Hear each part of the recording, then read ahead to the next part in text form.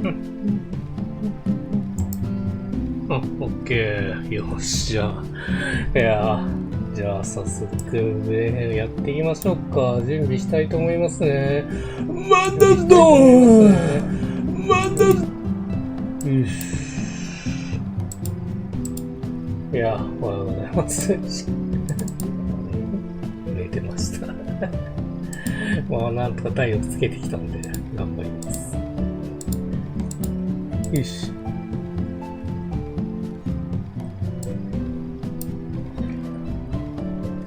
ゲーム実況始まるよ。今回は18実況グレン開始。帝国からアラミゴトマ奪還に向けていざ。グレンのリベレーター1ひよこの FF14 PC 第255回強くてニューゲームになります。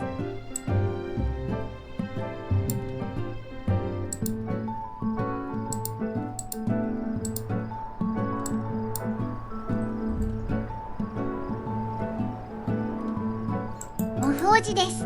PS キーと PS2E まではレトロゲームとしてます。 PSVITA、PS3、WIIU はレトロゲームではありません。よし、オッケー。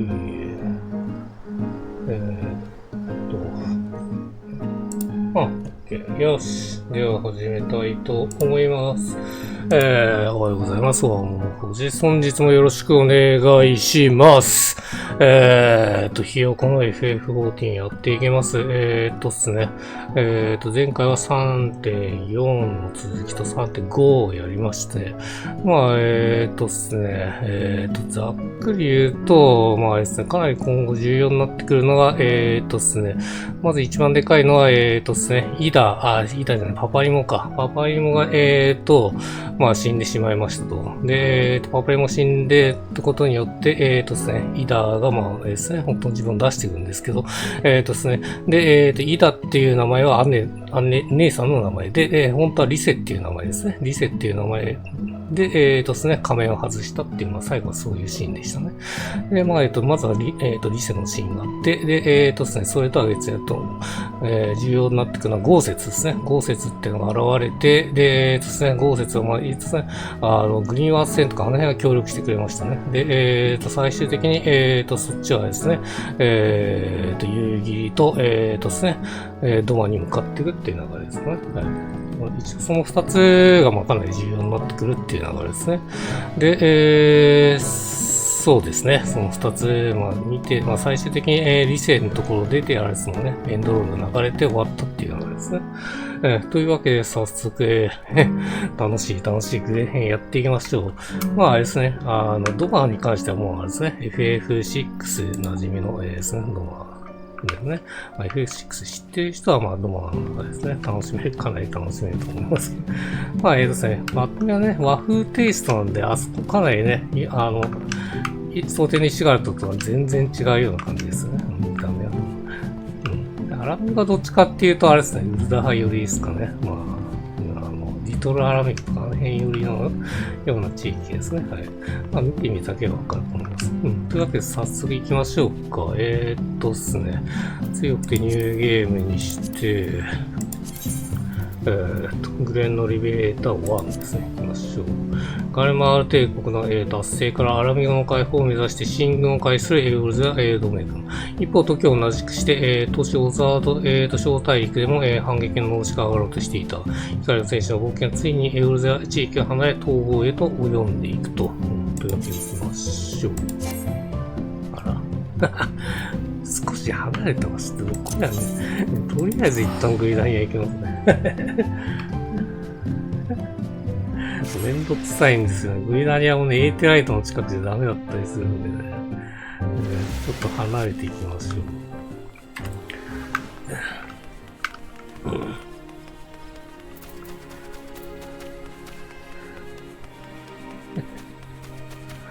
ダメなんかいって。高さもダメだったのかもしんないですね。あそこに。この辺だったら確か行けたような気がするんだよな。行った。来ました。で、どこに行けばいいんだ、これは。最初の受注は、石の家ですね。石の家だ。はい。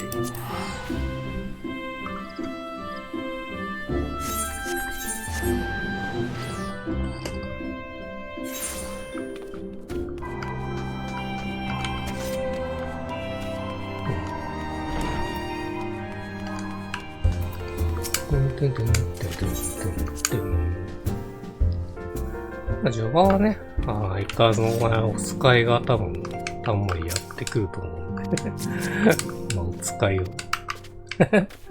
だらだら楽しんでいくっていうのがあれですね。暁忙しくなりそうです。まあ、これ忙しい時期なんでしょうね。オッケー。よし、行きましょう。頂上を越えて。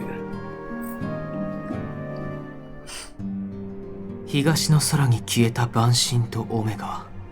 果たして、帝国はどう動くのか。いきなりボイスっすね。いいっすね。おっと、すまない。ついつい考え込んでしまってね。そろそろ、バエサルの頂上に向かった同盟軍から連絡が来る頃合いだと思うのだが。楽しみなのは、グレーに関してはギミック変わってるとこあんのかなっていう、ちょっと気になるところですね。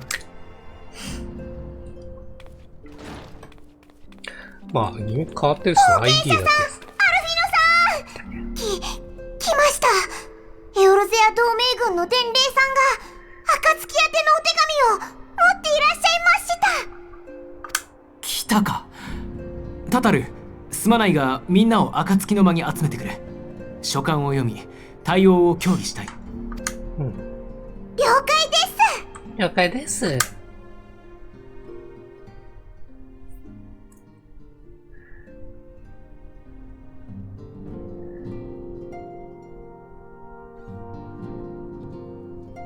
つい先ほど届いた書簡によると、ラウバーン局長率いるエオルゼア同盟軍が無事にバエサルの頂上の確保に成功したとのことだ。これはあれですね、3.5 の一番最後のシーン。はい。初手はうまくいったようね。それで例の晩神とオメガについては、現時点ではどちらの消息も判明していないそうだ。これから本格的な捜索を開始すると書いてある。そしてもう一つ、我々暁の血命に対する協力要請が記されている。協力要請。協力要請？ああ、先ほども説明した通り、エオルゼア同盟軍はバエサルの頂上を抑えた。これが意味することといえば、アラミ語に行けるようになったってことですね。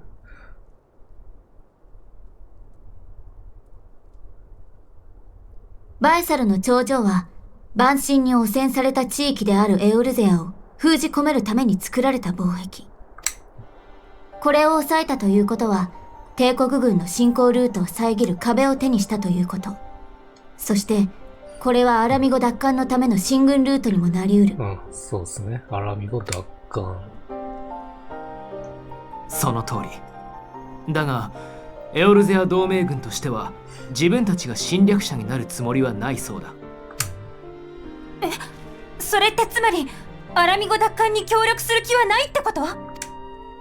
おっと、結論を急がないでくれたまえ。エオルゼアから帝国軍を追い出したいという点において、同盟に参加する4国すべての思惑は一致している。だが、そのためにアラミゴ領であるギラバニアに軍を進めるには、地元の住民たちの同意と協力を前提としたいということだ。はいはい。これ許可もらってこいってことかな。同意。なるほど。そこで私たちに協力を要請しようというのね。アラミゴ解放軍と連携するための仲介役を頼みたいといったところかしら。ご明察。暁にはというよりも、リセ、君にはアラミゴ解放軍との個人的なつながりがある。アラミゴの人々とエオルゼア同盟軍とを結びつけ、ガレマール帝国に対する共同戦線を構築する。この役目、引き受けてもいいね。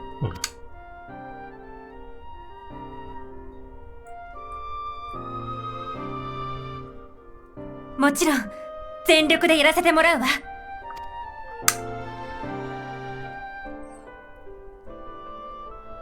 よし、それじゃあリセを中心にギラバニアに向かう者の人選を進めるとしよう。もちろん私も参加するつもりだが。いいね。遠藤さんを中心にやっていくってのはいいですね。熱い展開ですよ。絶対に大きな戦いになる。だから君、いえ、あなたにも同行してもらいたいの。この申し出受けてもらえるかな。任せてくれ。ありがとう、心強いよ。まだまだ未熟だから迷惑をかけることもあると思うけど、この旅であなたから何かを学びたいとも思ってるんだ。私も行くわ。お、リセの言う通り、激しい戦闘が予想される。そうなれば、癒し手は一人でも多い方がいいもの。なるほど。この時点で癒し手としてくるのが好か。きなので、もしかしたら不定期であげているかそうねもです。私も同行させてもらうわ。ダンスやユーロビートなど今聞いてもいいですね。そっか。言うまでもないけど、私もついていくわよ。でも、基地の蛮神やアシエンの脅威に備えて残る人も必要ね。この時点のやしたら現実使えるもんね。そうだ。杖持ってた。ウリエンジェ、頼んでもいい？承知しました。もとより蛮神とアシエンに対する備えは我が役目。砂の家にて己が務めを果たしましょう。なら俺も居残り組だな。ウリエンジェ一人では手に余る事態もあるだろう。お前たちが存分に暴れられるよう背後を守らせてもらうぜ。居残り組なんだ、サンクレット。助かるよ、二人とも。ではギラバニアに向かう者は準備を整え、表に集合してくれ。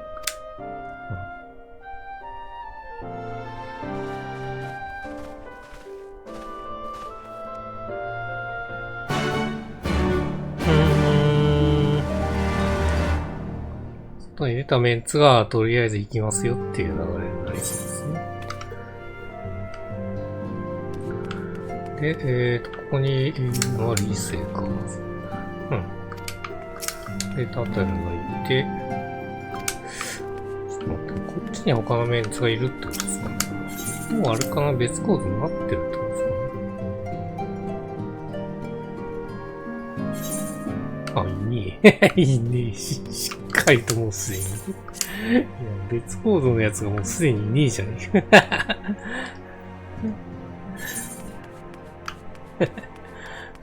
ああ、こっちにいるわ、今朝か。こ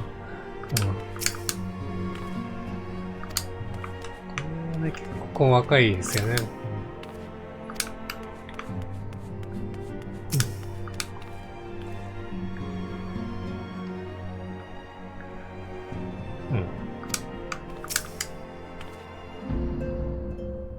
しばらく不在になるわ。ああ、そうですね。この3人は来るっていう流れかな。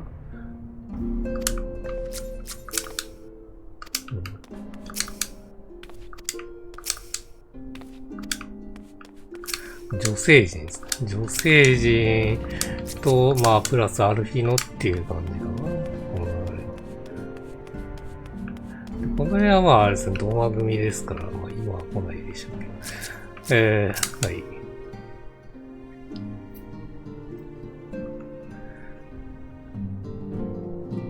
出発の準備は整ったかい？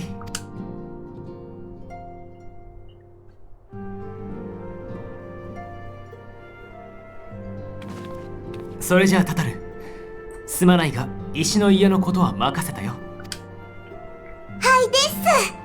皆さんの留守はこのタタルががっちり守ってみせます。アルフィノさん、冒険者さん、どうかお気をつけて。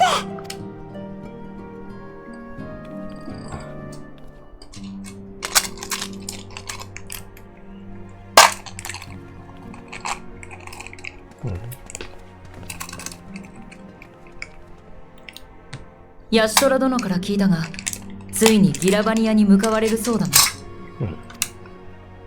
ええ、エオルゼア同盟軍からの要請で現地の反帝国組織との仲介役を担うことになりました。帝国との対決、私も参じたいところだが、すまない。我らはドマに帰らねばならぬ。そうですね。夕霧はやっぱドマに帰るんだよね。主君が危機に。何を詫びる必要がありましょう。夕霧殿には幾度も助けられてきました。そのような恩人に責める言葉など。かたじけない。しかし、最初に助けてくれたのは、アルフィノ殿と英雄殿だ。故郷を追われ、逃れてきたドマの民を救うため、貴殿らが奔走してくれなければ、我らは全滅していただろう。この体温、決して忘れはしない。いろいろとあったものです。本当に。しかし、いよいよ戻ることができるのですね。ああ。この地に根付いた同胞たちの安全を確保せんと先延ばしにしてきたが、主のもとに馳せ参じる時が来たのだ。必ずや主と共にドマを取り戻してみせよう。そっか、そうだよね。故郷を取り戻す帝国の手から。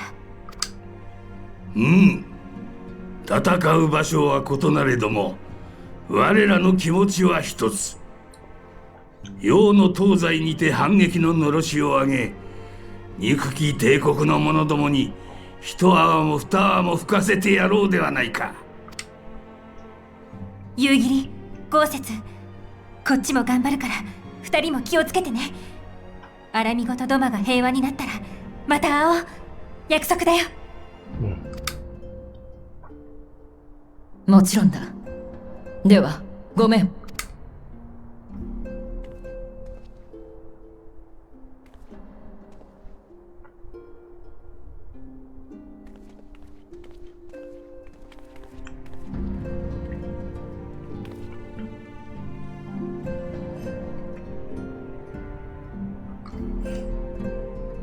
OK。さあ、うちらはアラミゴですね。いや、もうほぼ女性陣ですね。もうあれですね、ひよこさんとアルヒノだけですもんね。故郷奪還にかける思いは同じか。遊戯殿へと豪雪との旅に最中あることを祈りつつ、我々が出発するとしよう。今回かなり花がありそうですね。大事なことを忘れてました。リスさんお渡ししたいものがあるので、ちょっとこちらに。いいけどさ。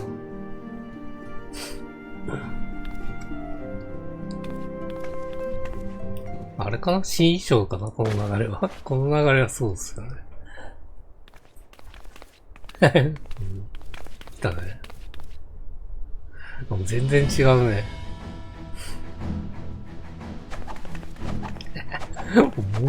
文句ならではですね。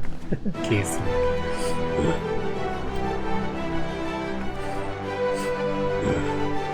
こんなのもちょっと。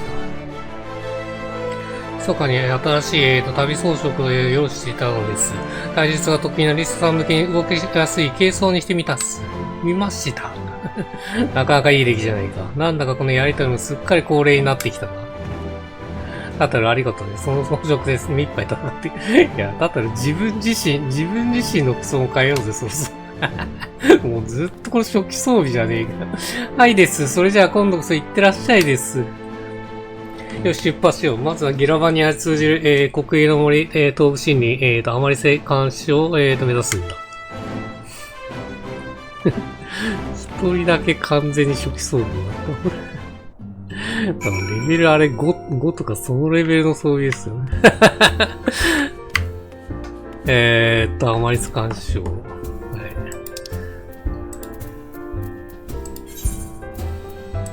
い。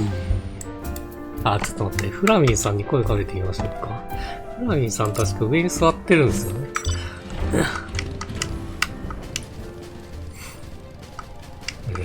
ここだと思う。あ、いた。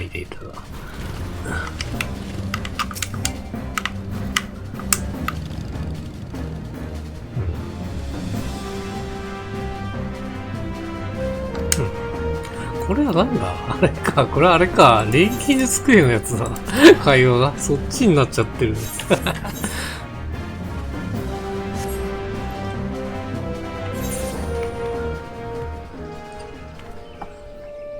よし。よし。さあ、早速行きましょう、新エリアへ。久々の新エリアっすよね、そうしてみると。よし。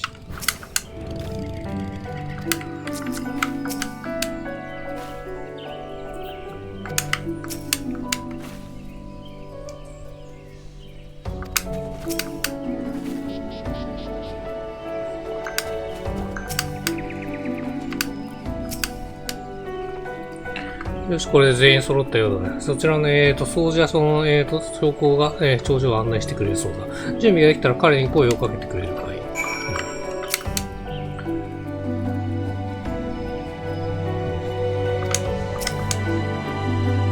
暁の決命の方がですね、これより先、召喚がバイサルの頂上をご案内いたします。出立の準備はよろしいですか？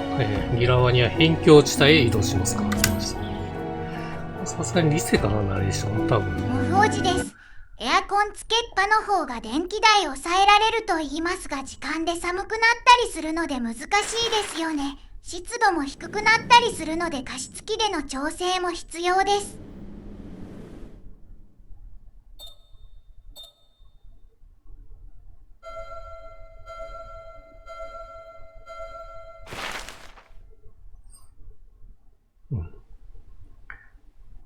まあ、エオルゼアの東側ってことですね、基本的に。エオルゼア同盟軍からの協力要請を受けて、光の戦士と私たちはギラバニアの辺境地帯に足を踏み入れた。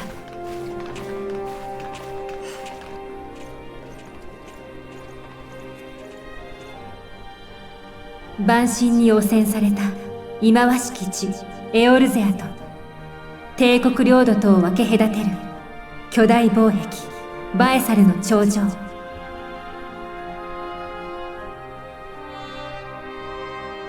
この漆黒の壁を踏み越えた時から新たな物語が始まった。グレンの炎に照らされた戦いの物語が。すごいですね。あれか。やっぱあれですね、グラフィック変わってますね、この辺から。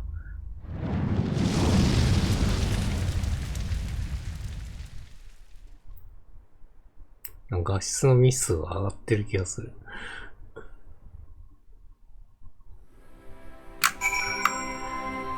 そうですね。なんか画質のミスが上がってるような感じしますよね。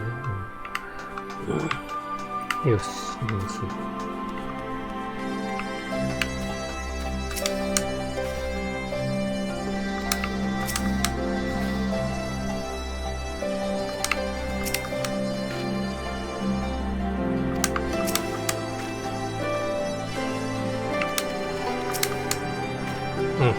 しっかりラウバーが来てますね。ラウバーがい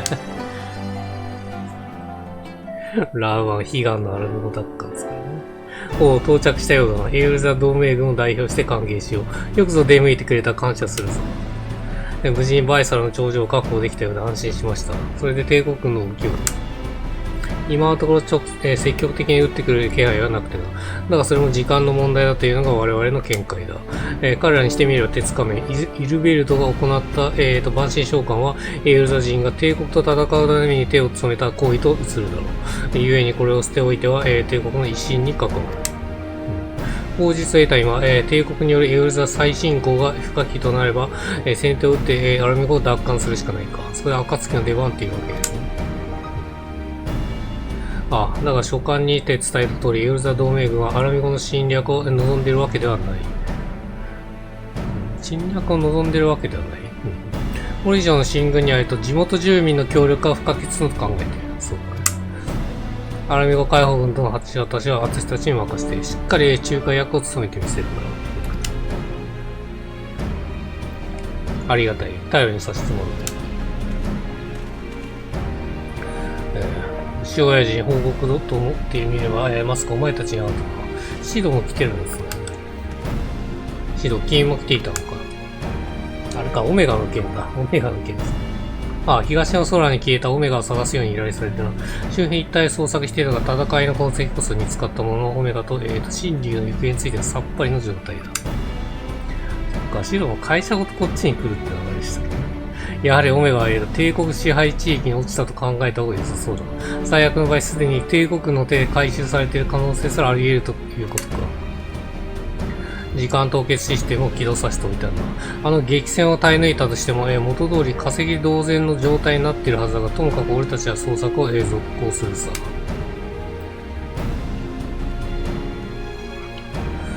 これで進軍を急ぐ理由がまた一つ増えてしまったわけか。仲介役の働きぶりがますます重要になるね。ここであまり時間をかけてもいられない。解放軍と接触するためすぐにでも行動を開始。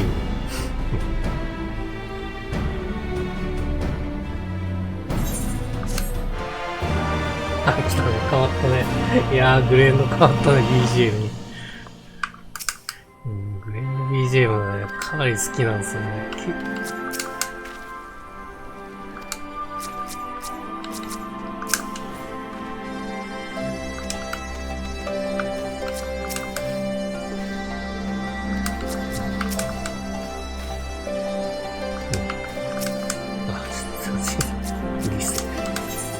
店の案内。ここから案内は私に任せてくれるかな。アラミゴ解放軍のアジトがある場所を知ってるんだ。ラールガルリーチっていう名前の古い寺院の跡地でね。そこに行くにはベロジナ川を東に渡る必要があるんだ。ただ一番大きな橋には帝国軍が陣取ってるから近づくのは危険。しばらく森の中を進んでいくよ。それじゃあみんな私についてきたな。なるほどね。遠回りしてるっ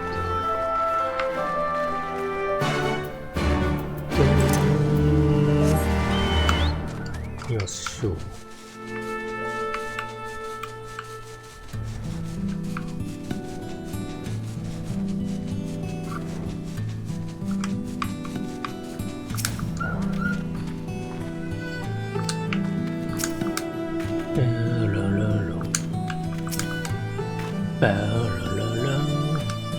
BGM 違いますね。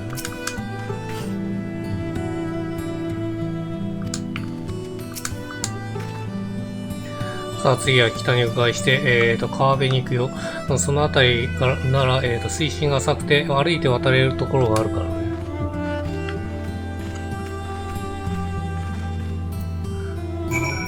川辺経由で行くっていうのがあるかな。こういうとこを通ってるって、ちょっとムズじゃねえけど。もうちょっとやっていきます。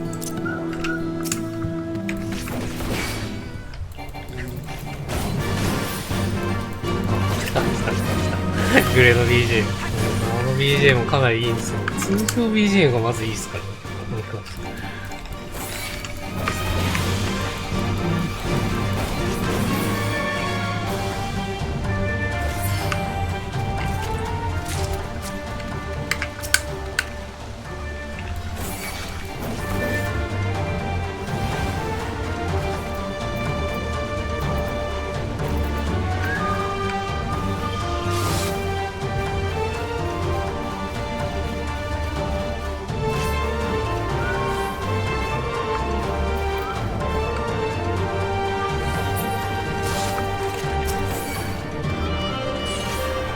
カジってなりました。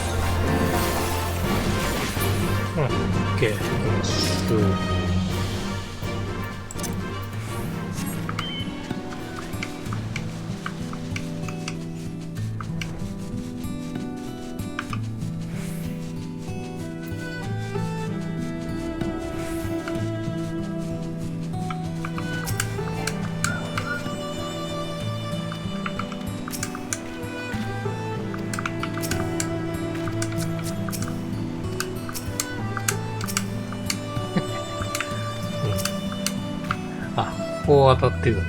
はい。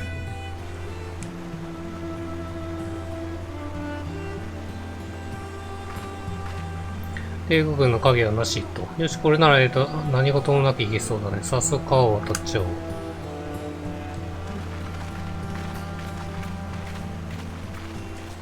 ああ、やっぱりあれ気になるよね。うん。あれは帝国か。帝国の塔ですか。はい。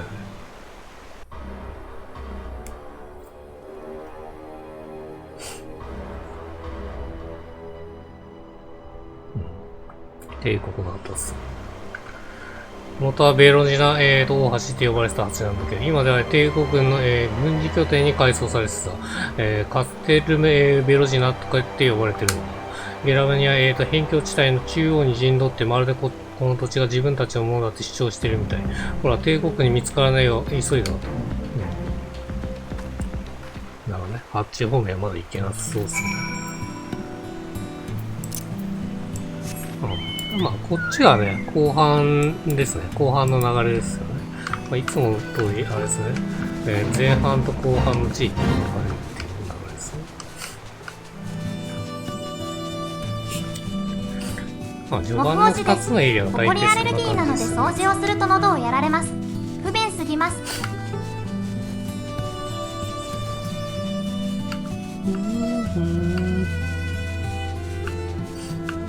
それに関してはそれ以外もね、2つに分かれる場所あるんですけど、まあまあ、それはおいおいですね。野間編もあるんでね。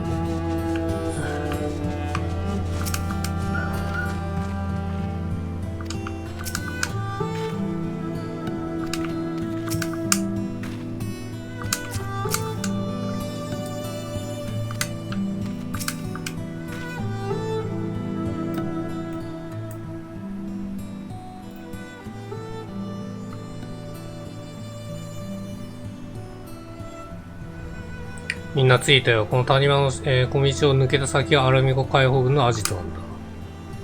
見たところただの岩に見えるが、一体どこにアジトに通じる道があるっていうんだい？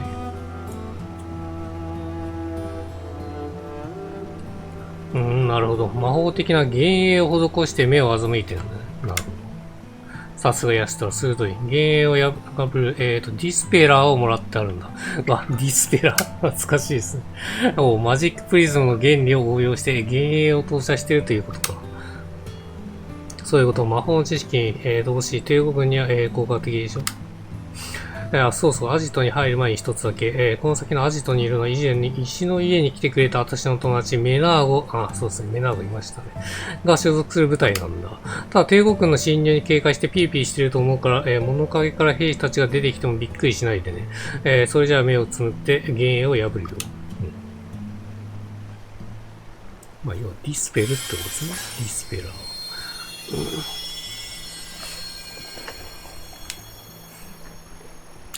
これでよしと。さあ、改めてラールガーリーチに行こ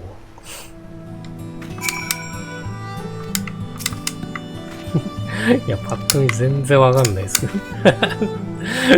この視点、まあ、あの手が見えるぐらいしかわかんないですよね。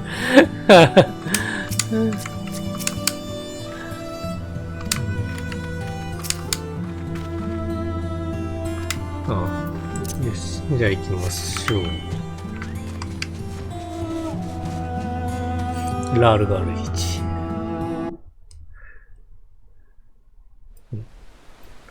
ナレーション入らねえか、ここは。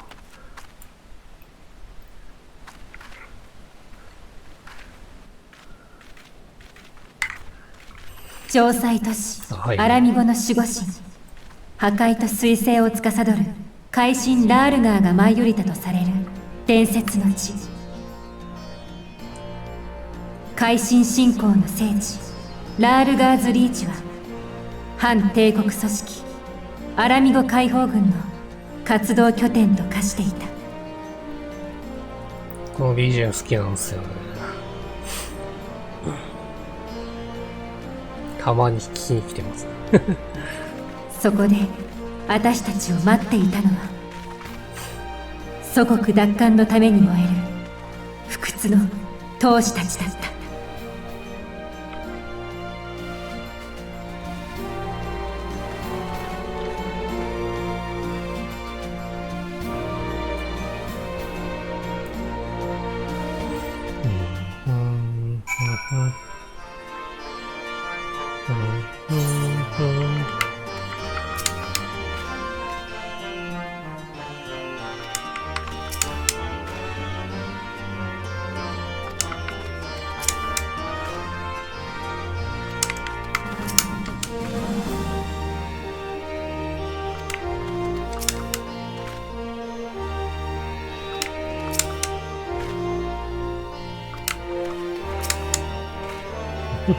おじいさん。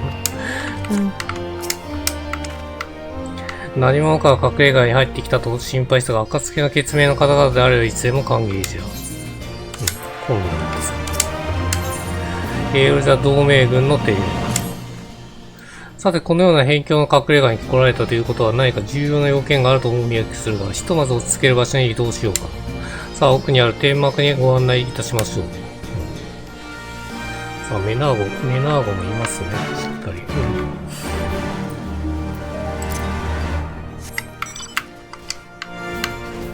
あ、そっか、こう飛べねえのか。まあ、そうだ、この辺イディルシャイアと一緒ですね。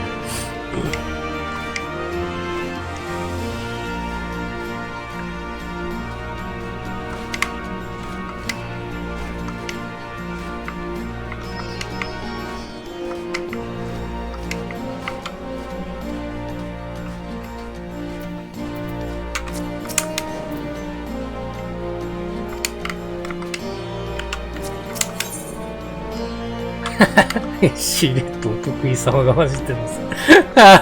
もうがっつりネタバレしてますけど、まあ、お得意様の対象ですね。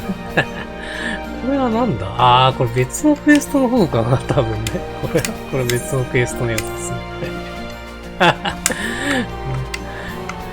あ会話しましょう。あれか、提案って書いてあるから、今やってるクエストの会話ですね。なるほど。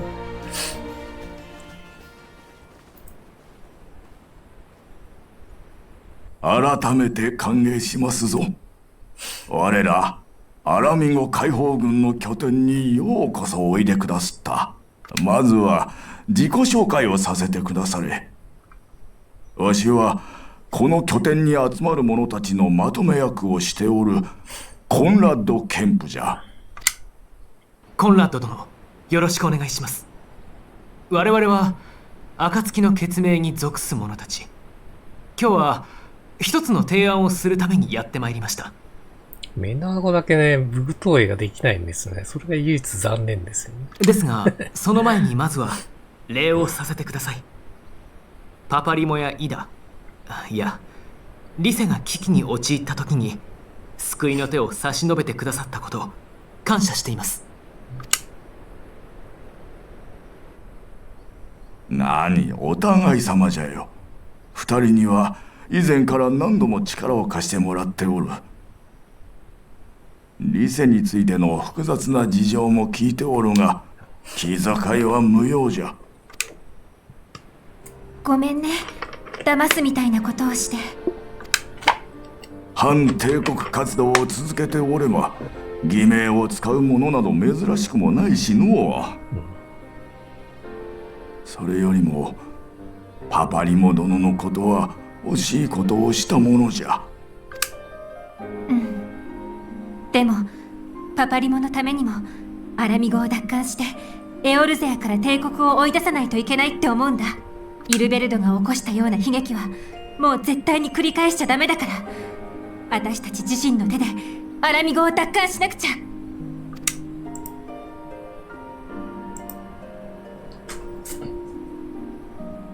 そうじゃな。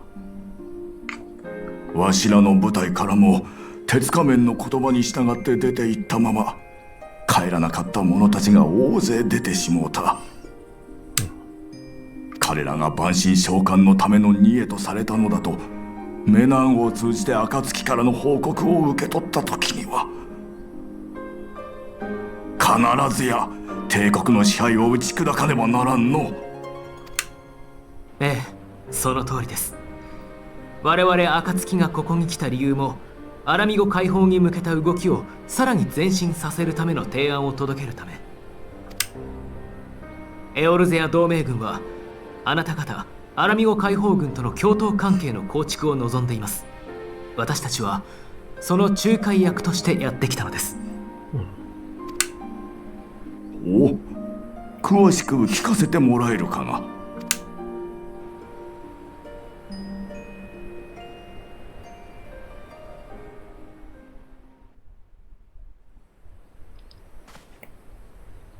なるほど。提案はよう分かった。強大なガレマール帝国を前に戦力的に劣るわしらとしてはエオルゼア同盟軍の参戦は願ってもないこと。じゃがここで返答をする前に主だった仲間たちと話し合ってから結論を出したいと思う。少しばかり時間をもらえるかの。うん。もちろんです。まあそうなるよね。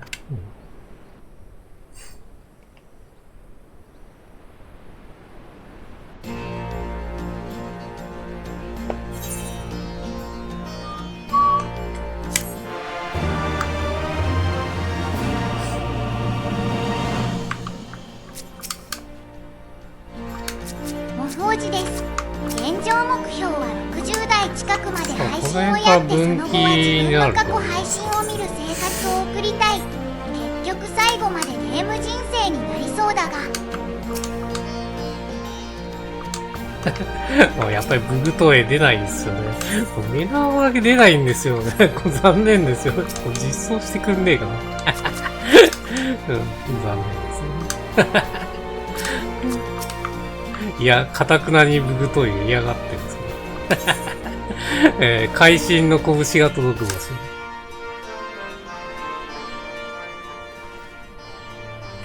さて、意見の集約を待つ間どうしたものか。ラールガーリーチの中は自由に歩いても構わんでな。むしろわしらアラミゴ解放軍の現状を知る機会としてほしいくらいじゃ。お心遣いありがとうございます。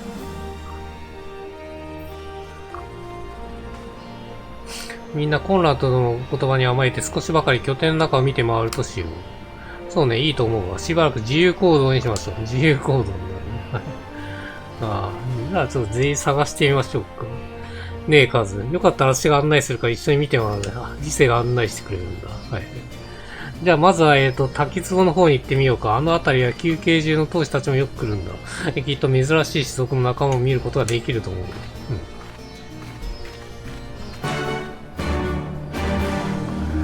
珍しい種族といえばあれですかね。サブでした。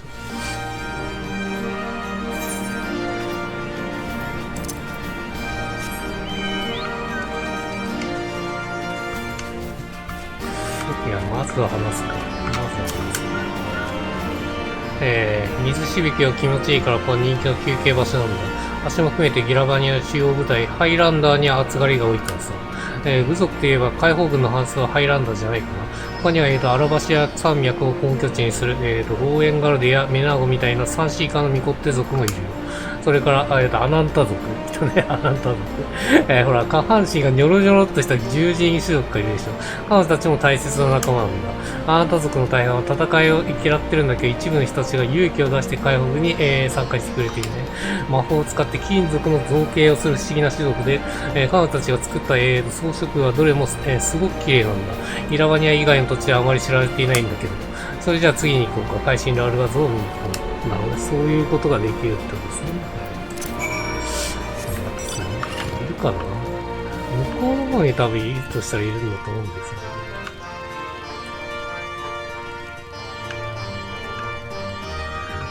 ね。この辺だとわかるんですね。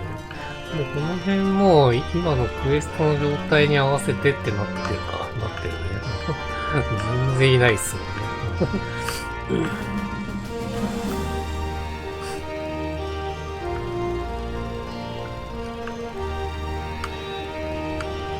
で、この辺とかにチョコボがいるっていう感じです。すげえ、野放ししてますね、完全に。いや、自由に生きてますね、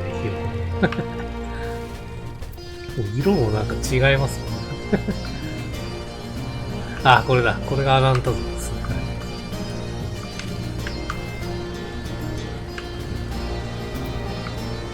ヘビですね。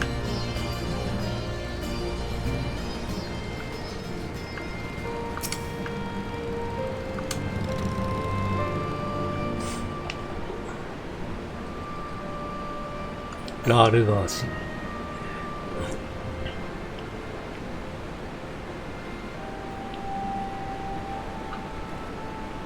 すごい迫力でしょ。破壊と彗星を司る、会心ラールガーの像で。姉さんの受け売りだけど少し、解説するね、ここも。大洪水がエルザ各地を襲った、第6零祭の直前のこと。夜空に流れる水星の輝きを見て迫り来る危機を知った人たちが星の導きに従ってゲラバニアの山に登ることで助かったんだ。この後、この地に根付いた人たちは自分たちを助けてくれた導きの星に感謝して、水星を司る海神ラウル側を信仰するようになったんだって。もうだいぶ先ですけどね。これ専用のね、アライアンスレイドがあるので、この辺覚えておくといいかもしれないですね。地の嵐に近づくとき、七国の門は開きて、七天は涙を流さん。一人残らず誰しもが会心の拳が届く場所にあるゆえに。そこの石碑に刻まれるのは、聖道教の偉い門下残した言葉。いつ戦乱や、最悪に遭うかわからないし、誰も逃げようがないから、日々を無駄にせず強く自分を鍛えろって教える。私ね、今まさに血の嵐が近づいている時なんだって思う。だからこれまで鍛え上げてきた自分の全てをぶつけて、この嵐に耐え抜いて希望をつかみたいんだ。で、なんだか一人で熱くなっちゃった。まあ、決意の表れってことで許してよね。それじゃあ次は、野戦病院に案内する。病院がある。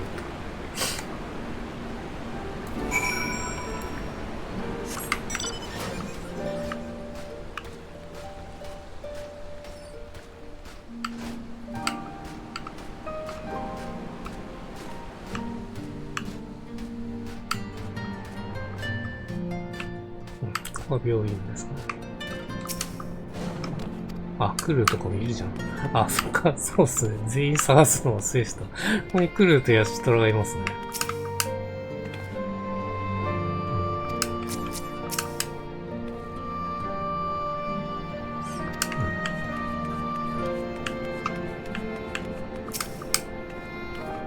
アラミゴ解放軍が開設した野戦病院。帝国軍の戦い、傷を負った人たちや病気の人たちを、治療できるように建てられたんだ。戦いとなるとどんなに努力したって犠牲が出ちゃうから、本当は使わない方がいいけど、もしもってことがあるし、場所だけは覚えておけばいいと思う。じゃあ次はエーテライトプラザに案内するんだ。解放しとけってことですよね。多分この時点で解放できてたっけな。ちょっと謎なところありますね。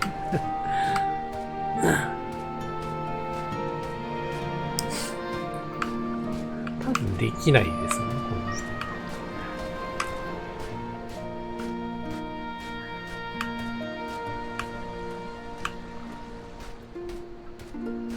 点。いないですね、ちょっとね。どこ行ったんだアルフィノとか。アルフィノとかマジでどこ行ったんでしょう。いねえならいねえでいいですけどね。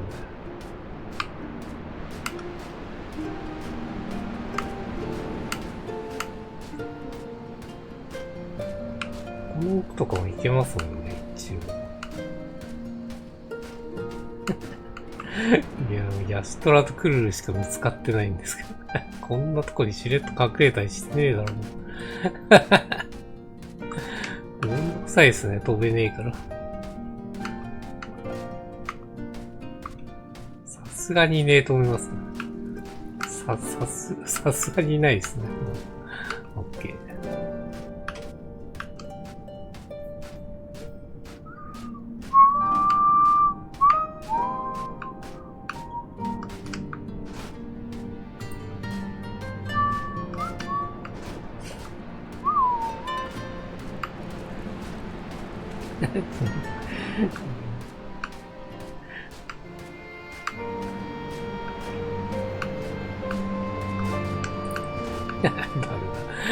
ある日の見つかりませんでした。いや、行きましょう。どっかにいます。どっかにいるはず。これ、そういうの真似てるっていう感じですかね。リセ。ここはエーテライトプラザ。アラミゴの国境、ラールが聖道教の、総本山だった場所だから、エルザでも早い時期にエーテライトが置かれたみたい。公式の、エーテライトだけど、今では十分に使えるから忘れずに交換しておいてね。次は、使えるんだ。使えるっぽいですね。司法商人たちが集まる場所に行こうか。この時点で、交換ができたっていうのがですね。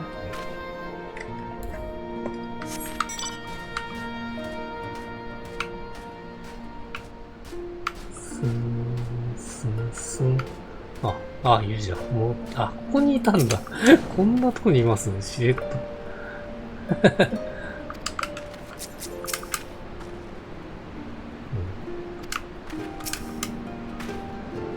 アルフィーノとアリゼも見学に来てたみたい。この一角には解放軍に物資を下ろしてくれている、司法商人たちが集まっているんだ。みんな解放運動を支援してくれてる人たち。もしも足りない品物があったり、装備の、修理を頼みたいときはこの辺りで商人たちに声をかけてみるといいと思う。ちょっと、店先を覗いてみたら。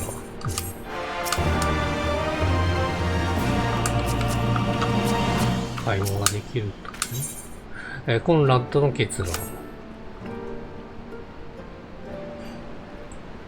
モフおじです。おかんが俺が生まれる前に階段にこけたらしく、ケツにあざが少し残ってるんですよね。ひどい話だ。全くいい根性してるわよね。帝国に見つかったら最悪のところ玉形も免れないでしょうに、解放軍のために物資を集めてくるんだから。アラミゴ奪還にかける思いの強さの表れということだろう。その勇気ある行動は尊敬に値するよ。皆さん、ここにいらしたのですね。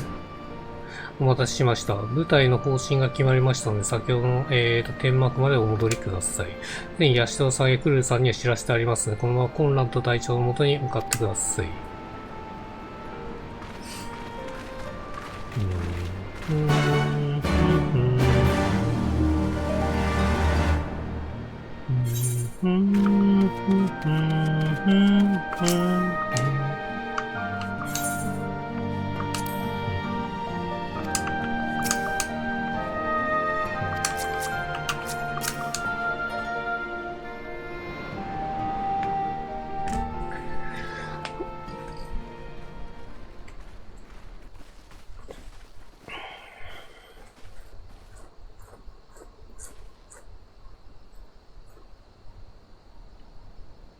待たせてしまってすまないの。ようやく話がまとまったところじゃ。うん。さあどうするんでしょう。結論から伝えるが、わしらは同盟軍からの提案を受け入れ、共同関係を結ぶことに決めたよ。じゃが、一つ条件がある。条件あり。ありがとうございます。それで、条件というのは？助力を申し出てくれているというに、条件などというのは心苦しい限りなのじゃが、まず知っておいてもらいたいのは、アラミゴ解放軍という組織の性質についてじゃ。ご存知の通り、解放軍は単一の組織ではなくての、実態は小さな組織の寄り合い所帯に過ぎず、今回の提案を受け入れるのはこの拠点に集う者たち、つまりわしの指揮下にある者たちのみとなる。もちろんわしらと協力関係にある他の部隊にも根回しはさせてもらうがの、全体が集うとは限らないこと、あらかじめ承知してもらいたいのじゃ。なるほど。事情は理解しました。ひとまずはコンラッド殿に従う部隊が共闘に応じるという形で同盟軍には伝えましょう。助かるよ。恥ずかしい話じゃが、わしらの部隊にしても鉄仮面の企てに参加するため出ていった者が多くてな。目下組織を立て直すべく奔走しているところなのじゃ。なるべく早く同盟軍との共同作戦を成立させるだけの体制を整えたいとは思っておるが。じゃあさ、その体制作り、私たちにも協力させてくれないかな。本当の意味で仲間になるためにも大事なことだと思うんだ。なるほどね。願ってもないことじゃ。志を同じくする者の協力をどうして拒むことができよう。わしからもお願いさせてもらいたい。それなら私とヤシトラの2人で野戦病院の方を手伝うことにしましょう。助けが必要なように見えたから。なるほどね。では私は一度頂上を越えて戻り、暁に参加している者たちを中心としてアラミゴ解放に参加する意思を持つ義勇兵を集めてこよう。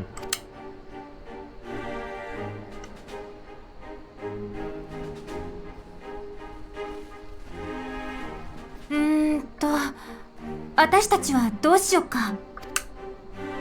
厚かましいが、お主らに頼みたいことがある。北も使いです。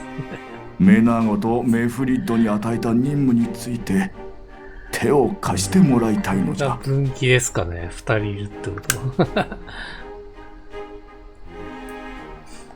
った。できることなら全力でやるよ。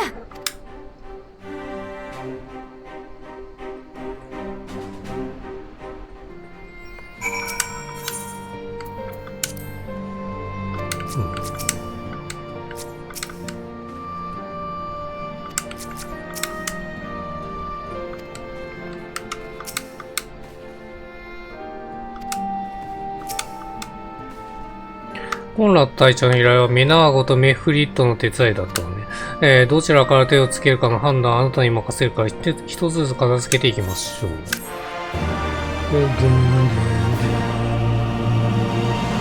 あ、風脈。はい。こっから風脈を回復してくれないのかな。どっちから行こっか。メナーゴから行きましょうか。メナーゴどっちでしょうね。任務。ラールガーリーチのメナーゴを伝えたいことがあるようだ。メナーゴどっちかっていうとあれか。さっきのエリアか。あ、じゃあメフリットの方がいいかな。そうですね。こっちが別エリアの方かな。多分ですけど。懐かしそうな様子はこっちから行きましょう。次のエリアに行ける可能性があるね。まさか、ラールガーリーチでお前と再会することになると思ってもみなかったところで俺のことを覚えているか。いやごめん。誰だよ。そうか、いや、気にしないでくれ。国威の森のクオリーミルで部下の命を救ってもらったことある。うわぁ、これ、メインクエストなんですかね。見てみるふりもできただろうに、今でも感謝してるぞ。クオリーミルか。出来事の後、部下の体調が回復するのを待ってから、俺たちはかつての上官、グンドバルドを頼り、リトルアルメガに向かったんだ。だって何年前の話だよっていう話ですからね。そして部隊を解散し、部下たちに自由に生きるように伝えた。今もリトルアルメガに残っている者もいるし、ウルダ派に向かい職を求める者もいた。俺はって見ての通り、アルミゴ解放軍としての活動を続ける道を選んだ。あれからいつぞと、ギラマニアと、この辺配信に残ってると思うんで、しれっと出てるのかもしれないですね。国威の森を行き来し、亡命希望者が逃がしたり、物資をこちら側に持ち帰ったり、危険だが充実した日々を送っているよ。今回与えられた任務はギラバニア山岳地帯での、歩兵活動だ。アラガーナという小さな集落があっていうのはそこで新たな仲間を募ることになった。やっぱ配信を始めてからこういうの残せるようになったのはやっぱでかいですよね。もう絶対忘れるもんな、こんなの。アラガーナに行くって本当、それなら私も連れてってよ。そうか、確かお前さん、アラガーナの生まれだった。アラガーナ生まれなんだ。なるほどね。もちろん任務を手伝ってくれるというのは歓迎だ。任務の詳細については現地で話そう。まずはギラバニア山岳地帯に出る必要がある。南の通路から出られるから出入り口までついてきてこい。いや、新エリアですね。山岳地帯。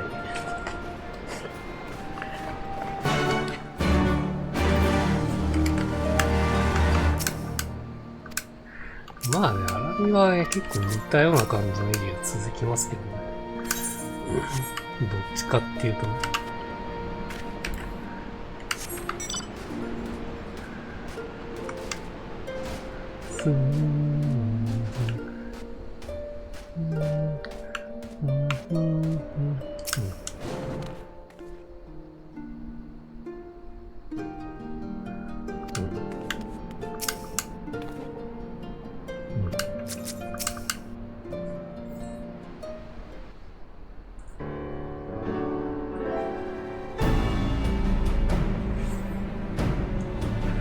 この先を抜けるとギラバニア山岳地帯に出られるんだ。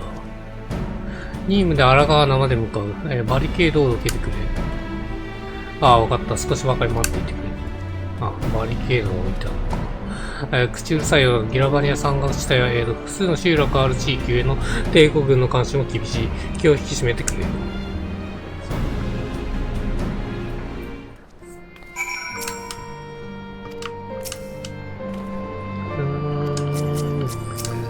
スーズン、スーズン。さあ行きましょう。イラバには山岳地帯。ナレーション入るかな。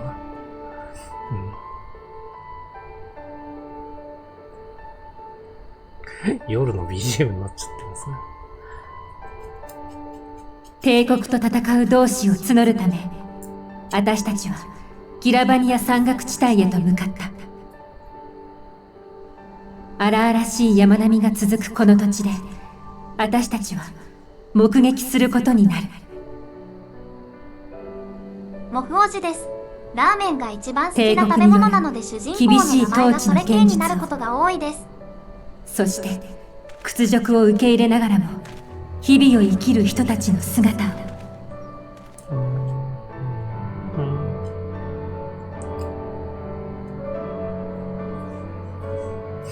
やっぱあれですね、夜景の描画の仕方がユーザーの時とやっぱ違いますよね。まあユーザーの時はあれでね、夜景はね、味があるんですけどね。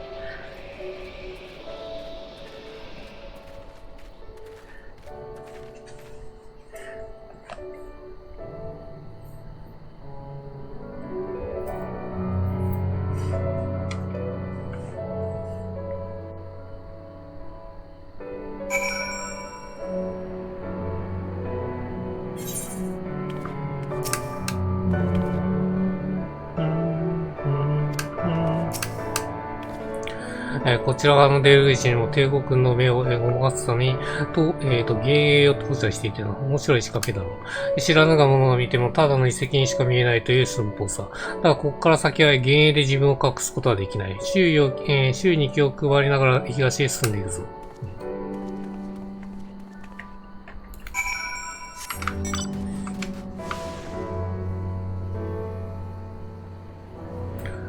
この辺で風脈集めとかしっかり始まってるんで、まあその辺実結構時間かかったりするんですけど、もっと A モブいるのはやっていくか。A モブやっていきましょう。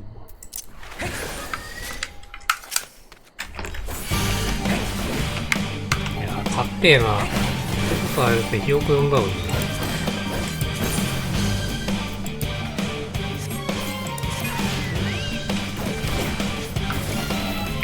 ちゃくちゃかってえじゃん。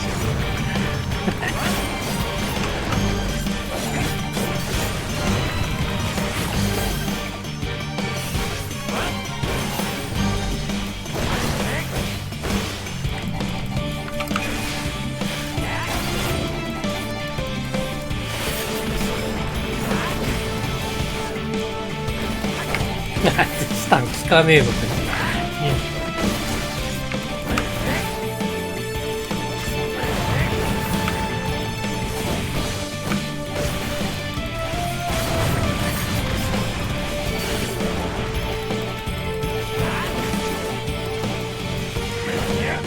マジでこの硬さっすね。なかなかっすよね、やっぱり。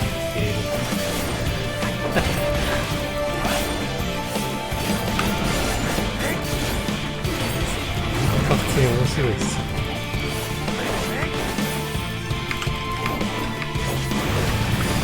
誰か AJ カットやってくるやつ。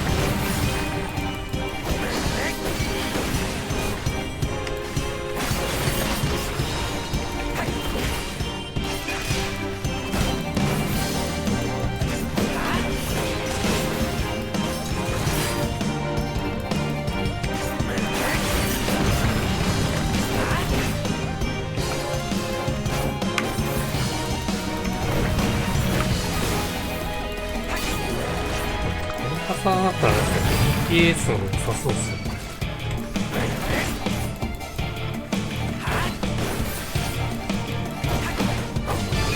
ダメージ食らってんですよ。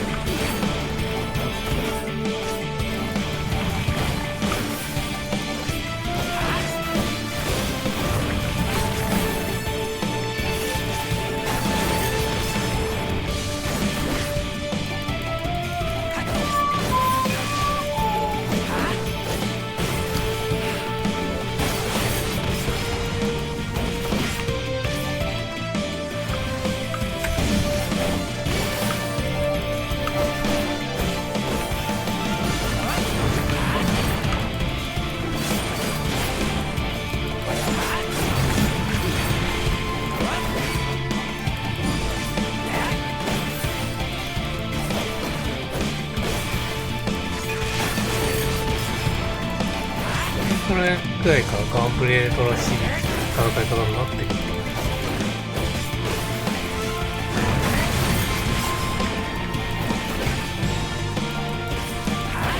7番と0番を交互に打つやつだ。そうです。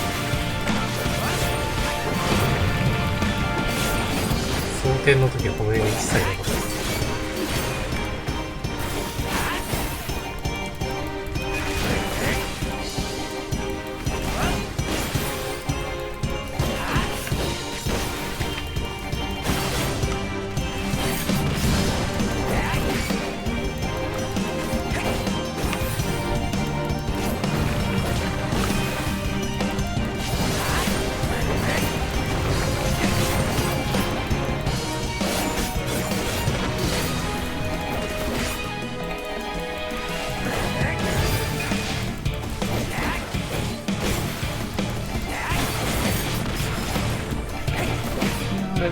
ナイトとロイヤルからですね。これメインです。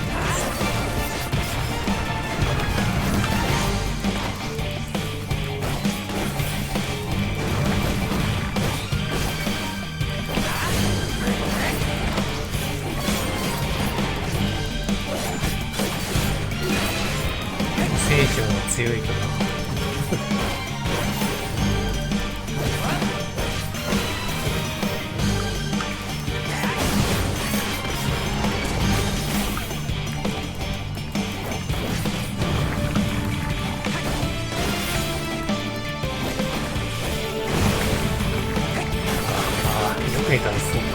レベル91だわ。どうで時間かかる。いやー、これ戦士の方が良かったんですね。戦士が正解だと。いや、91じゃねえけど、いか経験値もらえるの。もらえるかな。何周だからもらえねえかな。金と、あれです。戦闘機ですね。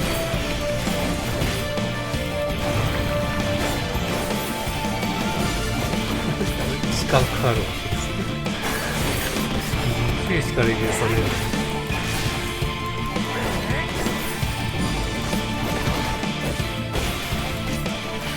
や、タンクすごいっすね。普通に戦えるの。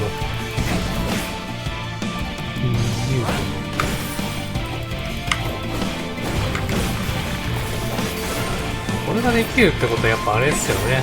カエルとかもできますよね。マウントとかそれとか80のやつもできるってことか、こいつはできるってこと、そういう流れになりますね。なるほどね。それ楽しみですね。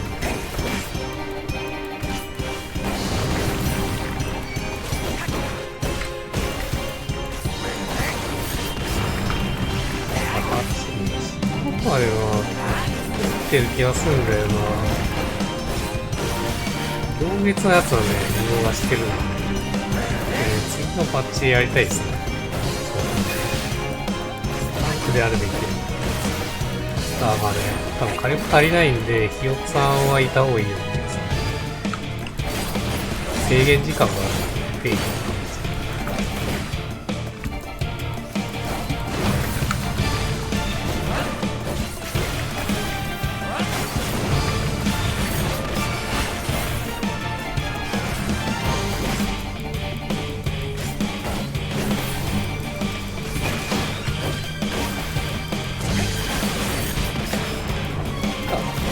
だとあれか、レベル制限入っちゃうんでしたっけ？どうだったっけな。でもあれはできてるんですよね。装填のやつはね。装填のやつ、装填もね、大型ゲートをクリアできるんですよ。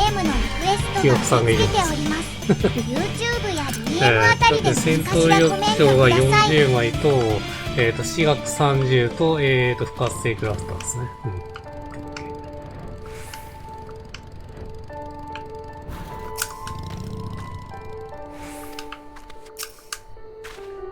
今のところ順調だな。あたりに警告の姿もない。さあ、今回目的地、荒川穴までもう一息だ。このまま道なり東へと進んでいく。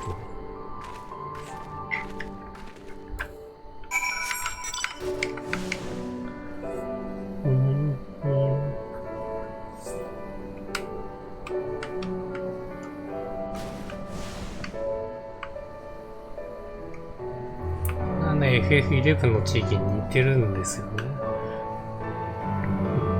使ってたあっちがベースになってるかもしれないですね。FF11 のスタッフですね。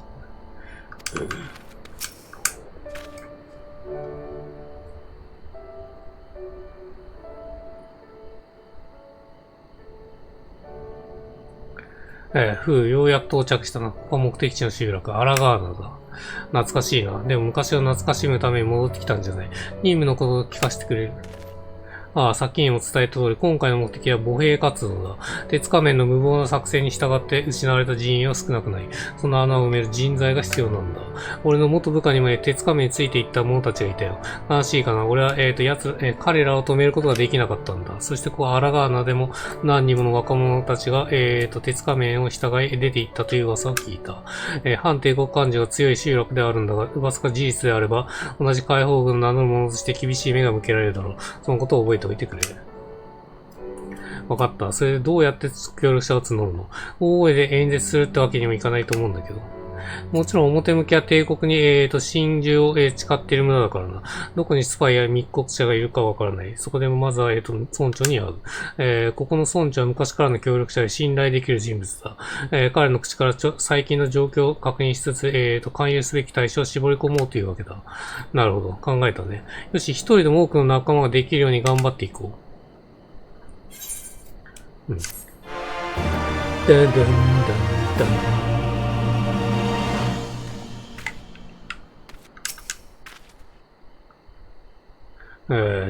この集落に住んだら5歳になるかまでだってことか。うん。なるほどね。ある娘の帰郷。では始めとするか。村長のラガンフリット、川辺の天幕にいるはずだ。彼に声をかけてみよう。了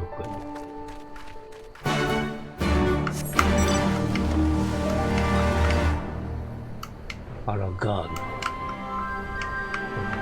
あれそのリセとかどこ行ったんだもうすでに、ね、いないっすね。会話したら出てくるってのがないか。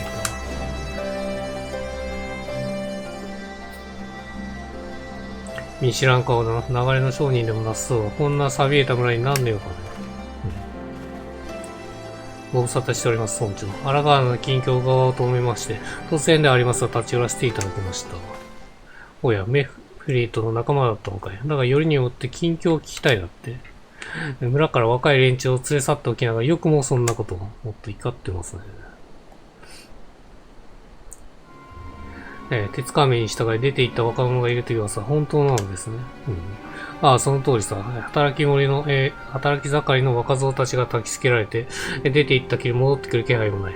お前はまた数少ない残ったままで連れ去ろうというのか。ああ、もうやられたかな。バイサルで。我々は鉄仮面とは志を意にする者たちです。それに今回エルザ同盟軍と協力しての作戦。失敗を重ねてきた今までとは違います。今までとは違うか。鉄仮面を含めてお前たち活動家が言うことはいつも同じさ。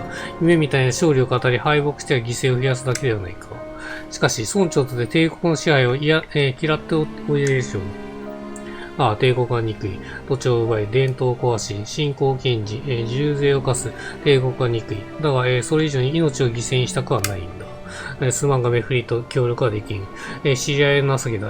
解放軍が来たことで密告だけはしないでおこう。だから今すぐ村から出て行ってか。ここは協力してくんないっていう流れですかね。出て行けなんて、そんな。採石場が、先細る中、必死に働いてどうにか食いついないできた。そんな状況の中でさらなる苦しみと悲しみを味わえと、もう我々に立ち上がる力は残されていないのだ。村に関係ない者は出て行ってくれ。否定してる。私だってアラガーナに、故郷に苦しみや悲しみを背負わせたいわけじゃないよ。ただ苦しい現状を変えるためにみんなの力を。それは強者の戦う力ある者の物言いだ。いや、待って、故郷と言ったな。その髪、その目、もしやカーティス・ヘクストの娘か。父さんのこと知ってるの？そう、私はカーティスの娘、リセ・ヘクスト。故郷を取り戻すためこうして戻ってきたんだ。なんと、あの小さな娘が、まさか生きて戻ってくると思わなんだ。だけどこうして私は戻ってきた。イダ姉さんのようにもう帰ってこれない人たちもいるけど、だからこそその思いを受け継いで私は戦うんだ。そうか。規制まで父親に言うようだな。確かにアラガーナのものなら出ていけとは言うまい。好きなようにしろ。だが繰り返すが協力はできん。分かった。好きにさせてもらうよ。どうするんでしょうね。行こう、カーズ、メフリット。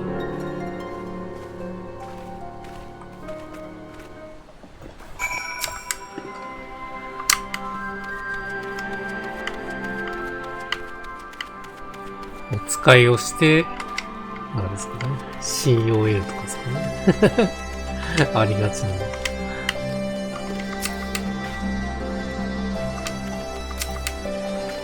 いやいや、取り付く島はなかったな。ともかく、滞在の許可が下りたのだと思うしかあるまい。ここは密告のリスクを確保の上で動くしかないか。よし、手分けをして住民たちから話を聞いていこう。彼らの悩みや頼み事を聞くうちに、戦う意思を持つものが見つかるかもしれないからな。それに苦しい立場にある者を助けることも解放軍にとっては立派な役割だ。いいな、二人とも。やっぱそういう流れですよね。わかった。私ももう少しアラガーナの現状に詳しく知りたいし、みんなの話を聞いてみるね。じゃあまた後で。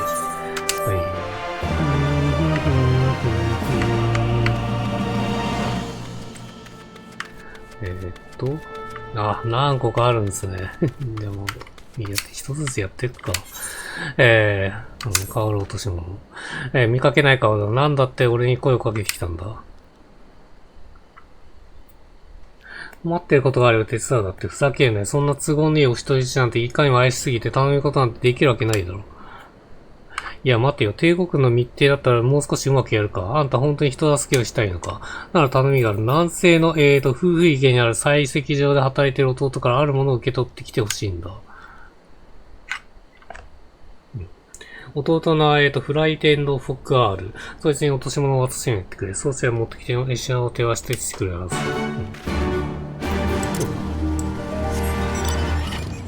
ここいや結構遠いっすね。あ、しかもこれを受けたことによってこれが受けらんなくなってる。だからやっぱ一個ずつやれってことなんですね。はい。めちゃくちゃ遠いじゃねえか。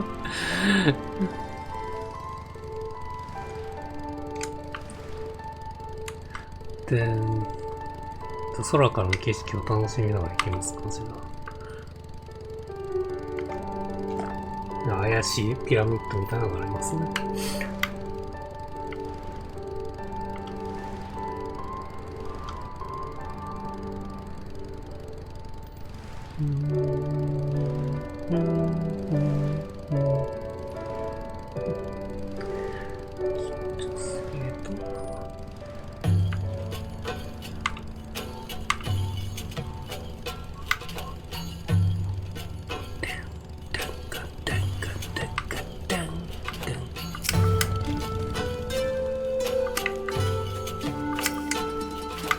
兄貴から頼まれて落とし物を預かりに来ただって。人に頼むなんて珍しいこともあるもんだな。ともかく落とし物ならそれなりに溜まってるから、そこに置いてあるずっしりと重い麻袋へ持っていくんだな。アングリックある兄貴に渡してくれればいいかよ。あれ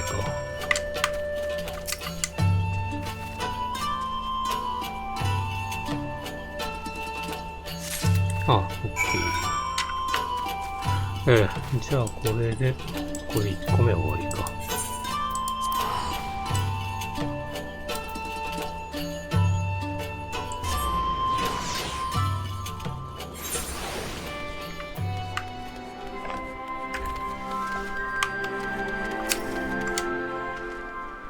さて、落とし物持ってきたか。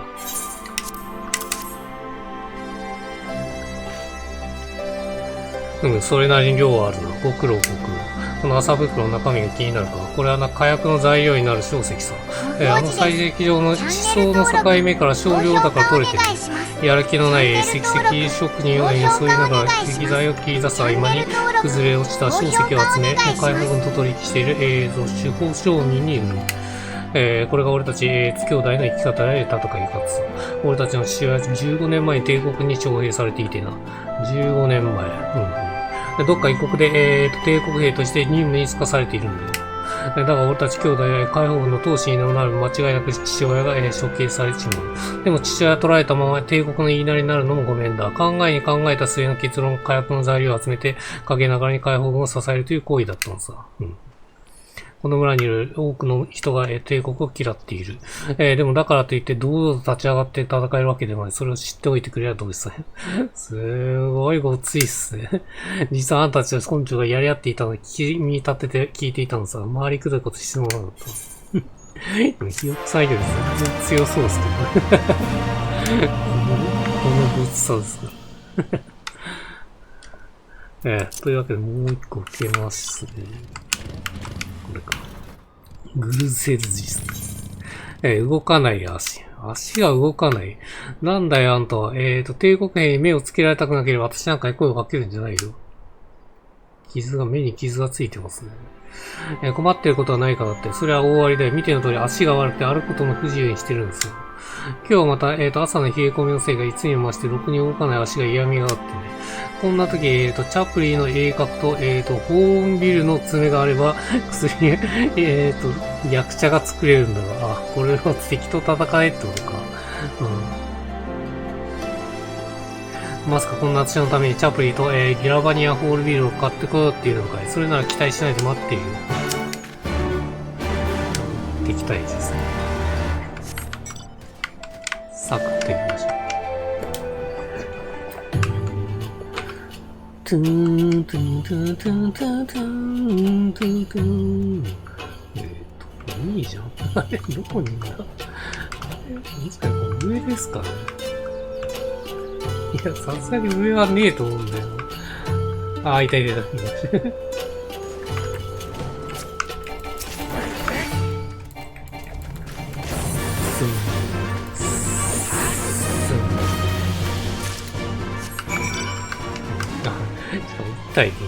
だ。楽っすね。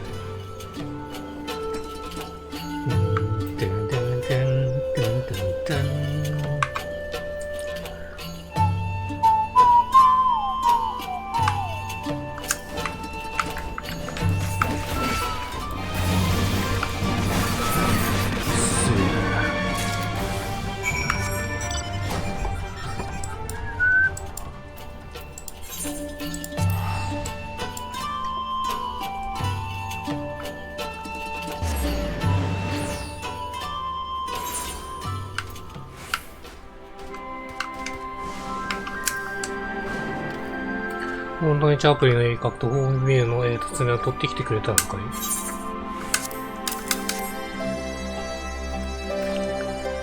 ありがとう。すまない。親切にされるの慣れていなくてね。本当に取ってきてくれるとは思ってなかったんだ。この抗わない私のために仮に出てくれる人なんていないのさ。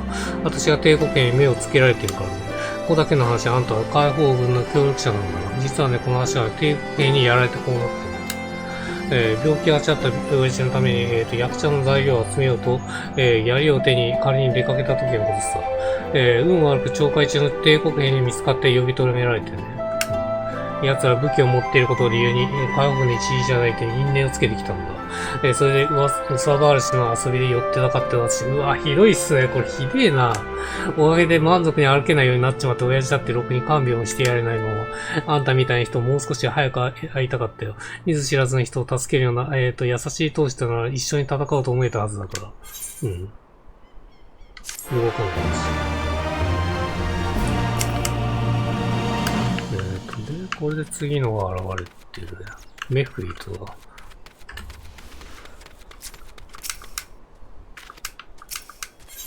荒川七の人々。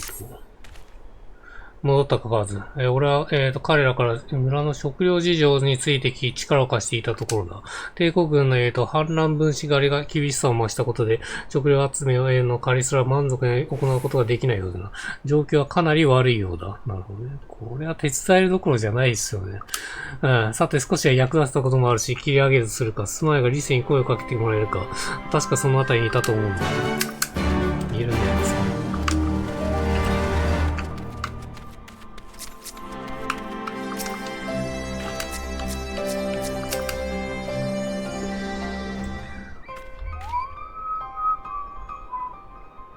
私はそんなつもりじゃ。あんたに郷土愛を語る資格はあるのか。荒川の生まれだそうだが、20年も前に逃げ出して壁の向こうでぬくぬく暮らしていたんだろう。そんなこと。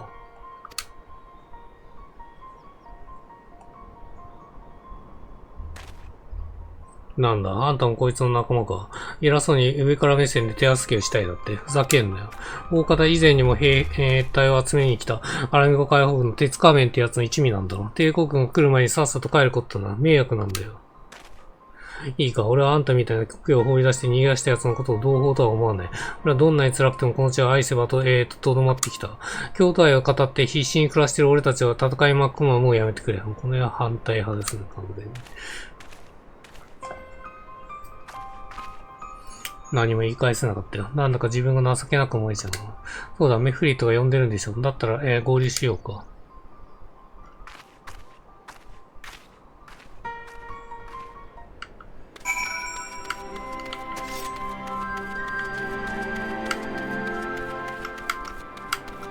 どこにいるんだそのとなんか、外れんとこですね。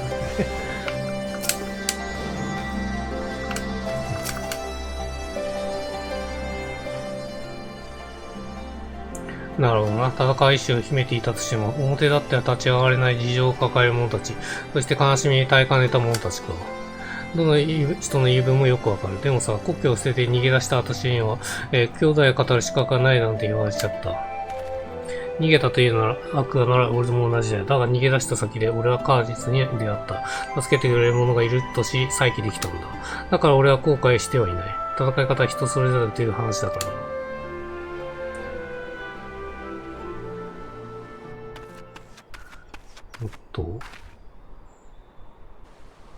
助けて。誰か助けてちょうだい。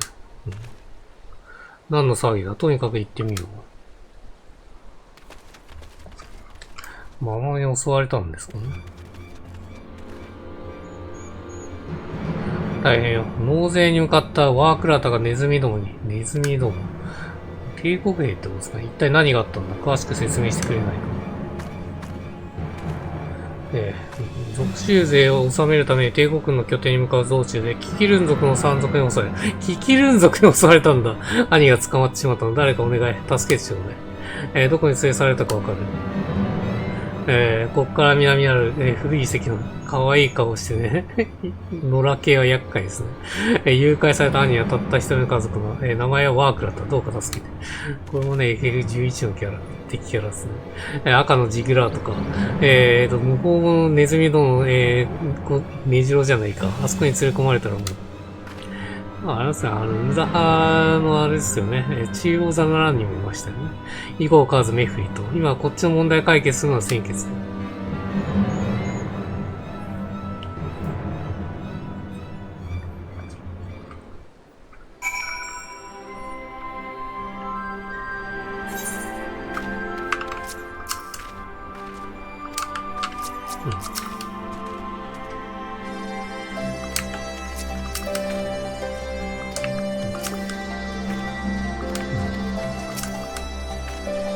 いいですよ、よくぞ言った。相手が帝国軍でなくても同胞を守るのは俺たちの使命だ。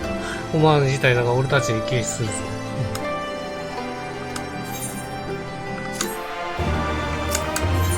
赤のジグラート。誘拐された男、ワークラとが連れ込まれた赤のジグラートはここから南西の方角で、ピラミッドのとこか。そうですね、キキルン族どもに食われちゃう前に、乗り込んで救出するぞ。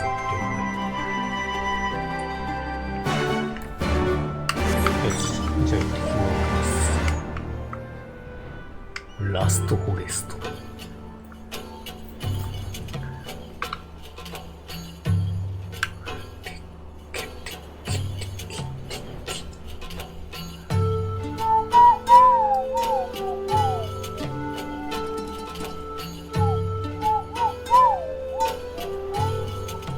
モフおじです。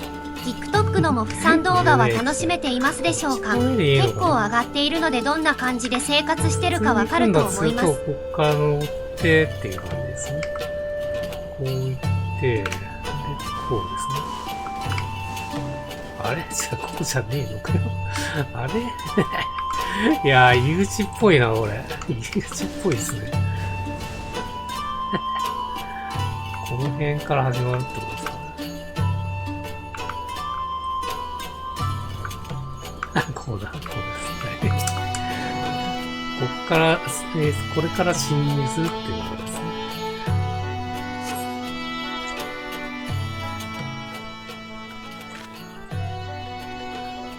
ズンズン。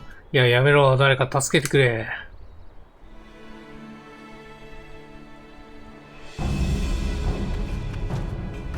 ねえ、ワークラとはジグラートの上か。あれはうわー、出てきたね。いや、もう新種のキケルンですね。キケルン族さんですね。ごちそう、前に来たっちゃ。渡さないっちゃ。飛ばさないっちゃ。仕方あるまい。奴らを倒して強行突破するぞ。14オリジナルのなんかデザインになってますね。で、あそこで戦うのか。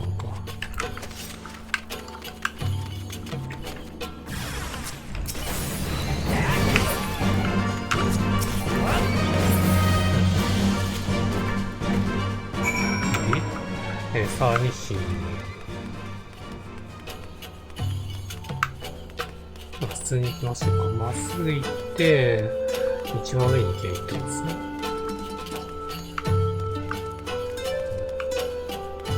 ここ刺してるの気になるけ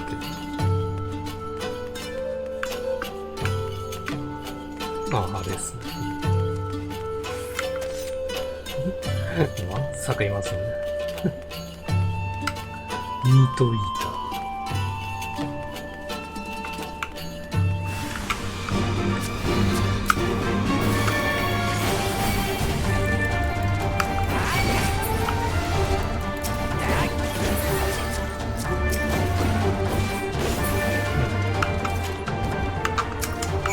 いましたね。ワークラとか。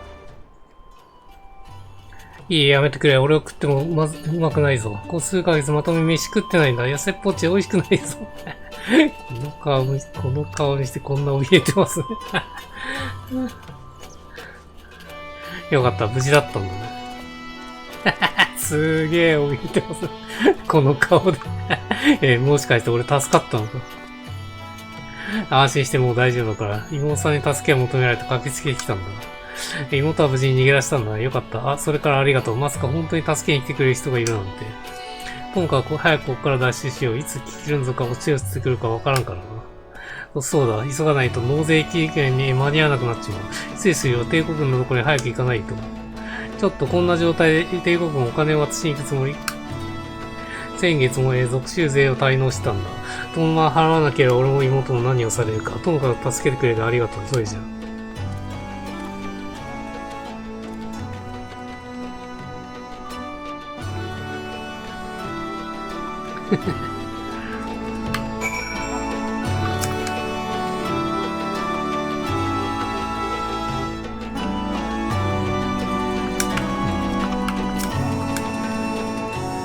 こんな時まで帝国の顔色ばかり見ないといけない。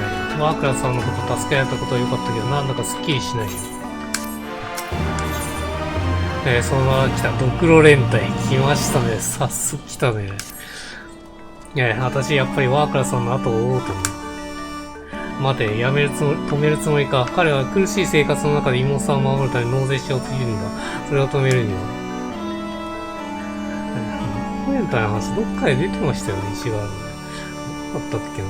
分かってるんだ。芸術の暮らしが口言うほど簡単じゃないことは、せめて安全に移動できるように合意したいだけだよ。そうか、ならば俺たちも付き合おうかず。帝国の拠点に向かったワークラとの足取りを追うんだ。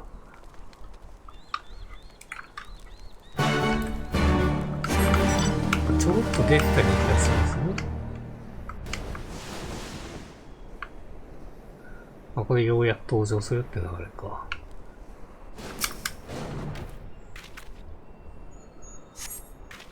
これじゃねえの。エクスカールっぽいな、このパターンは。いや、もう探すのめんどくさそうだ。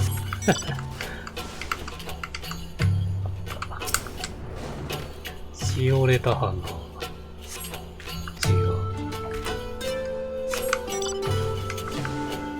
海の先なさそうですね。あと反対側か。これの対象、あったってところ。から見たやつ。ちげえ。ちげえよね。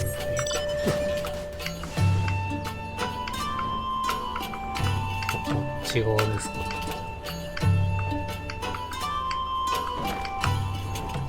あれでもこれ以上先見えんな。ちょっと待って。あれどこにあんの？そこだったような気がするんだけどな。ということやっぱこの辺か。これだ。チョコボの羽。うん、これだ。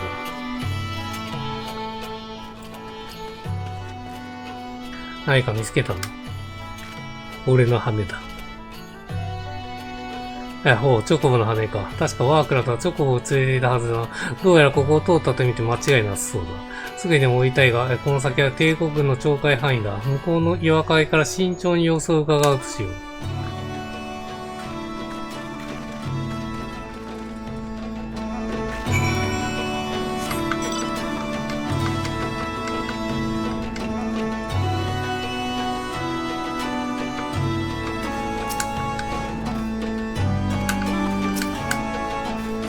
カーズ身を潜めてくれ。いつ帝国軍の懲戒部隊に遭遇してもおかしくないから。ここからワークラーの姿が見えない様子を伺うとしよう。気のせいだったかもしれないですね。メナーゴ、そうですね。メナーゴのお得意様やってた時とごっちゃしてるかもしれないな。ついこの最近やってんだよな。サブキャラで。北木が来たね、新キャラ。ねえ、あれって帝国兵？そうだ。だが、ドクロ連隊とは厄介な連中に遭遇したもんだぜ。怒りせ。何があっても飛び出すんじゃないぞ。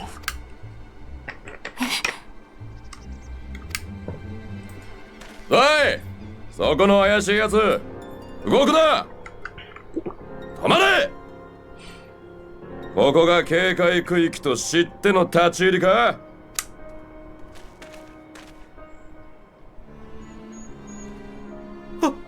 お待ちください、兵隊さん。私は怪しいものでは。今日は属州税の支払いに。何？税の支払い期限などとうに過ぎているぞ。見えすいた言い訳を。さては解放軍の密偵だな。いえ、解放軍なんかじゃありません。ここに来る途中で盗賊に襲われ遅れてしまったのです。本当に属州勢を。いや、顔に言わない声をしてますね。動くなと言った。殴られてる。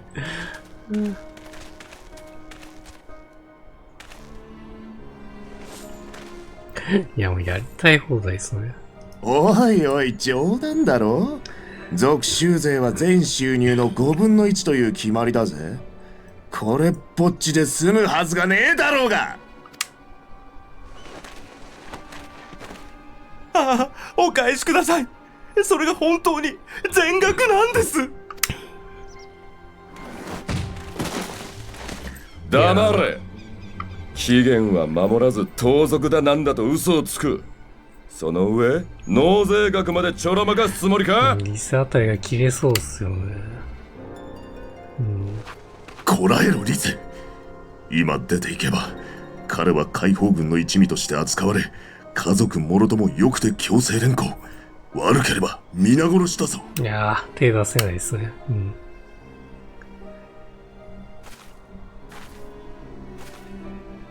そんな。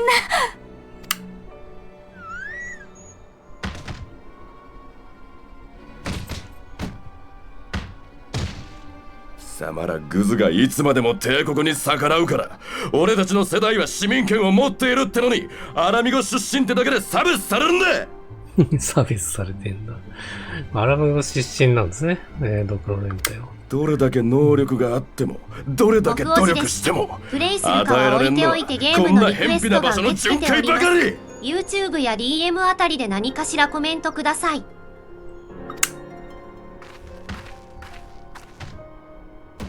そのあたりにしておけ。そろそろ定期報告の時間だ。引き上げるぞ。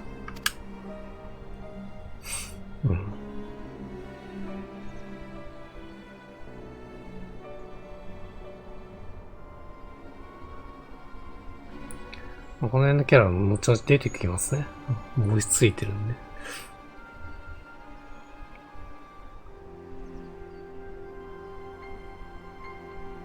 どうにか解放されたようだな。とにかく戻るぞ。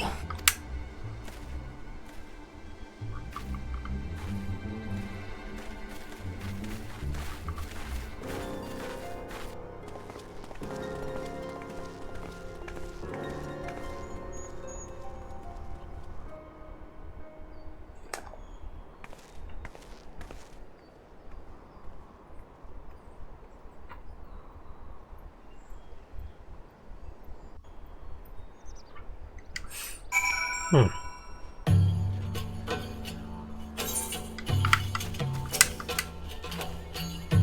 いやー、もう辛いとこっすよね。なんもできねえ。もう、ドクロ連隊の女隊長、勘の鋭いやつだったな。早く見つかるところだった。しかし胸くそ悪いぜ。同じアルミゴズンの若者が帝国の犬となって、同胞に牙を向いてるんだからな。対立を超えていけ。いつまでもこんなとこに突っ立ってみても仕方ない。気を取り直さなければな。ワークラとの怪我の具合も気になり、実はラガーナに戻って村長のラガンフリットに、異なる街を報告しつつその後の様子を聞いてみる。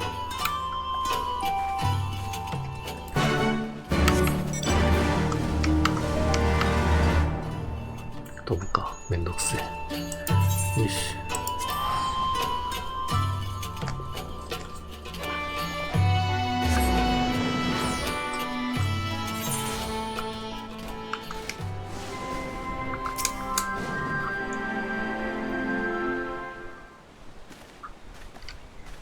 お前たちか。ワークラットから聞いたが、彼の命を救ってくれそうだな。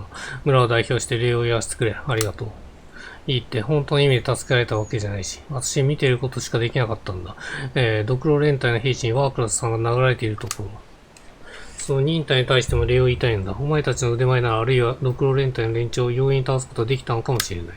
だがそれをしてしまえば、ワークラットと彼の妹は解放のシンパとみなされたことだろう。そうなって言えば、彼ら兄弟は無事で済むはずがない。骨の一本や二本を折りはしたが、ワークラットは生きているし、妹も無事にも帰った。不幸中の幸いと思うか、あるまいよ。そんな、ただ受け入れて飲み込むしかないっていうの。これが今のアルミを置かれた現実なんだって。そういうことは屈辱に耐え、歯を食いしばってそれでも生きている。お前たちには感謝してるし、ましては憎いわけではない。だが我らはもう限界なのだ。アルミゴ解放軍に協力はできん。すまんな。やっぱあらがな協力できないと。そっか、わかったよ。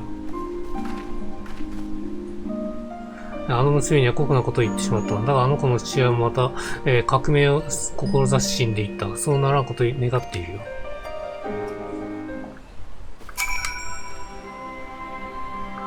いやー、辛いっすね。故郷まで帰ってきて、結局協力してもらえないっていうね。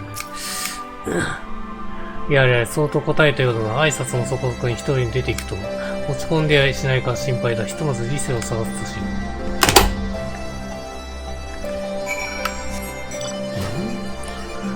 う。どこになってる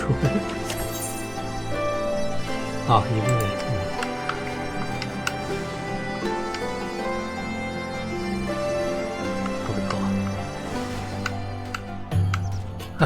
距離空けてますね。俺から声をかける。はい、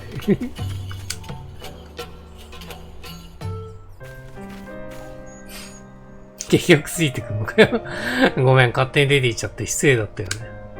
でもさ、帝国兵にそれにも、同じアラミゴ人を、殴られても耐え続けているの正しいんだって認めたくなかったんだ。あのまま話を続けていたらそれを認めちゃいそうで。みんながみんな戦う意思を持ってるわけじゃないってことは私、頭では分かってるつもりだったんだ。それでもあの姿はショックだったの。私が荒川で過ごしたのは20年前、5歳になるかならないかの頃まで。正直言って父さんの記憶も故郷の思い出もおろろでしかない。姉さんに連れられて逃げて、シャーリアンに渡って過ごしてきた20年の間に、生まれ故郷はこんな風になってたなんて悲しいな。やっぱりもうここは私の故郷じゃないのかな。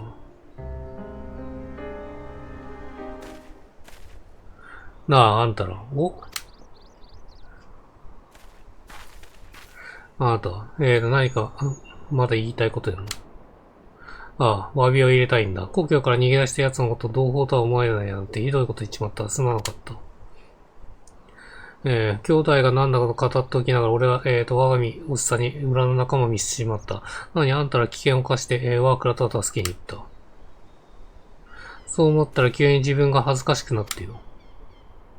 俺もあんたらみたいに戦い男になりたいんだ。だから俺を仲間に入れてくれないか。おっと。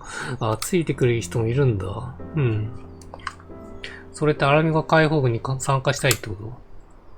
そうだ。やっぱりダメか。何人か興味を持ってる連中も知ってる。そうなんだ。そいつらも誘ってみるから解放軍を手伝わせてくれ。じゃあ何人か手伝ってくれるって流れなんだ。うん。もちろん歓迎しよう。新たな仲間を迎えるために俺たちは来たんだからね。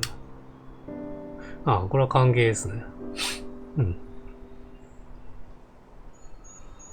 ありがとうよ。それじゃあしばらくしたら使いを起こしてくれ。仲間と一緒に待ってるからよ。村長の許可いらないっすかね？これ大丈夫ですかね？リセオ。ここは故郷じゃないけどって。もう二度とそんなこと言わないよ。絶対にね。よし、季節して母兵活動も達成できたことだし、これにて任務を終了する。ラールがRG、指揮官するぞ。はい。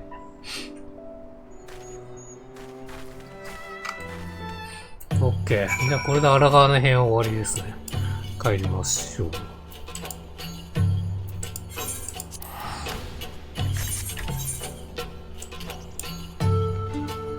めちゃくちゃ広いっす。めちゃくちゃ広いんだよ、マップ。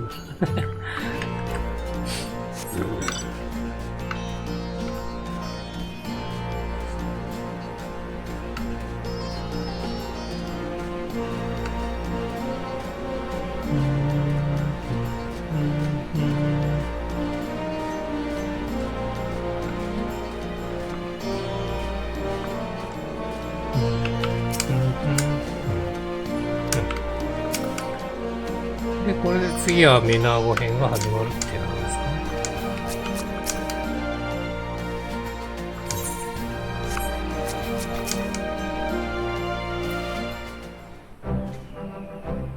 ね。カーズ理性。まずはよくやってくれたと言わせてくれ。いくつか想定外のことが起こりしたが、結果的に少数ながら新たな仲間を得ることができた。それもこれも二人のおかげだ。こっちこそありがとうね。念願だった20年ぶりの帰郷ができたし、厳しい現実も肌で感じて問題の根深さも知ることができた。帝国侵攻後に生まれ、帝国人として育てられた若者たち。ドクロ連隊のことをこの目で見ることができてよかったよ。いずれ彼との戦場で出会うことになる。ただの、帝国兵の一人ではなく、アラミゴの若者としてどう対峙すべきかちゃんと考えてみなくちゃ。そうだな、覚悟を決めておく必要があるだろう。戦場では一瞬の迷いすら命取りになるんだから。年重ね世代と若い世代、故郷にとどまった者と一度は逃げて再起を図ろうとするも様々な違いがあり、時として対立する。それでも今回のように、当初の対立を乗り越えて仲間として、手を取り合うことも無理ではないはずだ。少なくとも俺はそう信じているよ。さて俺は、母兵に応じた連中の受け入れ準備を進めようとしよう。カーズ理性。この度の協力に感謝する。これにて会社の通以上。オッケー。メフリット編終わったぜ。じゃあアリゼとかがメナードの辺はついてくるのか。どういう流れなんですね。言いましょう。メナードの任務。任務のお手伝いありがとうございます。暁の皆さんには怪我の治療をしてもらったし、なんだかお世話になりっぱなしですね。それから先日は別れの挨拶もせずに戻ってしまい申し訳ありませんでした。一刻も早く同志に状況を伝える必要があったので。やっぱりマップの探索がないんで、その分やっぱかなり時間短縮できてますね。ありがとうございます。では早速ですが、任務のことをお話しさせてください。いつもならね、風脈集めしたりと、なんかいろいろやってる間に結構な時間かかりますもんね。私はコンランド隊長から一通の書簡を託されています。ご提案いただいた件について了承するまの返答と、先ほどお伝えした条件が記述された、新書です。これをエルザ同盟軍に届けるにあたり、仲介役をお願いしたいんです。その任務私がつけば来たアリゼだ、やっぱ。エルザ同盟軍の派遣部隊率いてるのは、不滅隊のラウバーン局長だったので、彼のところに3人で行きましょう。ありがとうございます。それでは出発の準備が整いましたら、ラールガズリーチの、南側の出口付近に集合してください。現地直行じゃん。みんなで一緒に行きますね。あ、メフィートの手伝いすると。スンスンスンスンスンスンスンスンスンスン。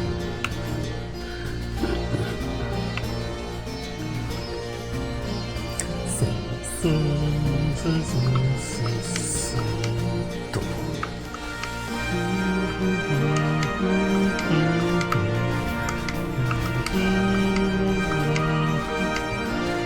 カンパニーチェストが便利ですね。全員揃ったようですね。それじゃあ帝国の目を警戒しながら陸路で、カストルメオリエンスを目指しましょう。でも現地集合でいいのかな。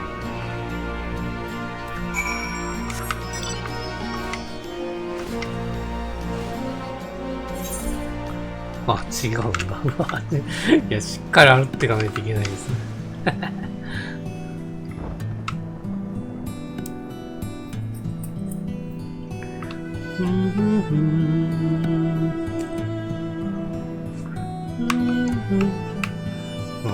マークついてねえからいいか。よし。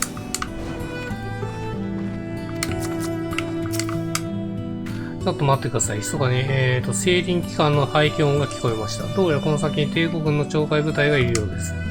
すごい地獄耳。私には何も聞こえなかった。地獄耳。幼い頃から狩人として訓練されてきたもので、物音からすると敵部隊はかなり広い範囲に分散して、網を張っているようです。とにかく大切なのは隠れ家の場所を知られないこと。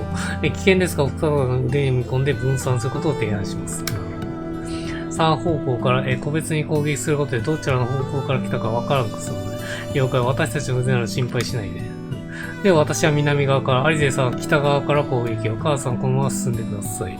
敵を排除した後は、西の川沿いで合流しましょう。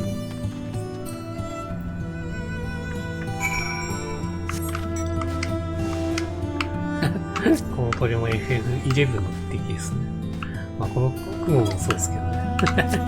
まあこの雲はね、黄色ですね、デフォルトはね。で、これはオリジナルかな、確かな。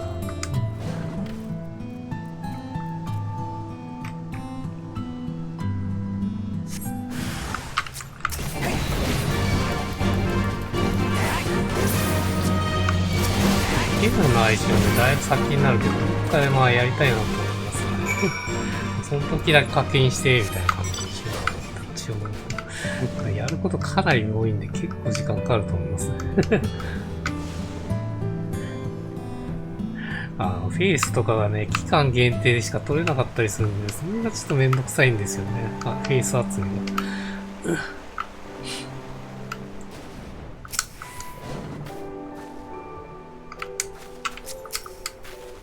お二人とも見事な腕前です。南側にも帝国兵が3人展開してみましたが、挑られなく倒せました。下っ端の帝国兵や大部分他の属州から、強制的に徴兵された者たちですから、士気も、連動も低いんです。ですからこうした、遭遇戦では勝つことは難しくはない。ところが大規模な作戦になるとしっかりと統率も取れている上、魔導兵器も持っていますから、ものすごく強いんですよね。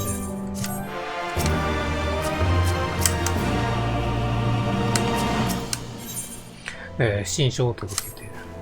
さて、邪魔が入ってしまいましたが、気を取り直していきましょう。また帝国軍の部隊に遭遇するかもしれませんから、警戒し進みますよ。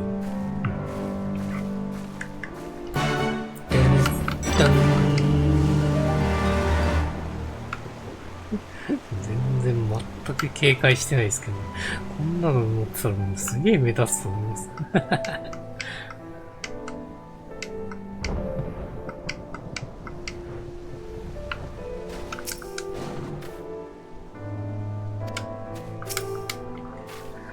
大丈夫そうです。この辺りには帝国軍がいないようですね。エオルザ同盟軍がしっかり確保しているようです。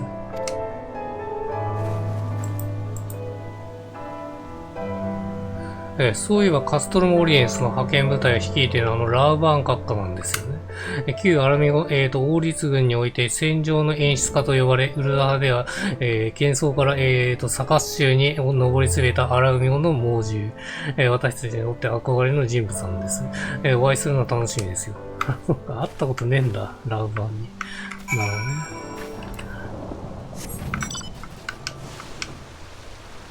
だから仲介役をしてくれっていうの流れか。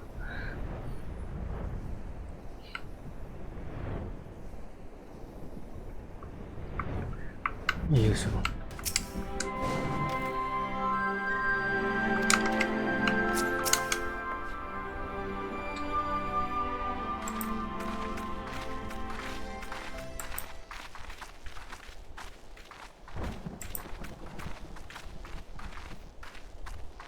おお、貴様たち。アラミゴ解放軍とは接触できたのか？ええ、使者を連れてきたわ。うん。彼女はアラミゴ解放軍の一員、メナーゴ。例の提案に対する返答については、彼女から。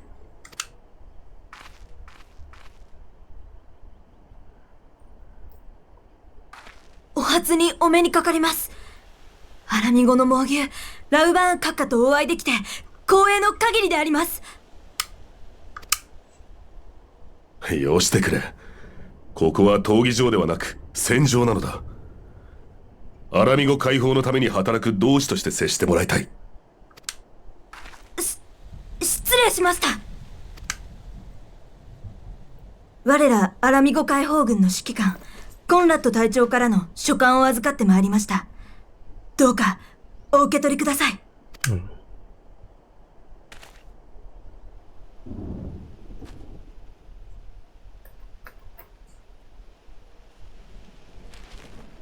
ありがたい。こちらの申し出を受けてくださるのだな。うん、組織の立て直しが必要というそちらの事情についても了解した。はい。書簡にも書いてある通り、鉄仮面の作戦に参加し、命を落とした者も多く、人員不足はさらに深刻なものとなっています。それに、地元の者たちから同志を募ろうにも、相次ぐ作戦の失敗で、解放軍の信用に陰りが。故郷を、アラミゴを奪還したいという思いはあっても、命がけの闘争に身を投じるには、成功の希望が必要よ。無謀な戦いに誘うのは、それこそ扇動というものだわ。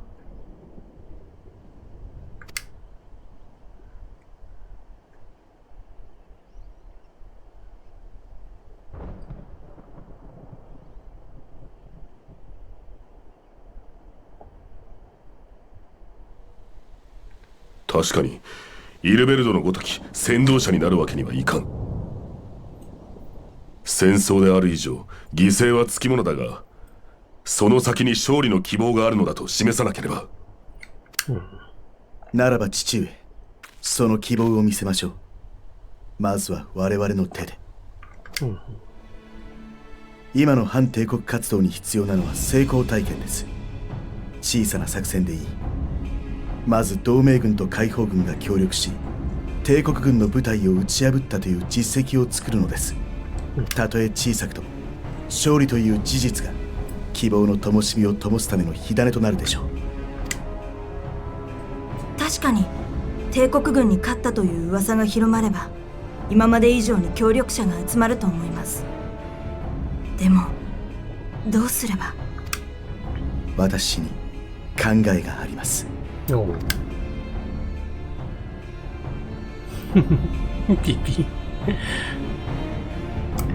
ピンが活躍する感じですかね。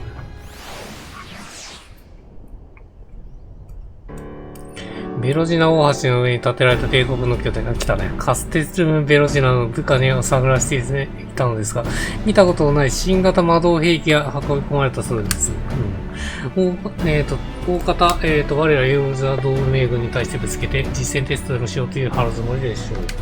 モフ王子です。そんなさらに雑談ナレーションは時期関係なしに強作成しますので、冬なのに夏の話とかもあったりした警ら戒必要ですみません。すが、こたびに、そういうものです。過度に悲観的になる必要はありません。手を取り合った同盟軍と解放軍が最初に戦う相手としてはこれ以上ない存在と言えましょう。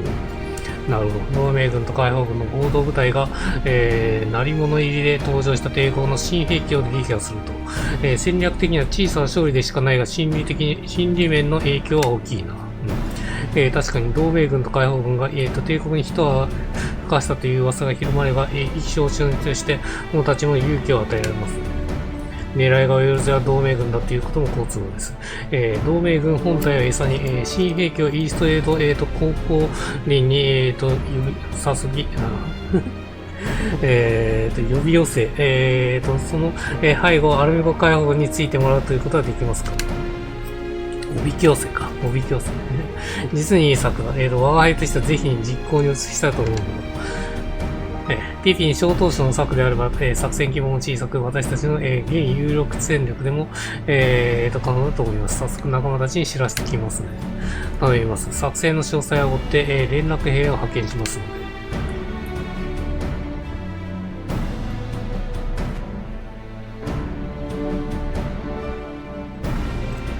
それじゃあ私たちは、同盟軍側に協力しましょうか。ここまで来て見ているだけっていうわけにはいかないよ。ダンドゥンダンダン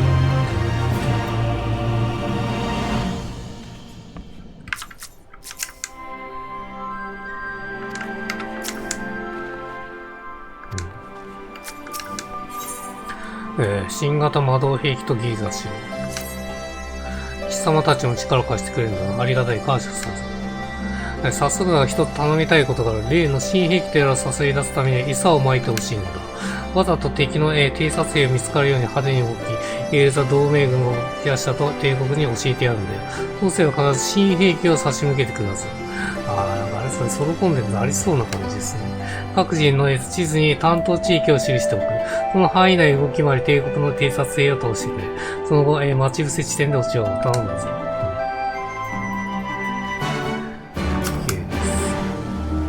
せいぜい派手に動き回ってくれ。こんなことやったら帝国にも黙ってられなそうな感じになりそうですけどね。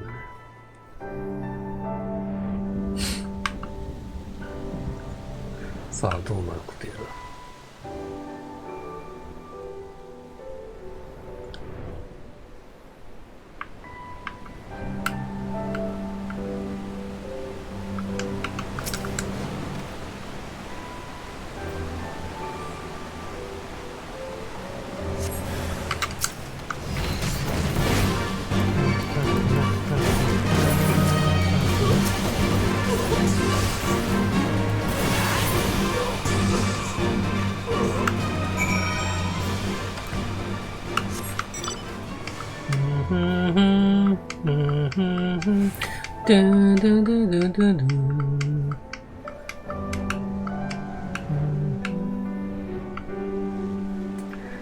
いや、通常戦闘の BGM はグレンが圧倒的にやっぱいいっすね。なんだかんだ一番好きな気がする。黄金のレガシーも結構いいっすけど。戻ったらこちらの仕込みは完了している。アラミゴ海洋軍の部隊にも、待ち伏せ地点は伝達済みだ。あとは新兵器とやらが実戦テストのために出てくるのを、カリルドのように辛抱強く待とうではないか。いましたね。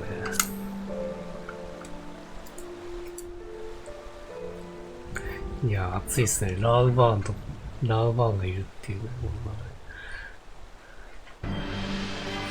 来た、グリーンワートじゃねえか。グリーンワートだ。カルテノーでの失敗はどうにか言い訳できたけど、さすがにまずかったと。でもこの最新型の魔導兵器があればやっぱり月は回ってきてるぞ。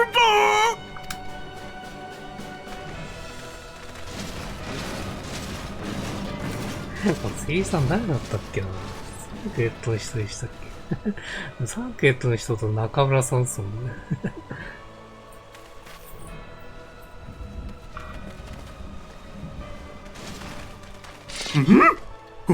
お前はカルテノーの時の。今度こそ蹴散らして出世してやるぞ。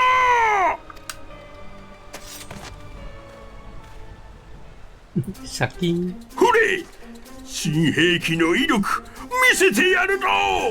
攻撃開始。いやー、この BGM は熱いなって帝国なるんです。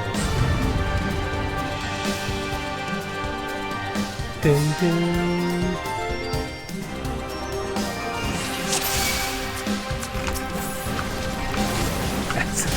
いや、もうかかってねえじゃねえか、やっぱり。一回切れてるんですよ。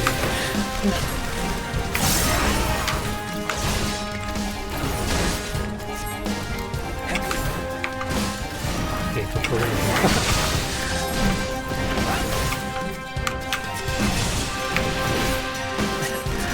う防衛しようとしてる。いけいけ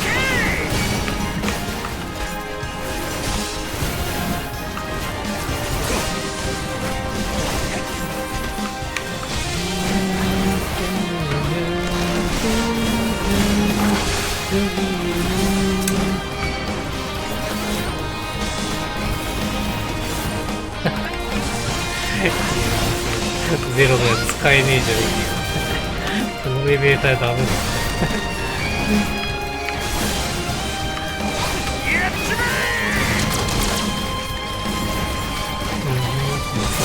ジュースとかそうですね。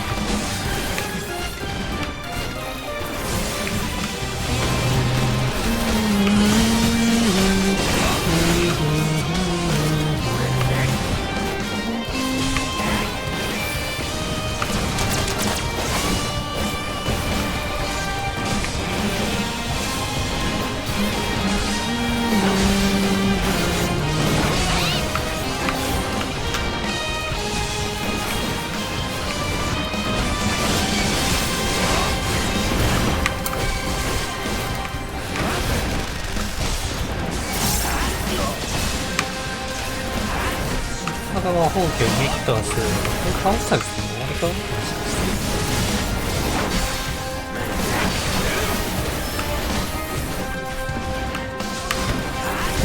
グリーンワークついて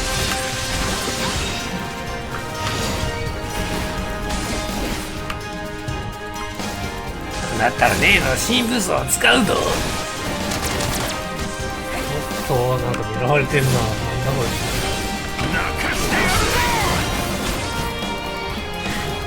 つけてる。あ、これなんか作ってきてる。こいつか。こいつが寄ってきてんのか。なるほどね。離れる。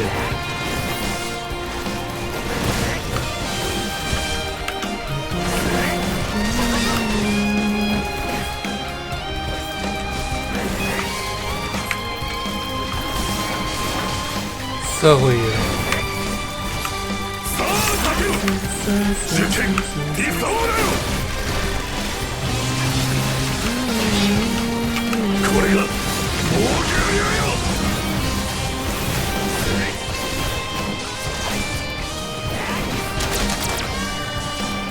まだ来ましたね。確かに2体いるな。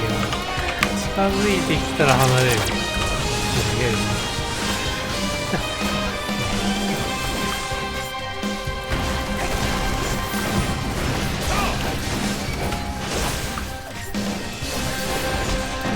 大けどつって終わった。倒しきれなかったね。逃げるが勝ちってなんだお前たちは。ピーピンかな。ピーピン。あ、メナーゴだ。来たね、作戦だ。我らアラミゴ解放軍、祖国奪還のためここで沈んでもらうわ。いやー、来たね、これ熱い。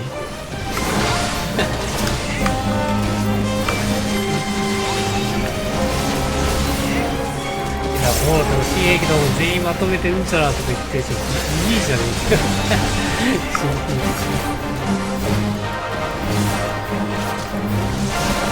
水中攻撃に加えて破壊する。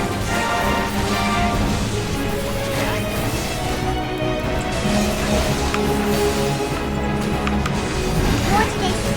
ライブ配信開始時にTwitter、X、自動ツイートするようにしましたので、こちらで確認していただいても OK です。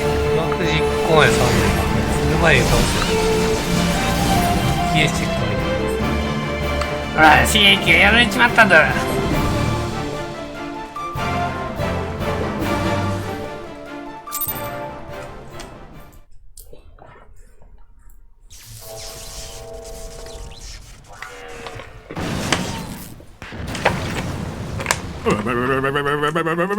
魔導兵器がやられちまったと。このポンコツクズ鉄ってくそかない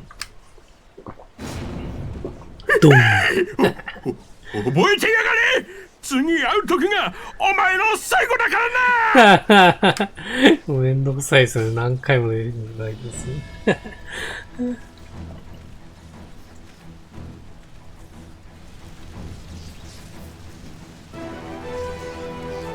我らが勝利ぞ。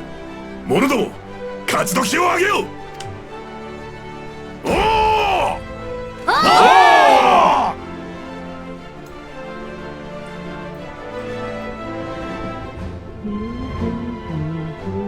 初勝利ですね。解放軍。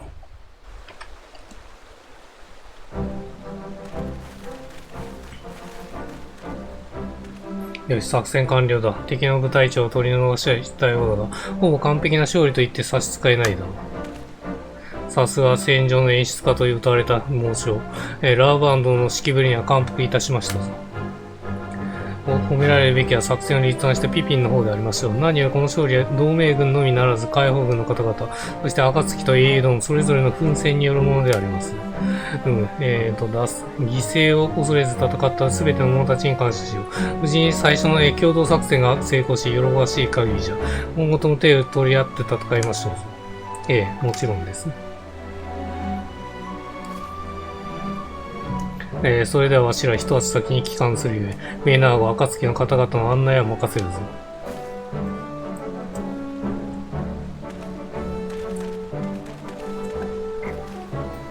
では我らも撤収する。カーズ、暁の協力に感謝するぞ。またいずれ共に戦場をかけようではないか。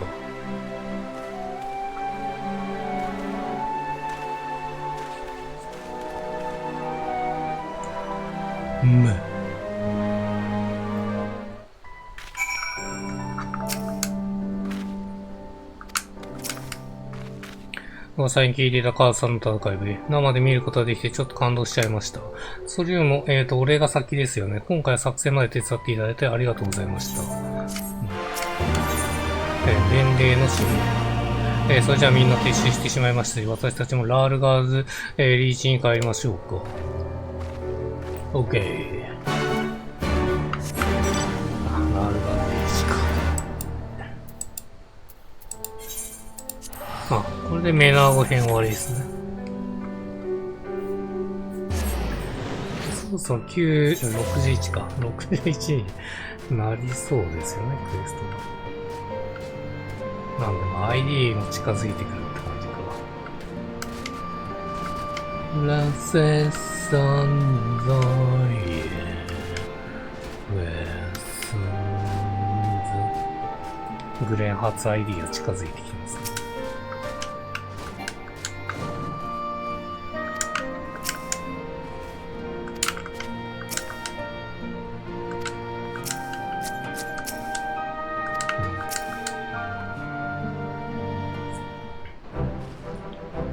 お疲れ様でした。最初は伝令の仲介だけをお願いするつもりでしたが、成り行きで戦いまで参加してくださって感謝してます。帝国に与えた打撃という意味では小さな部隊を倒しただけですから決して大きはありません。それでもこの勝利は大きな意味を持つと思うのです。私たちアルゲモの民にはユルサ諸国という仲間がいる。これほど心強いことはありませんから。まさしくメナーゴの言葉通りよな。限定的な支援はともかくして各国の正義軍が直々に、アルメゴ解放のために動き出したことはこれまでなかった。それは犠牲を支払うことを覚悟の上で同じ戦場に立ってくれたのだ。その意味は果てしなくはない。100年ほど昔のことじゃが、アルメゴはグリナディアに侵攻し、エルザ諸国と戦い合ったことすらある。紅葉戦争と呼ばれる大戦じゃ。そうした、過去の、禍根を乗り越え、我らと手を取り合ってくれたことに改めて感謝せねばならぬ。そしてこの絆を未来に伝えていくことは大切しよう。はい。だから私、この勝利とエルザ同盟軍参戦の知らせを一人でも多くの人に伝えようと思います。伝令としての役目、精一杯努めてみせますよ。カーズさん、アリゼさん、本当にご協力ありがとうございました。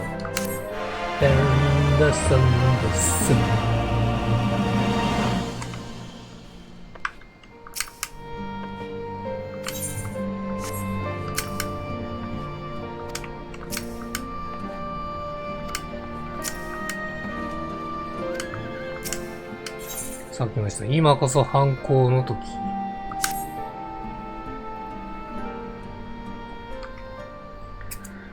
メフリットとメナーゴの任務。いずれも、ちょっと上守備で終わったようで一安心といったところだろう。暁のお三方、協力に感謝します。どうやらそちらも順調のようですね。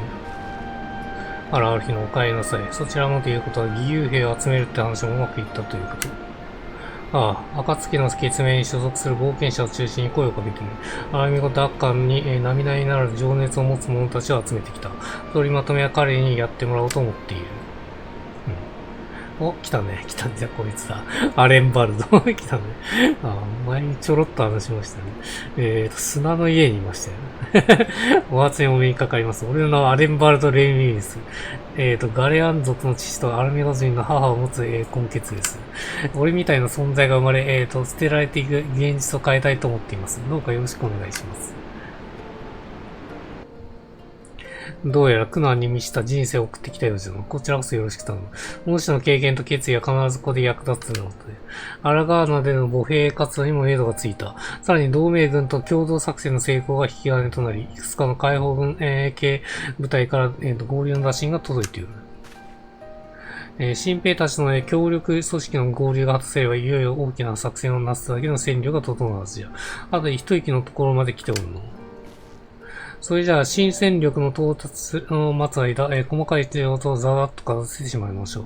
打倒帝国、頑張りますよ。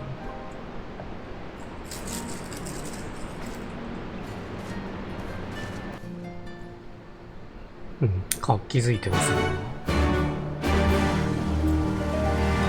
一番いい状態です。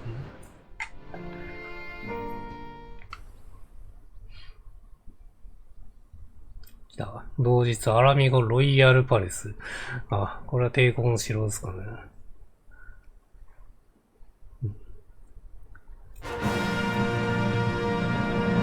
まあ、アラミゴが完全に占領されてる。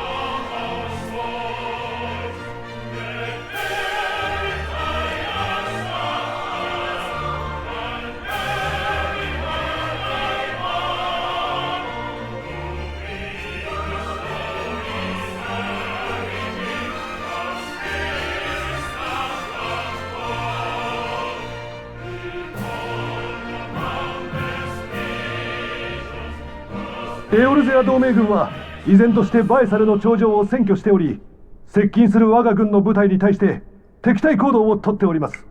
先日も新型機の試験運用に出た部隊が同盟軍と思われる部隊と遭遇、交戦の末全滅しております。全滅？どのようにだ？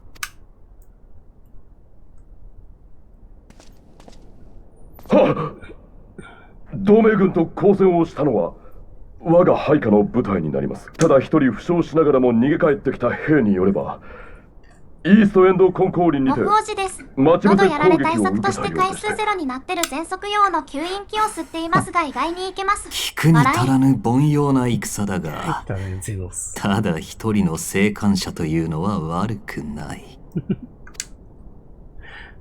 生き残る悪運もまた力のうち。その者の命だけは狩らずに置いてある。しかし我が第12軍団に弱者の席はない。即刻飛ばしておけ。こいつはかなり癖の強い変態ですね。はっ！直ちに任を解き、左遷しておきます。お言葉通り、蛮族を相手に敗北を喫するような腰抜けは、皇太子殿下率いる第12軍団にはふさわしくありませんからな。第12軍団の FF12 かけてんのか。まあ、この時にアライアンスレイドで、そうですね、FF12、なんですね、12のやつが来ますからね。12っていうか、まあ、あれですね。タクティクスの方ですけどね。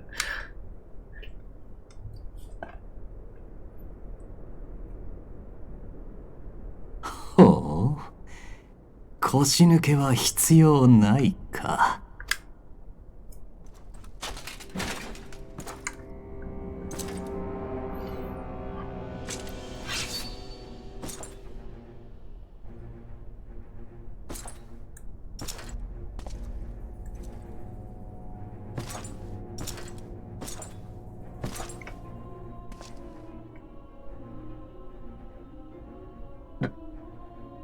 殿下。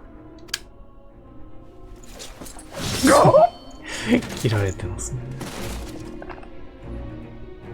素晴らしい見識だ。確かに後方で安穏としている腰抜けは必要ない。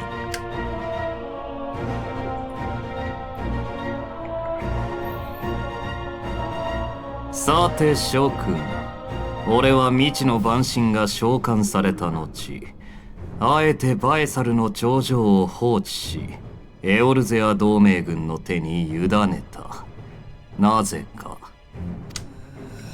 それは我が父君にして皇帝たるバリス陛下が未だにエオルゼアへの進軍許可を下さらぬからである。なればこそ我が管轄下たるギラバニアを両場とするため、エオルゼア同盟軍を招き入れたのだ。そう。狩りを楽しむためにな。ギラバニアもう来たらもう好き放題ってことですね。弱き獣を狭き庭に放したとて面白き狩りにはならぬ。好きにかけさせ、時に追い立て警戒心を煽る。そのための我が猟犬が獲物に遅れを取るなどどしがたい。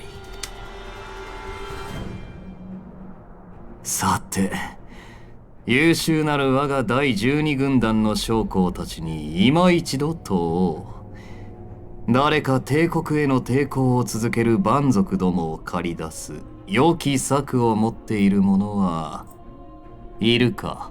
うん。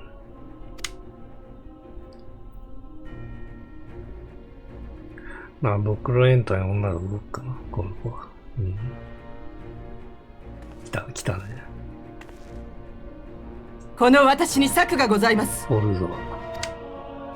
口を挟むな。アナミゴ人風情が出過ぎた真似を。貴様ら現地民部隊は全提督が設立したもの。形式上軍議の末席に加えてはいたが、誰も貴様のような蛮族の助言など求めておらんわ。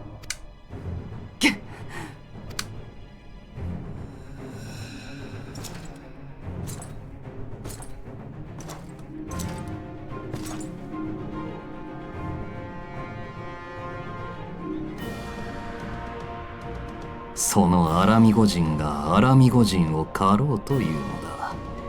幾分かは愉快であろう。許す。発言せよ。うん。はっ、申し上げます。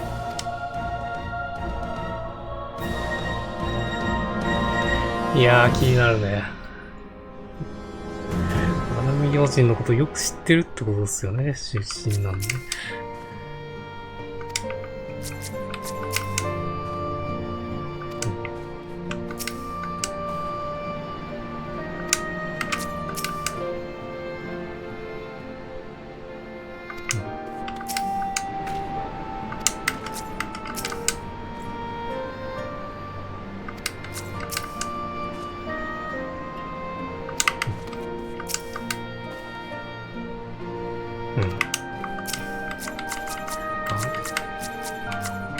ヤシトラとかあれか、病院にいる状態か。来るの。私は仲間たちの手伝いに向かいますか？赤杉の皆さんどうされますか？解放軍の準備が整い、同盟軍の本格的な共闘が実現できれば、橋渡し役としての暁の務めは終わる。少なくともそこまでは見届けるのが筋だろう。カーズ、理性、アリゼ。私は戦力の合流を待つ間、解放軍の雑務を手伝うつもりだ。君たちも疲れてはいなければそうしてくれると嬉しい。雑務またか続くんだ。ありがとうございます。それでは皆さん、もしよければラールガーズビーチにいる当時たちの助力をお願いしますね。それで、うわー、お使いがまただよ。いやー、また続くんかよ。3つあるよ。いやー、さすがですね、この辺は。この辺はさすがだな。まあ、頑張りましょう。近くに一人いるね。ベブスか。助手すべき現在。私にお手伝いいただけると、漆黒の王老ガイウス・バン・バイサルを退けた英雄であるあなたにそんな恐縮すぎます。いや、ちょっと待ってください。一つあなたにお願いしたいことがありました。実は私、帝国による侵攻以前は、歴史家をしていまして、今でも時間を見つけては、この動乱を後世に伝えようと、筆を取っているのです。その一助として、ラールガーズリーチの当士たちから、カーフ軍に参加した理由を聞き、書き進めていただけませんか？あなたが相手なら、本音を語ってくれると思うんですよ。古びた手帳をお渡ししますので、こちらに、聞いた内容を記していただければとどうかよろしくお願いします。一番奥だよ。あ、4人に渡すんだ。やっぱり一つ受けると、これをクリアするまでやんないといけないんですね。なるほど。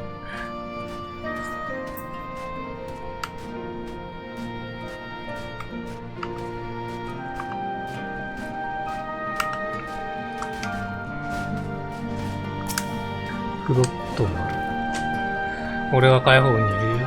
帝国兵に殺された友人の仇を取るためさ。当時俺と友人アラミゴ市街地で、露天商をしていてな。果物を持ち去ろうとした帝国兵を咎めただけで友人は反逆者の烙印を押され、その場でバッサリさ。そんな応募許せるものかよ。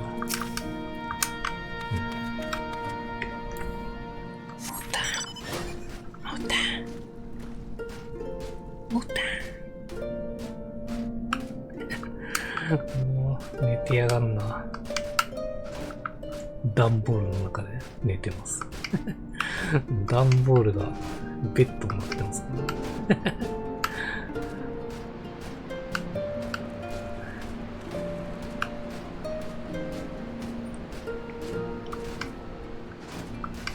狭いところ好きなんですよね。よし。解放に協力を決めた動機ですって。もともと私は料理人で最初は炊き出しの手伝いをしてるだけだったの。けれど、当士たちの話をして、事情をしていくうちにもっと力になりたいと心から思うようになったの。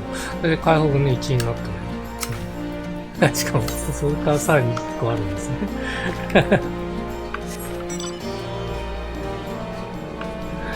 炊き出しの手伝いをするっていうのがですかね。もしかしたら。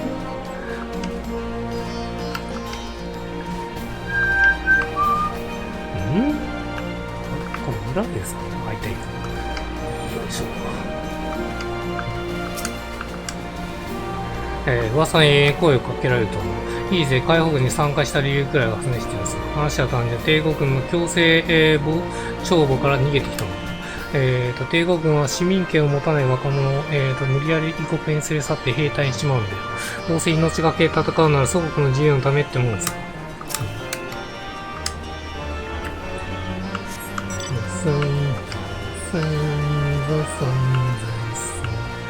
せっかくなんでヤシタラとか見に行きましょうか。多分いると思うんですよ。ここじゃねえな。こっちか。こっちだ。もふおじです。40代になってもそこまでシワは出てきません。変わったといえばもみあげに白髪が生えてきたぐらいですね。芸能人見ると50代ぐらいでシワが増えているように見えるので、そこら辺になったら要注意ですね。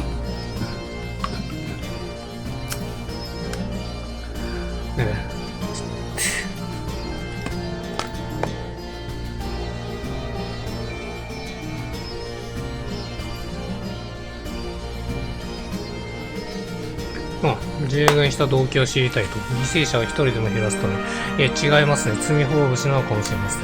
父も兄も弟も私は誰一人救えなかった。皆、帝国軍の拠点を作るために強制労働の最中に死んだのです。だからせめて、自由のために戦う誰かを助けたいんです。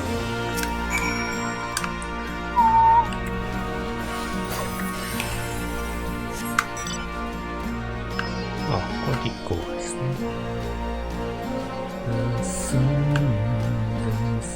1個なんだ。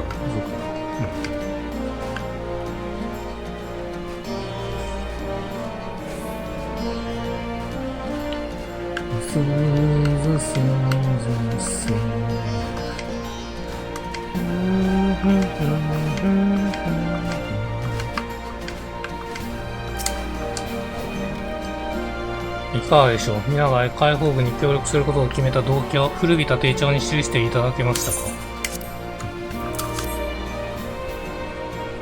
どれどれ、なるほど。私が見聞きしたとは違う声が、散見されてますね。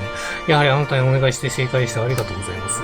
今この時も続く帝国軍の戦いを避けられるものとしても、立地を正しく、記すことで未来の、過ちを正すことができれば、そんな願いを込めて当士たちの声を後世に伝えたいと思います。ここはあれなんですよ。ラールガーズリーチ専用対戦のクエストってことですよね。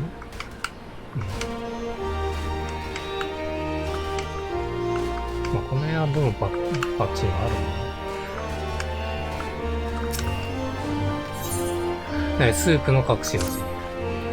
食事の準備ならまだよって手伝ってくれるの助かるが、手が空いているから、資材置き場の、テップから、薬味用の香草を、6束ほどもらってきてくれないかしら。料理の隠し味に使いたいんだけど、数が足りなくなってしまってね。料理の途中でちょっとここは離れられないからお願いね。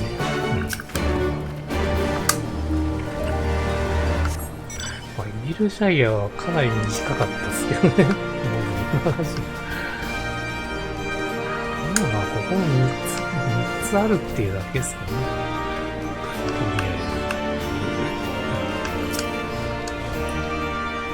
なるほど。薬味用の香草を6束ほど欲しいと。困ったな。今2足しかなくても。とりあえずある分は渡していく。残りの4束悪いがお前が調達しに行ってくれないか。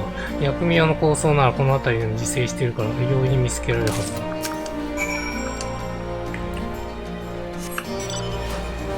この辺はもうほとんど変更なさそうですよね。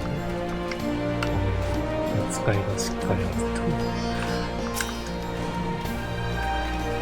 エリシャイアの時は多分ね、あそこはね、省略されて減ってると思うんだよな、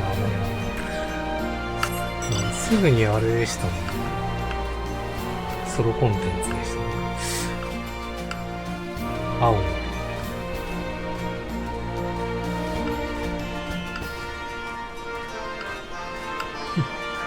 本来こう、使いがね、ちょこちょこ混ざってくるんですね。誰か。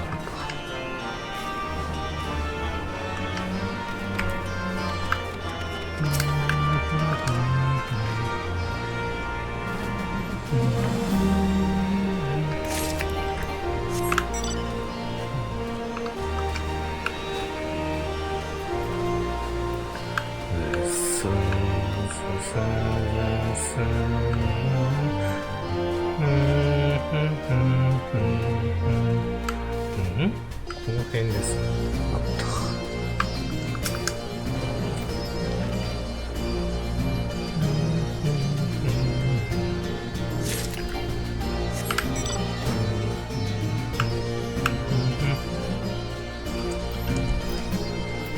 せっかくなんだね。ですね。マウントランダムにしちゃってもいいですよね。フラングマウント。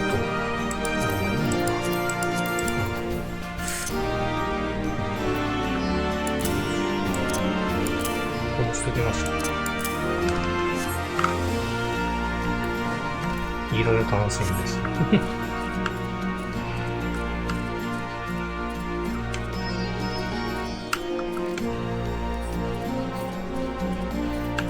下かな？あ、上かな？上だな。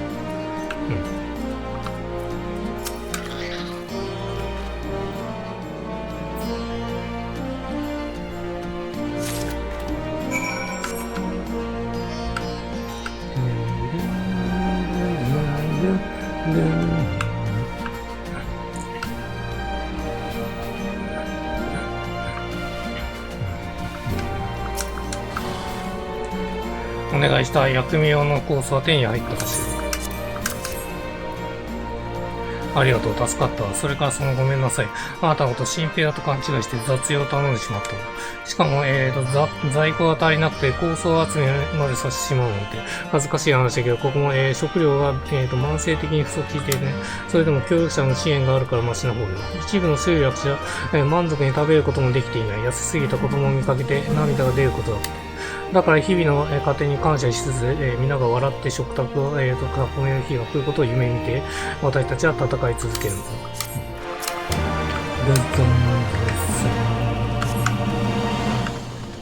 さあ、あとはなんとぞ。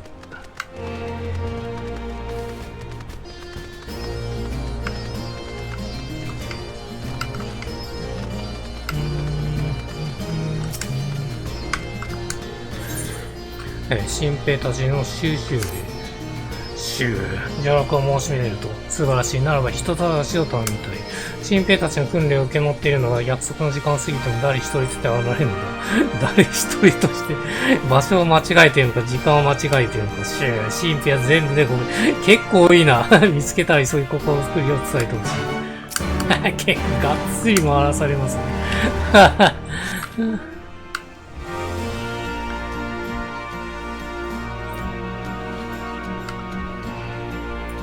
この辺にいるっぽい。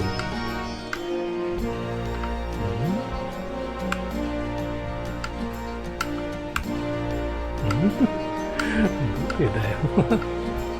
あ、いたいた。士気の高いシーン。なんかやってますね。呼んでくるように頼まれたって、おっと自己鍛錬の教え気づかなかったよ。教えてくれてありがとう。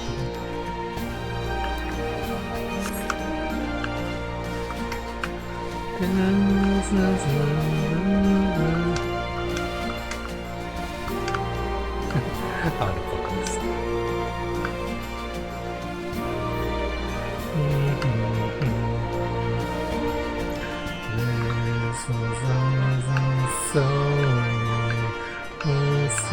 ここですか。こんなとこに祈りを捧げる。あ、これ墓になってんのかな、多分ね。早く来るように言われているとすみません。若くして命知らせた妹に祈っていたのですぐに集合場所に向かいます。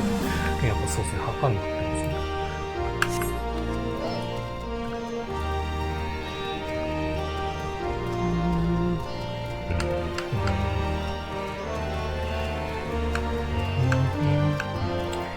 これ系はやっぱ似合うんですよ。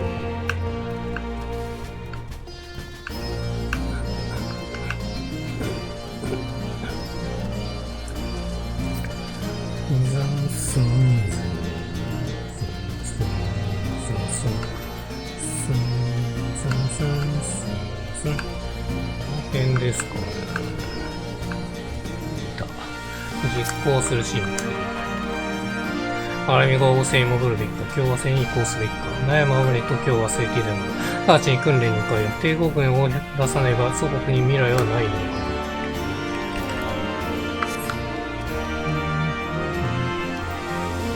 これはスティーンのやつですね。トムの話した。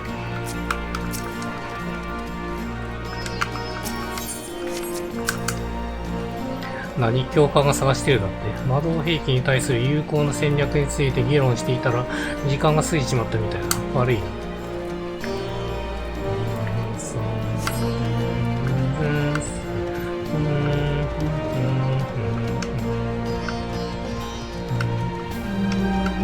模倣師です。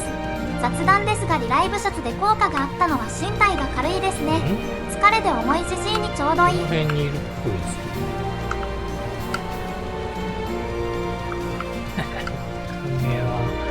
この位置っぽいのか。ではこっちかな。い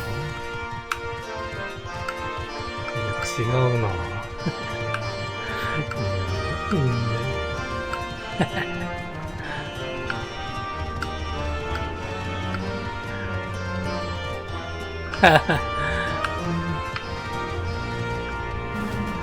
いや、わかんねえわかんねえ。この辺なんだろうんですか。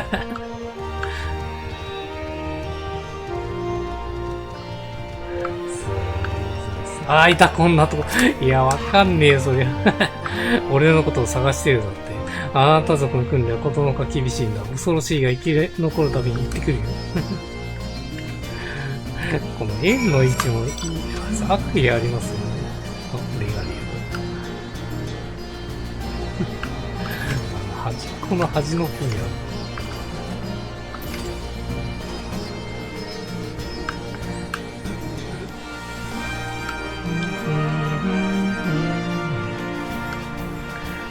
これは15ですね。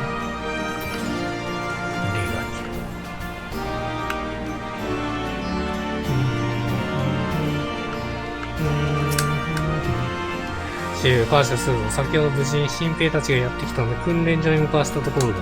人もアナンタ族も等しく大切な命だ。たとえ彼らに嫌われようとも無駄死にせぬように厳しく訓練を課し、成功な狩人と成長させる。それでは私も行くとしよう。世話になったなら優しき人の子よ。そなたの代わりに幸あらんこと。オッケー、ほど。さあ、新しいのが出てきますね。望遠ガルデ族の統治。ラール川の神父。そう、どこに行っちまったんだ。なんでなくしまうかのこれはまたあれなんだ。使い系なんですね。なんだよと、力を貸してくれるのかなと、ラール川の神父を探すのを手伝ってくれ。今朝までは絶対持っていたんだ。ラール川リーチの外には出ていないからどっかに落ちていると思うんだよ。悪いんだが、あんたは、聖堂三寺院の、誘致方面を探してくれ。俺はもう一度、司令部の、天幕周辺を見てくる。あれは俺にとって大切なもんだ。なくしちまったと思ってどうか頼む。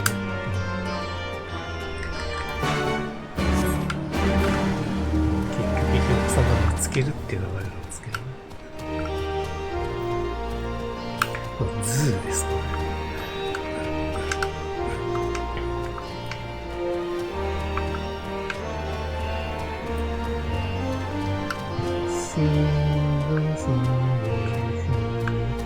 あった。普通にありますね。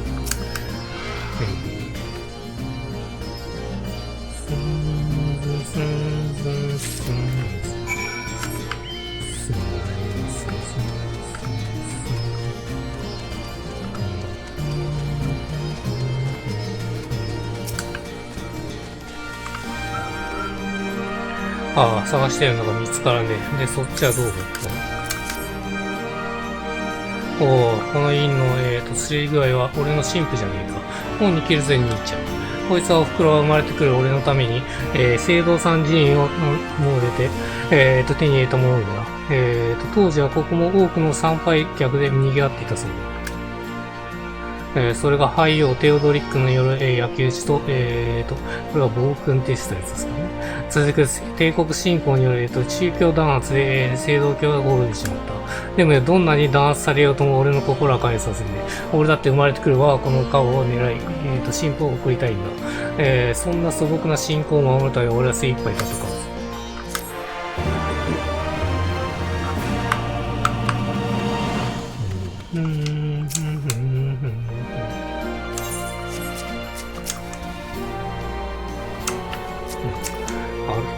っていうところだ。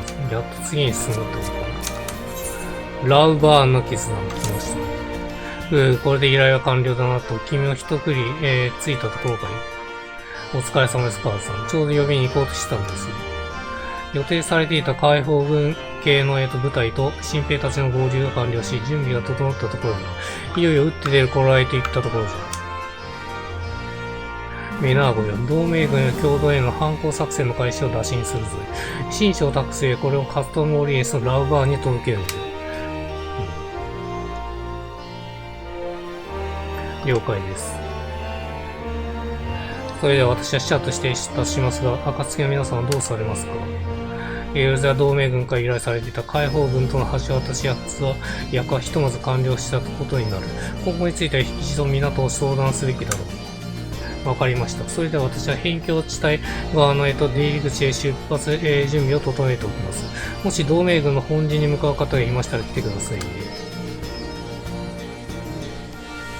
では、イギセとアリゼは私が呼んでこよう。君は、野戦病院に赴き、ヤシタとクルさんのところで待っていてくれ。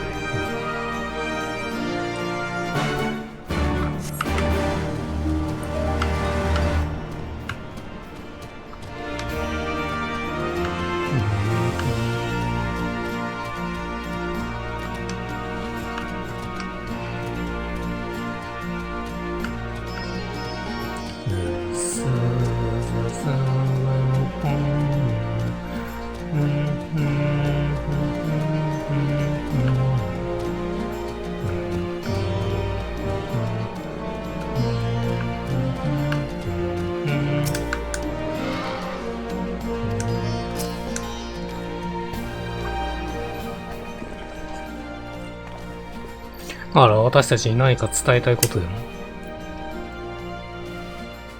なるほど。すべての任務が完了したので、それでついに同盟軍と共同で反抗作戦を始めると。暁がエロゼアの救済を掲げる組織である以上、アラミゴ奪還に向けた動きは当然支援すべきだと考える。だがこれ以上の関与は本格的な戦争協力になるはずだ。組織としての暁が協力の姿勢を示すとしても、それぞれが実際に参加するか今一度考えておくべきだろう。もちろん私は戦いよ。祖国アラミゴの奪還は父さんとイダ姉さんの思いでもあるし、何より私が願っていることだから。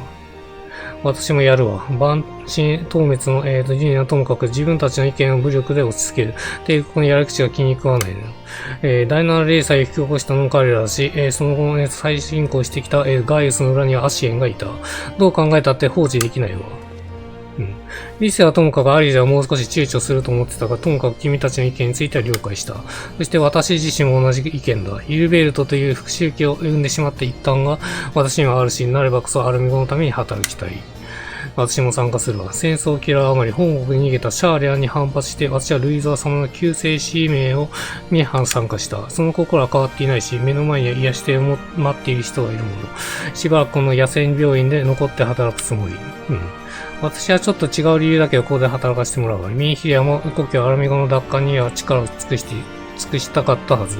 その親友の思いに代わりに果たしたいという思うんだよ。カーズ、君はどうする？ガイウス版バイサルを倒した君の力は、帝国打倒を目指す人にとっても非常に心強いものだろう。だが英雄として偶像に押し込められ、都合のいい武力として利用されるの本意ではあるまい。どうする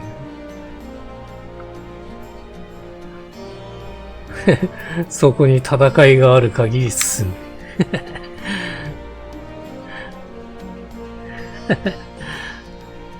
君はどこまでもまっすぐだな。強敵との戦いこそが君の冒険だというのかい。それじゃあ、ヤスタとクルルはこのまま、野戦病院に残って怪我人の治療ね。リセはアラミゴ解放軍との連絡役を頼めるかしら。残りのメンツはメナードと一緒にエウレザ同盟軍の本陣に向かいましょう。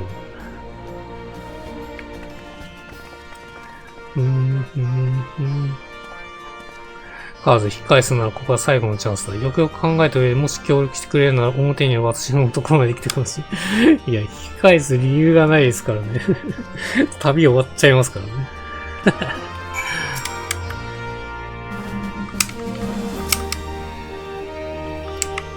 まあ、これからいろいろありますよってことですよね。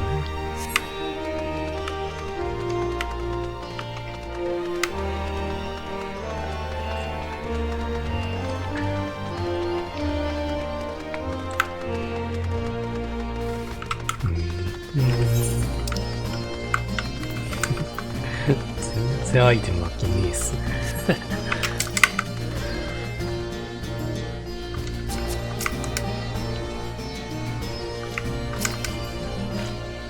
来てくれたかわず、いろいろと思うところあっただろう。よく決心してくれた。改めてよろしく頼むよ。皆さん、それでは出発準備はよろしいですか？では、カストロモリエンスのラウバン局長のところで新書を届け行きましょう。出発。入院してた頃、ゲームボーイやゲームウォッチをよくやっていたのを覚えています。楽しかったな。いやー、腹減ってきたな。腹減ってきたよね。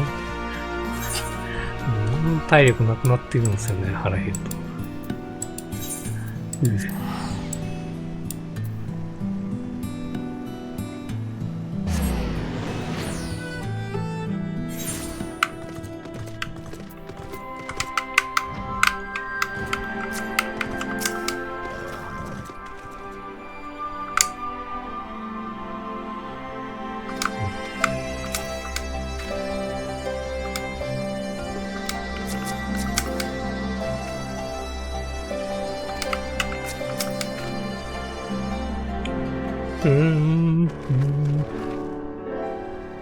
おう、貴様たちがアルミゴ解放軍から伝えたいことだな。はい、コンランド隊長の使者として来ました。一つの提案があるんですが、その前にまずは私たちのアルミゴ解放軍の現状をお伝えします。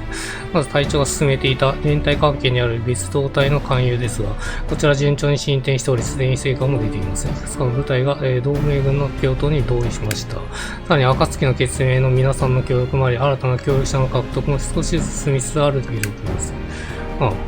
朗報だな。組織の立て直しにある程度の目処がついたと考えてる。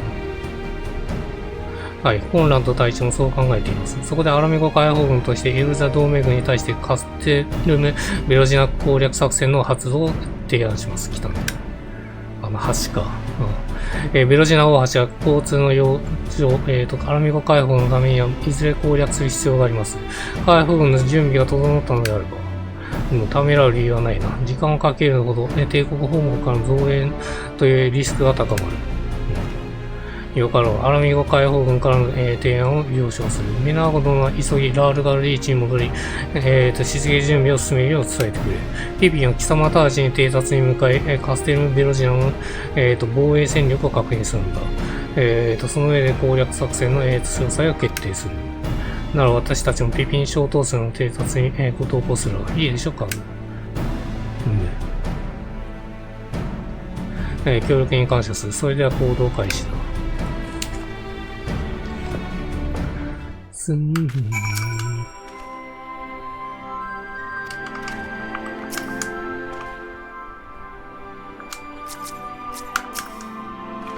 ラーバン局長乗り気だったみたいね。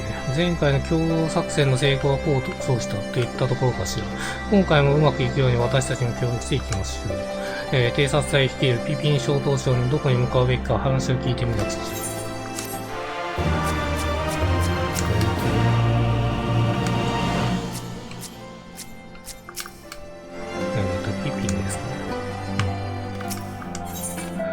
グレンの方の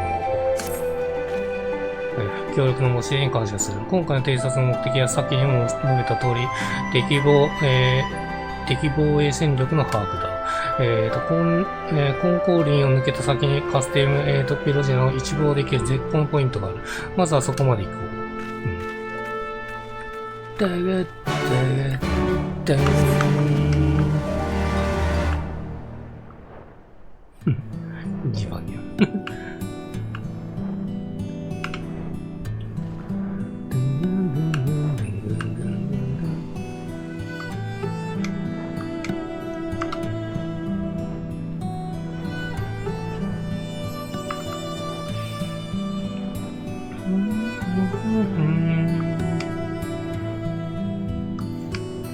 カステルムコ。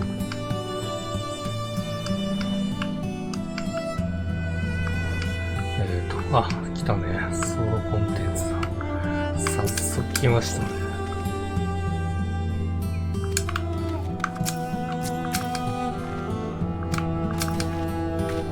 偵察ポイントはこの先だが、敵拠点からも見通しがいい場所なので、夜影に紛れて前進し、望遠鏡を使って敵情を探るつもりだ。それでもいつ敵兵に見つかって戦闘になるとも限らない。常に武器を構えられるようにしておいてくれよ。あ、長い感じですね。さあ、頑張りましょう。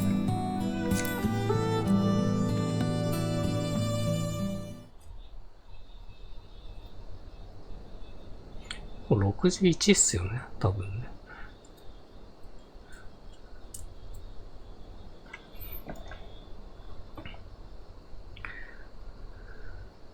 帝国軍の様子に変わったところは見られない。敵戦力は想定の範囲内と考えて良さそうだ。よし、父上に連絡を。砲声、一体どこから？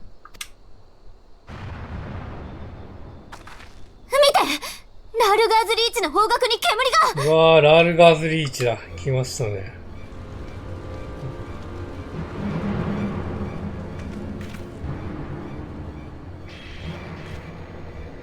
ダメだ。リンクパール通信も繋がらない。まさか解放軍の拠点が帝国軍の攻撃を受けているってこと？これはあれですよね。ドクロ戦隊のエルトラでしたっけの作戦ですよね、多分ね。不測の事態が発生したと見て間違いなさそうだな。ひとまず作戦は中止。このままラールガーズリーチに向かい現状の確認に努めよう。あの場所を把握してたってことですよね。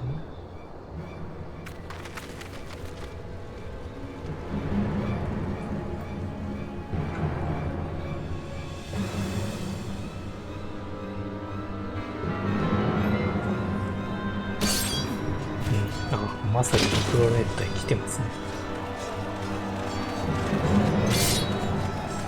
うわ。いや、もういない時にめった切りにされている。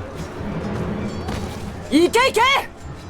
帝国に逆らうアラミゴ人反乱分子を根絶やしにしろ！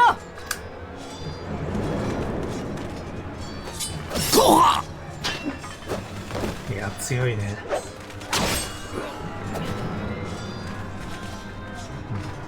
おのれ！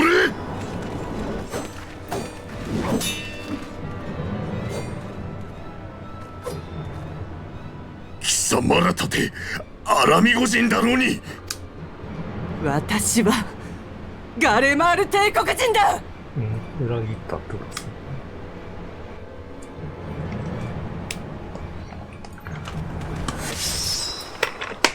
あ、メフィーとここでやられちゃうのか。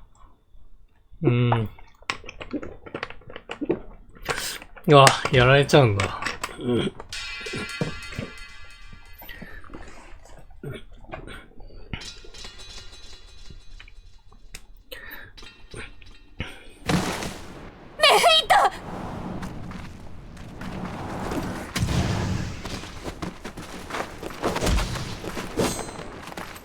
許さない。よくも仲間を。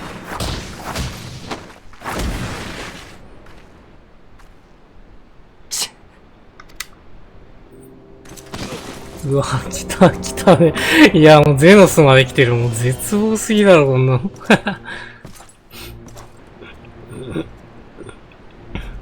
ほう、変われ。その獲物、試してみたい。お気をつけよう、ゼノス様。手だれです。せいぜい楽しませろ。そうでなければすぐに潰す。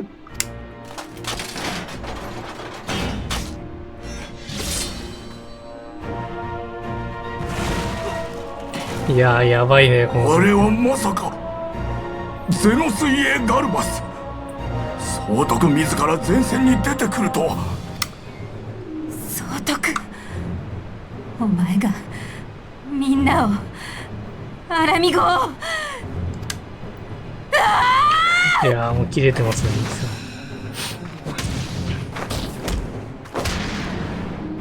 ちょこまかとよく動くが軽いな。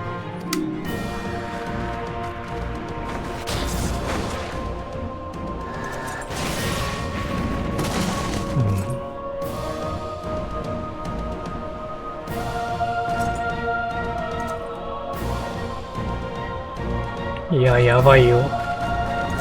あ、来た、ヤストラ。させない。魔法障壁か。だが役には立たんな。うわ。やばいやばい、ヤストラ。ああ。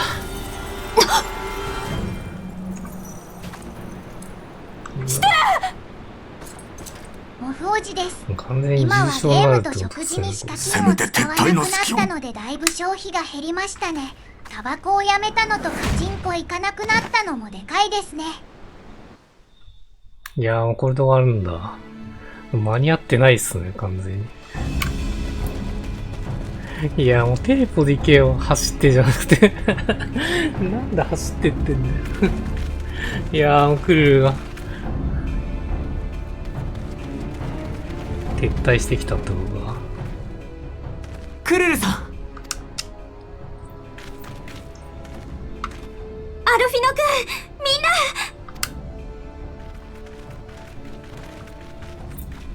砲声を聞いて慌てて引き返してきたのですが、一体何が。帝国軍の襲撃よ。突然逃げろって叫び声が聞こえて、あとはもう大混乱。コンラッドさんやリセたちが応戦してくれたおかげでどうにか負傷者を逃がすことはできたけど、まだ戦いは続いているわ。まだ続いている。まずいな。ここでアラミゴ解放軍に崩壊されては帝国に対する反攻作戦どころではない。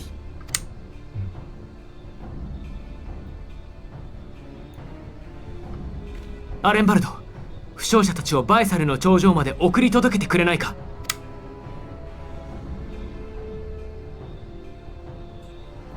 了解。任せてくれよ。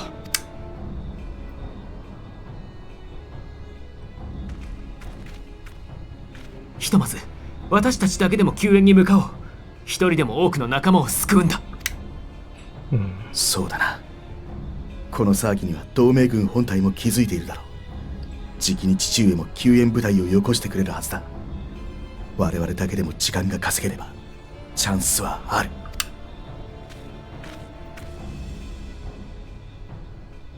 私も行くわ、ここにいる人たちの応急手当は済んだところだから、癒し手がいた方がいいでしょ。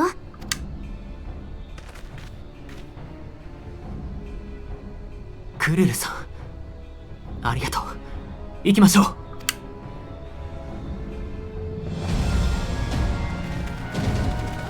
さあ行きましょう。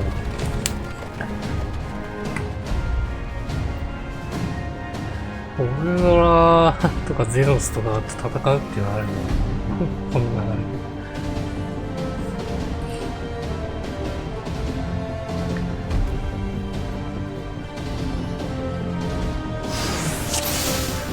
生存者を救出する前進せよ。助けてくれ。うわ、ワンサがいるわ。ワンサがいますね。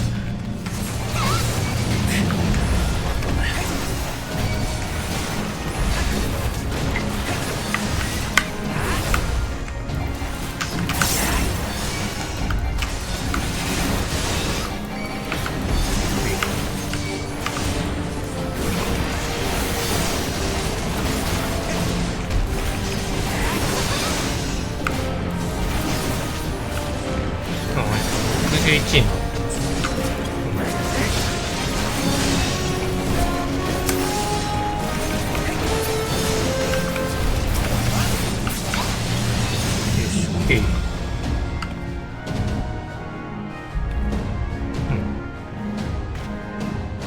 まだ逃げ遅れてる仲間がいる。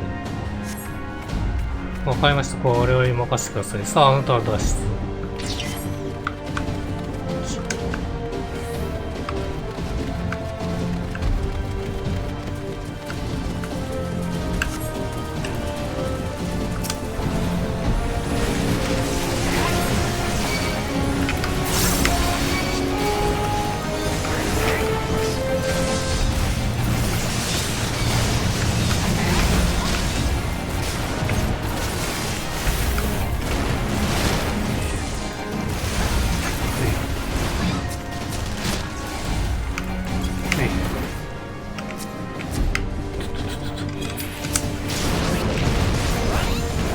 あんなとこに見に行くよ。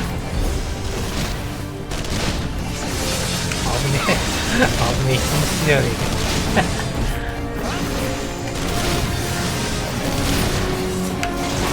あ、オッケー。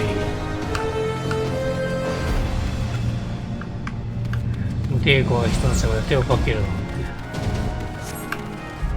て。負傷者を逃がすために我々が前に出る。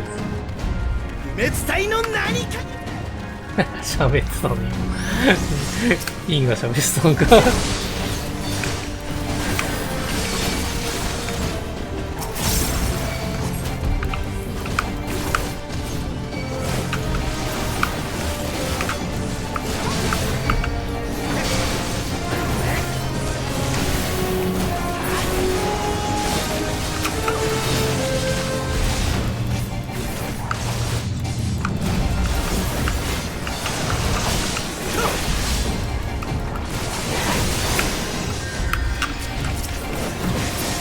よし。こんな隊長は奥で捕らわれている。どうか助けてやってくれ。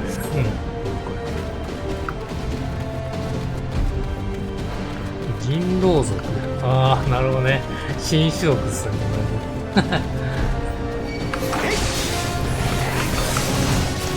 あ、フォルダーできた。早速出てきてる。あ、でか、狙いこいつらのようなのは捨てないな。反逆者どもめ。どこにいたんですか。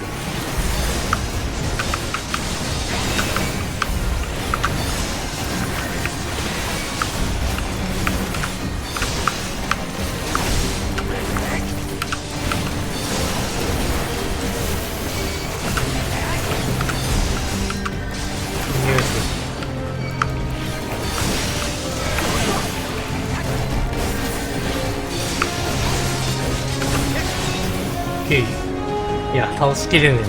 ここで終わるんだ。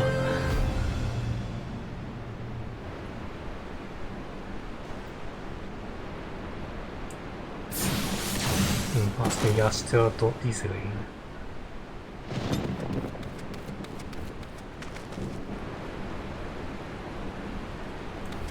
みんなきっと来てくれるって。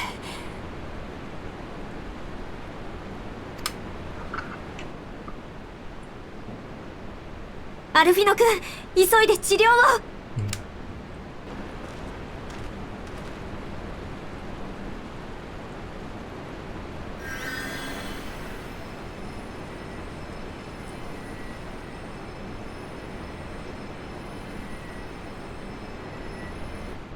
しまった、捕虜が。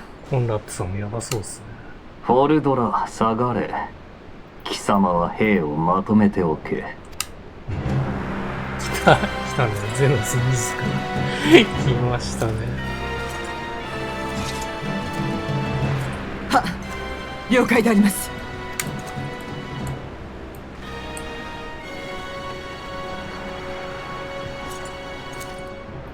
1対1になるの。そこのメスどもは期待外れだったが、貴様は楽しませてくれるな。来た。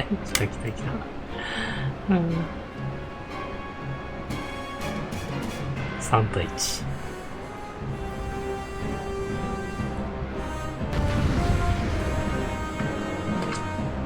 1。よし、頑張りましょう。こっからですね、ゼロスの戦いが。長い戦いになってきます。集中攻撃だ。水を邪魔だ。全削れねえじゃねえか。いやー、すげえ食らってる。なんと一撃。こんなところで。まあ、耐えてますね。そんなのやっていくんですか。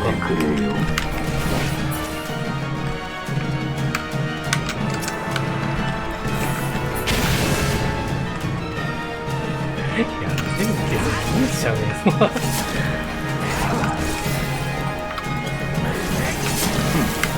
あ、全部やる必要ねえのか。余計な出るようになるんですね。そういうことか。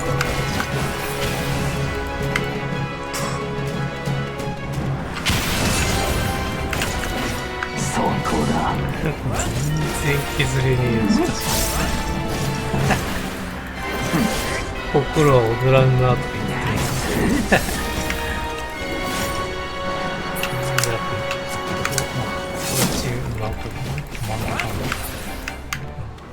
モフ王子です。アイス食ってたら電かけた歯が欠けました。そこだ。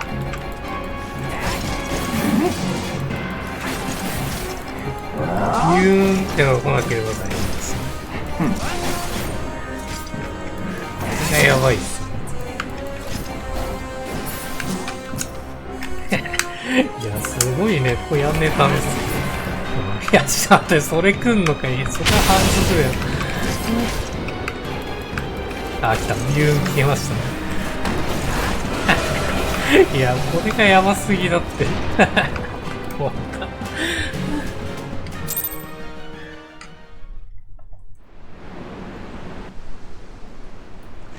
いやー、勝てないんですよね、この時点で。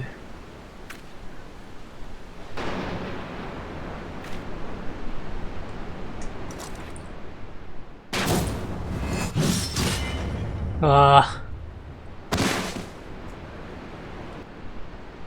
いや、強いね。お、剣を砕いた。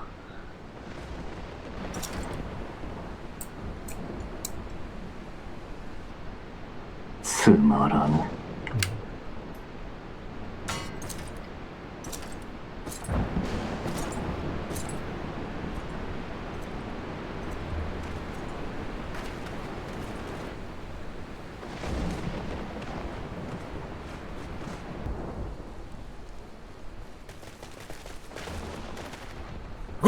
これは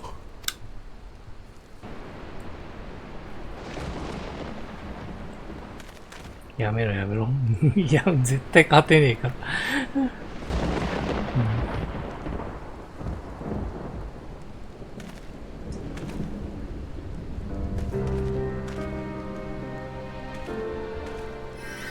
追撃しますか。やめておけ。まずは生存者の救助を最優先にしろ。はっ。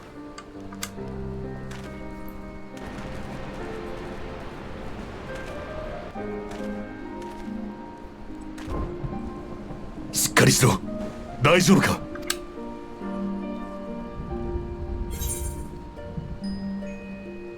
次は倒す。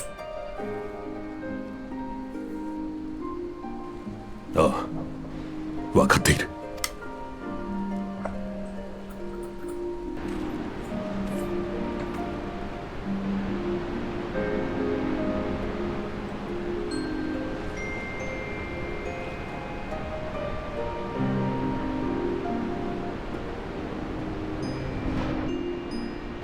いや、絶望っすね。絶望だよ、こんなの。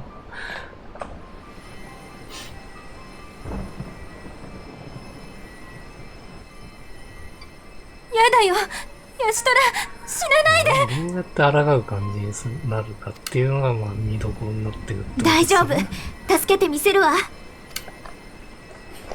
アルフィノ君、コンラッドさんの治療は任せたわよ。了解です。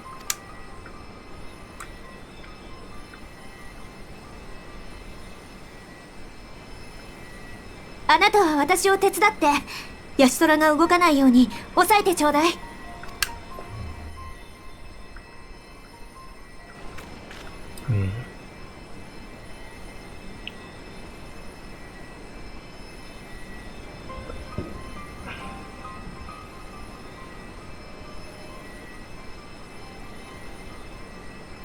タンクで来てるから、ヒールできないってことか。応急処置はできたけど、このままじゃ。今のうちに設備が整った場所に移して、集中的に治療するわ。こちらも応急処置は済んだ。野戦病院の方に移送しよう。それじゃあ、リセは2人の移送を手伝って。わかった。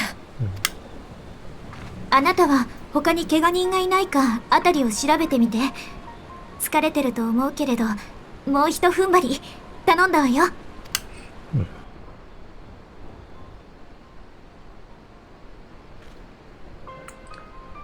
いや、したらもう当面戦力参加できなそうな感じですね、これ。かなりの重症っぽいもんね。僕らだったら貴様たちの協力もあって負傷者の救出もあらかた済んだ。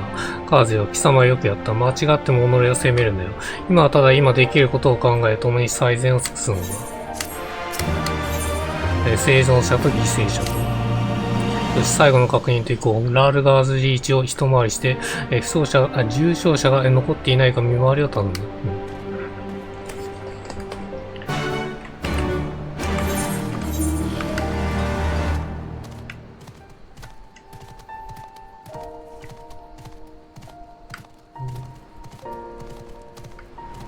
いや、切ないアレンジバージョンですね。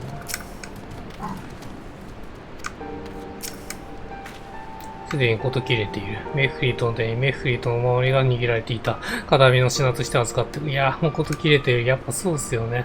俺が来た時はまだ息があったのがほどなく、その片身の品は負傷者たちの救助が終わった後にでもコンラッド隊長に渡してやってくれ。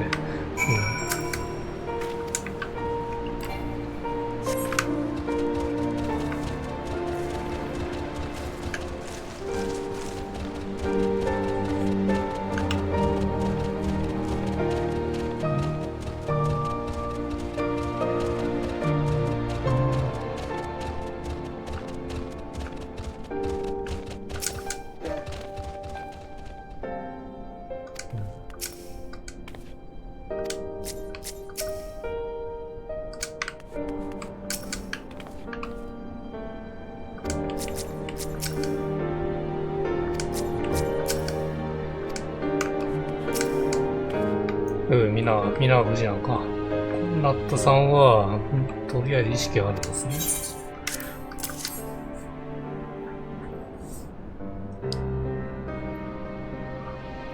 これはメフリット。そうか、言ってしまったか。お主も知っての通りメフリットは仲間思いの男でな。一度は戦えなくなった負傷者たちを逃すため、命がけで頂上越えを指揮しての、そのまま向こうで過ごしていけば、こうして帝国軍との戦い、命を落とすこともなかったろうに、仲間を見捨てられんと戻ってきてくれたんだ。なぜわしのような老いぼればかりが生き残り、メフリットのような男は死なねばならん。なぜコンラッド隊長。生き残っていくことを嘆くのはどうかおやめください。命を落として戦ってくれた彼らのおかげで助かった者もいるのです。今はただ負傷者たちの命を救うために全力を尽くしましょう。お若いの、取り乱してすまないの。恩師たちの尽力、感謝するぞ。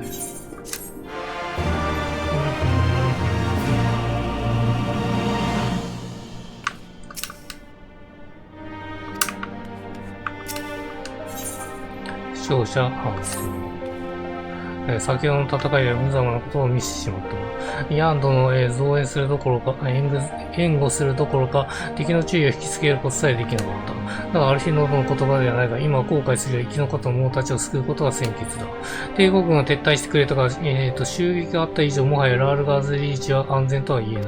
せめて重傷者だけでも、チョコボキャリッチに使って、同盟軍の本陣、カストルムオリエンスに移送させるべきだろう。すまないが手伝ってくれるか。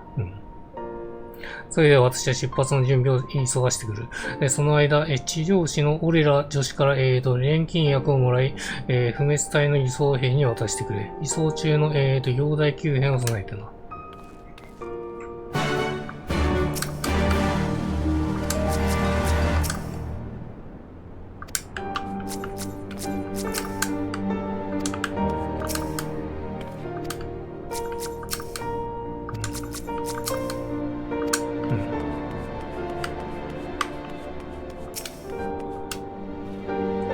重症者用の錬金薬を調合しないと。あら、あなたも怪我を。負傷者の搬送に備えて錬金薬を。わかりました。保管場所を教えますので、病院内にいる応急処置用の錬金薬を持って行ってください。薬の調合で忙しく手が離せないんです。よろしくお願いしますね。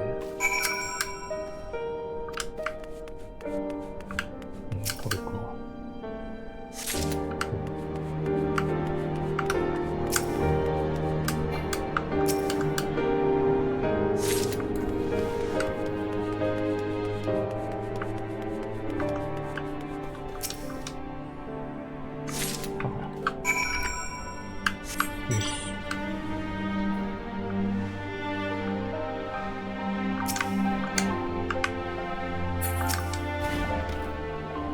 私が負傷兵の、移送を担当させていただきます。応急処置用の錬金薬をお持ちいただけましたか？ありがとうございます。これだけあれば十分でしょう。それではピピン小当将にキャリッチの準備が完了したとお伝えいただけますでしょうか？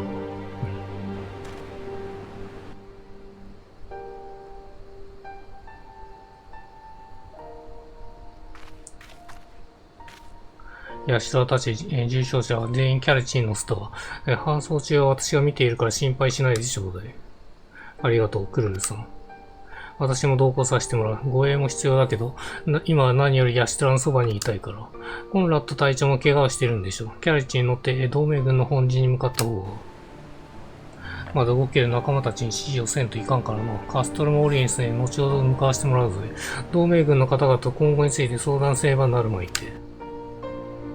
了解です。では早速ですが出発しましょう。時間をかけて負傷者たちに負担を強いたくはありませんから。出発だ。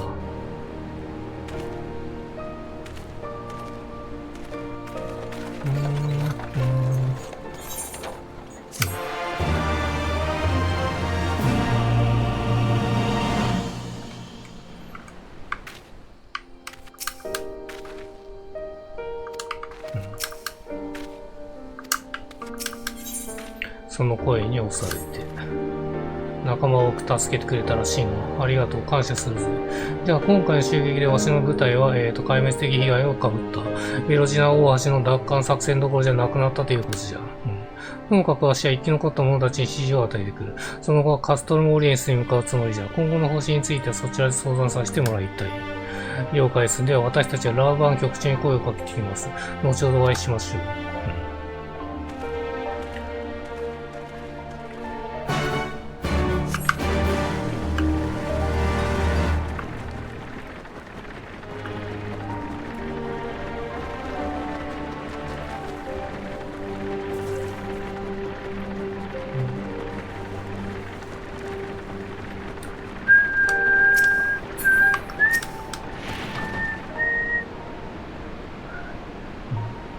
なぜこのタイミングになって発覚したのだろうか。ゴルドラですよね。場所を最初から知ってたってことですかね。どうやら重傷者の搬出が終わったようだな。こちらも拠点内の見回りと周辺地域の偵察が完了したところだ。密かに敵部隊を追跡させていた石膏からの報告によると、ゼノスらシュペキュラ、インペラトリスへと、生前と帰還、こちらに再攻撃してくる素振りすらないそうだ。あと一押しするだけで解放軍の息の根を止められるというのは、なぜあえて見逃すようなことをしたのでしょう。敵将ゼノスの思惑が言って、狩りって言ってましたけど、遊んでる感じですよね。叩けるときに叩くというのは戦いの情動だ。それをせぬのは、武将でしかないが、ゼノスはそうとも思えぬ。とは言って考えてもわからんことを悩んでいる暇はない。貴様たちは明日カストルムオリエンスに赴き、不将たちの搬送に向かったリセたち仲間と、合流するといい。その後、コンラッドとの交え、今後の方針について話します。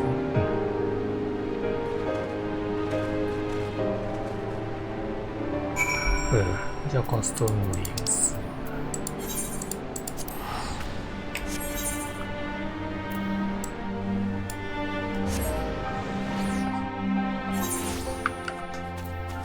いいね。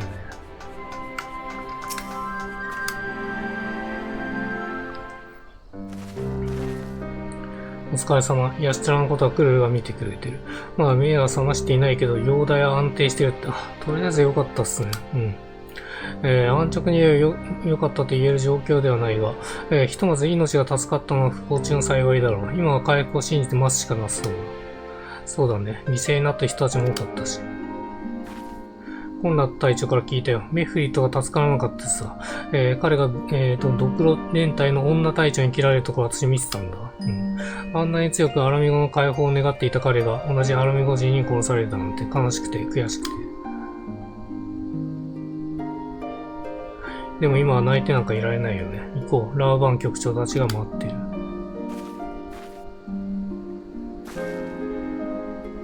リセ。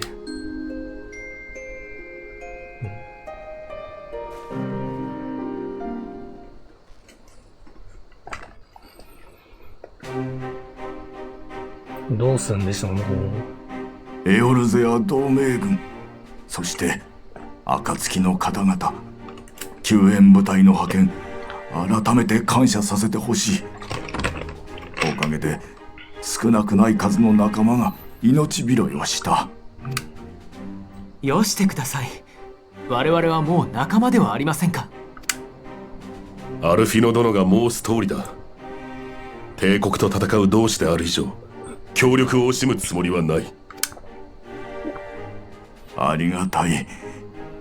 しかし我らアラミゴ解放軍の戦いはこれまでじゃ。そうなっちゃう。メフリットをはじめ中核を担ってきた者の多くがやられてしもうた。もはや組織的な抵抗活動は難しいじゃろう。コンラッド隊長、悔しい気持ちはわしにもある。故郷を奪った帝国を憎む気持ちが消えたわけでもない。しかしな、今回襲ってきた連中はドクロ連隊、帝国支配下で生まれ育ったアラミゴ人たち。連中は20年前のアラミゴ征服時に真っ先に帝国に従い市民権を得た有力者の子息たちじゃ。なるほどね。アラミゴ人の両親のもとに生まれながらも彼らは帝国式の教育を受け、帝国人として育ってきた。裏切り者と罵るのはたやすいが、未来を担うべき若者たちにあのように敵意を向けられては。アラミゴ人同士で切り結ぶ先に未来があるのかと考えたくもなる。だからって諦めるって言うんですか？ナーゴ、私は諦めませんよ。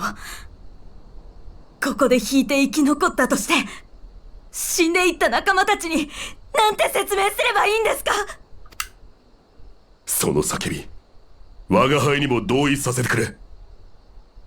犠牲を無駄にせぬためにも、今一度不退転の覚悟を固め、どんなに苦しくとも前に進むべきだ。じゃがな、今回の襲撃によってゼノスの圧倒的な力が再び示された格好じゃ。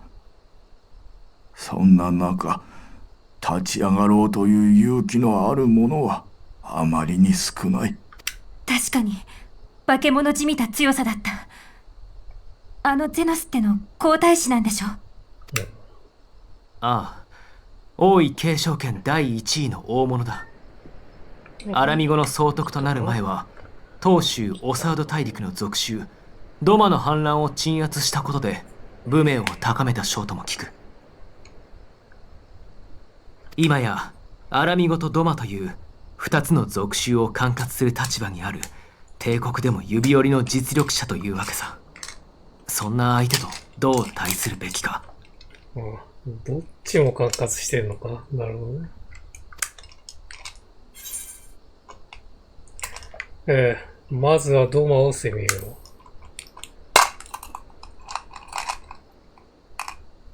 う。なるほど。帝国の支配からの脱却という点では、アラミゴとドマの民の思惑は一致しているし、共闘も可能だろう。ドマ解放を支援することでゼノスを翻弄しようというのか。逆に言えば、ここでわしらがついえれば帝国を利し、東方で故国を奪還せんとする者たちも苦境に立たされるわけか。しかしアラミゴのために立ち上がる力は、うちらが行くって流れになりそうですね。コンラド殿、ここが正念場ですぞ。彼らならばゼノスの目を東方へと向けさせることができる。その間に再びアラミゴの民をまとめましょうぞ。私、東方に行くよ。行って帝国と戦う方法を見つけ出してくる。もう二度と仲間をこんな目に遭わせないために。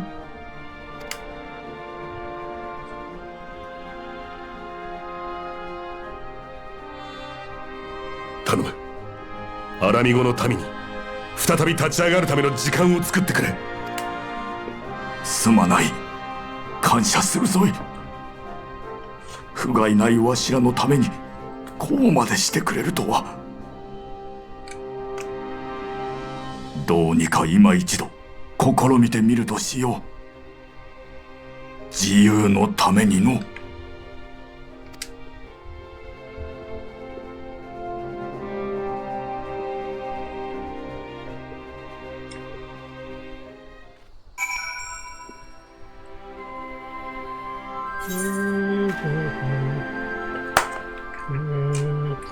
よし、OK。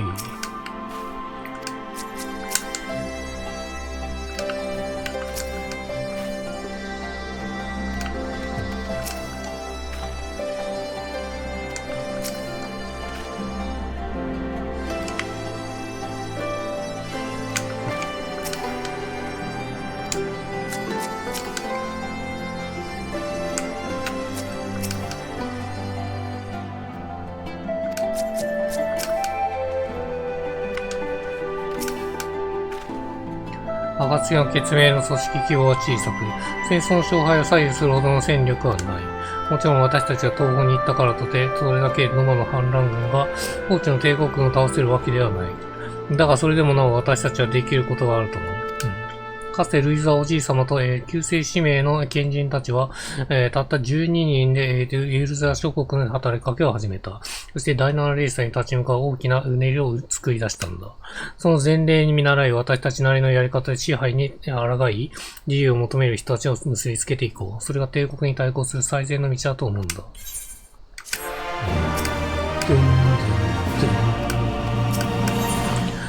選手との取引。ルイザーおじい様と同じことが今の自分にできるとは思わないけど見習うことならできる。確かに人と人とを結びつけ、絆を編むことなの。でもユーギリたちの故郷、ドマがあるのは遥か東の果ての東州オサード大陸よ。一体どうやって行くつもり？それについては考えがあるんだ。すでにタタルに連絡を入れて動いてもらっている。任せてくれて構わない。問題は東方遠征に向かう人員をどうするかだ。エルザ同盟軍やアルミコ解放軍の支援はもちろん、未だ昏睡状態のヤストラのことも心配だから。それなら私が残るわ。というか、初めからそのつもりだったんでしょう。アルヒノ君、そうやって人に言わせるの悪い癖よ。私はもう暁の一員なんだし、あんたの仲間なのは、素直に頼ってくれた方がお姉さんとしては嬉しいんだけど。すみません。改めてヤストラの完備をお願いします。支援任務についてはアレンバールトたちの協力しつつ適宜、対応してくれますか？任されたわ。だからあなたたちは何も心配せず東方で働いてきなさい。はい、ありがとうございます。それではカーズ、リア、アイゼ。まずはリムサムのミソ、海の都は次の目的地だ。まあ、そうですか。クルーさん残るんですよね、もちろん。で、この4人になったってことか。向こうに行けばね、夕霧さんとかがいると思うんで、あと豪雪か。いなくなった2人の代わりみたいな感じですけどね。おそらく。リムサムミス。はっきりな、ちょっと高いんで、ちょっと節約しましょう。なんで800もすんのよ。ミストビレッジ系でやり返してま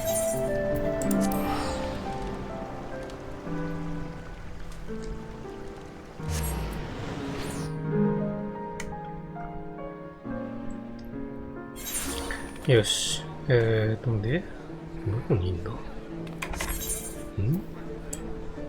上か。あそこっすね。はい。ってことは、ここで良さそうです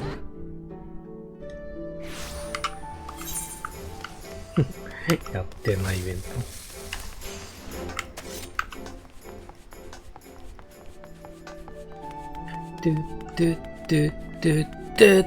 でん。この辺ですけど、いた。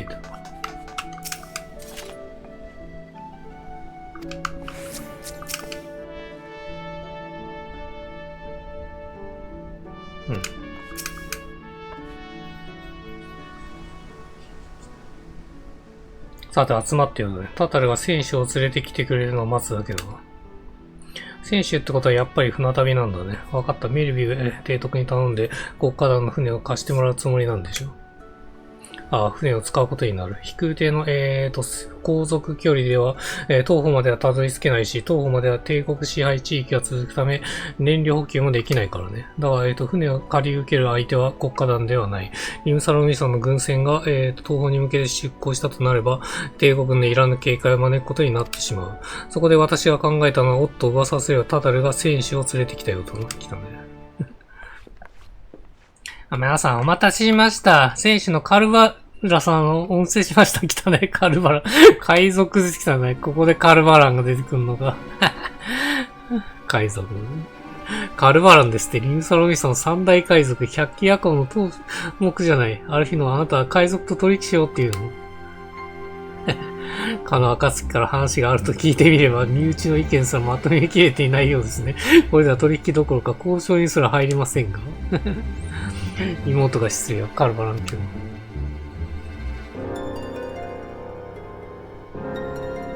アラミゴ解放を側面から支援するために、我ら、暁の決意は東方遠征を検討しているんです。まずは事情を説明させていただきたい。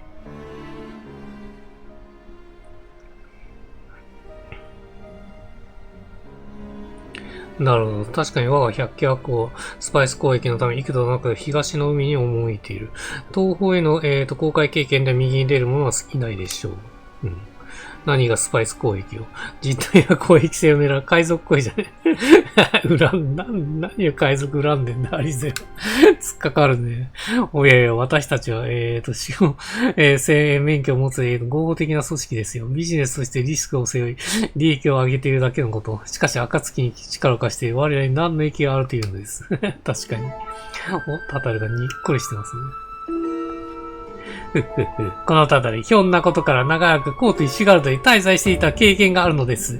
その折、次第メーカーの方々の行為にさせていただいてました。まさか弱みを握っていると流れでしたっけ貴族社会にはどうにも噂好きの方が多いようです。私もいろいろと面白い話を聞くことができました。例えば、消えた名門貴族の、噂とか。来た来た。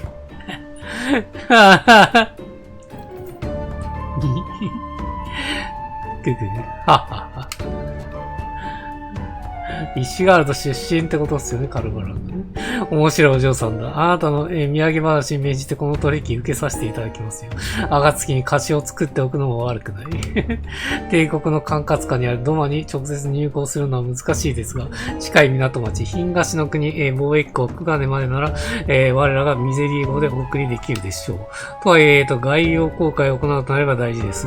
出港準備が整う待つ間、そちらも旅支度を整えておくといい。さすがっすね、タタルさん。しっかり作戦詰めっすね。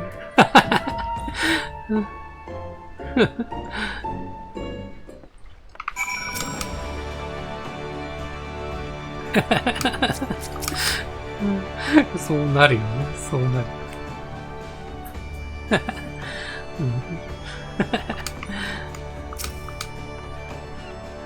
20年ほど前のこと、コート名門、ディランダル家ですね。ディランダル家で、しかもそうですよね。そうなんだ。確かに似てますもんね。行方不明になったそうですね。もしもその子が生きていて、なおかつ家には帰りたくないのだとしたら、そういうことです。そうだね。黙っといてってことですよね。その代わり手伝いと。イシュガルドでの情報収集の日々がこんなところで役に立つとは思っていなかったの。しかし話を聞いてもらうための交渉を任せたつもりが大海賊相手に一方的に言うことを聞かせてしまうなんて、タタルの恐ろしさは垣間見た気がするよ。ドマの語り下手し。何はともあれ東方までの船が確保できてよかった。カルバランの氏の、務め通り、出港準備の待つまでの間に東方への長旅に備えてこちらもやるべきことをやっておこう。まず私とタタルで必要な物資を買い揃えておく。アリゼはウリエンジに連絡をつけて情報を共有しつつ、東方遠征の間の指揮系統について再確認を頼む。わかったわ。任せようね。残るカードとリセはどうするの？二人はレブナンツトールに向かってもらいたい。開拓団に向かっているドマの民から話を聞き、彼らの故郷について情報を集めておいてほしいんだ。なるほどね。ドマを含め、東方地域は私たちにとっては未知の影響だ。最低限の知識を持った状態で赴きたいからね。それから終わったら、フィリードックへ集合しよう。了解。それじゃあカーズ行こうか。いやー、結構ボリュームありますね、やっぱり。ドマに行くまでね。はい。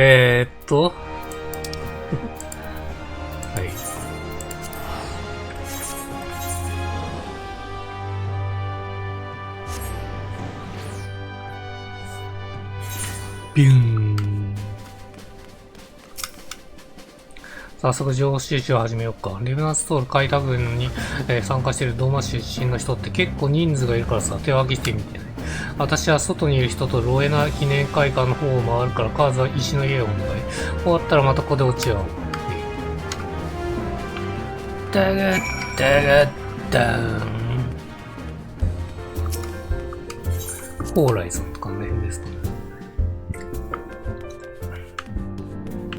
ホーメイさんか。なんとドマ解放のために東方にですよ。それゆえに我らは故郷のことを知りたいと。ならばこの方名がドマについて語りましょう。ドマは、東州オサード小大陸が、内陸部、タイがムニコを流れるヤンサの地を治める国。では25年前の帝国侵攻によってぐぬぬぬ。かつては雄大なムニを、多くの、河川が、行き来したものだが、今では帝国軍の封鎖で流れるのは、水ばかりというありさまじゃ。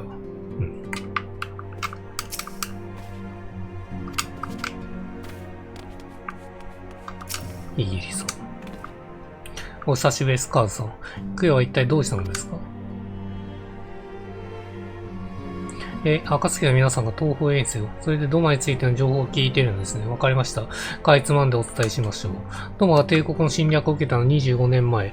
以来、属州として支配を甘んじてきましたが、帝国の内乱に乗じ、私たち忍びと侍たちがかつての、国主の元に集い、決起したのです。その勢いが強く、一度はドマ城を奪還したほどでしたが、敵将ゼノス率いる、第12軍団が、派遣されてきて、形勢を逆転。今なお故郷は帝国の圧政下に置かれたままなんです。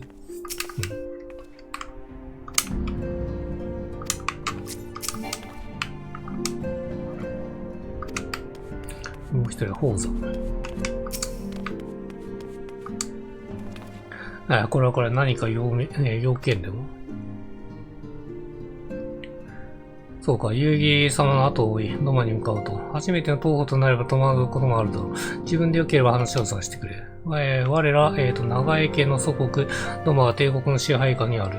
その象徴たるドマ城さえ、今では、帝国属州、総督府に置かれ、多数の魔導兵器が配備された拠点となっているんだ。つまり、ドマ城をいかにして落とすか、これが帝国に対する反乱の整備と占うことだろう。ドマ城をどう落とすか。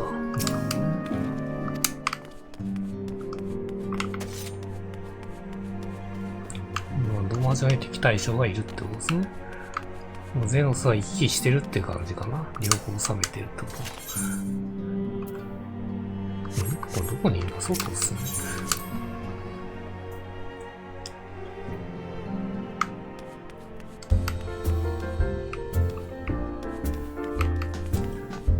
あれちょっと待って、どこにいんだこれ。あれさっきのとこですかね。いたいる。こっちも上州書終わったところで、お年寄りたちに話を聞いたら、ドマの話じゃなくて、お辞儀の大切さでとか大事だった。ここで妹もらえたのかもしれない。何でも東方では礼儀作法が重視されるらしくて、危うく正しいお箸の使い方まで練習させられそうに。ここでそっちの収穫はなるほどね。大河に、育まれた侍と忍びの国か。そして象徴だったドマ城は、帝国軍が居座って、拠点化している。遊戯たちはそんな都市を奪還しようとしてるんだね。太陽陸。ともかくドマ出身の人たちに直接話を聞くことができたのは良かったよ。上州市はこの辺り切り上げて、そもそもリムサロミサに向かおうか。確かフィリードックの辺りで集合だったよね。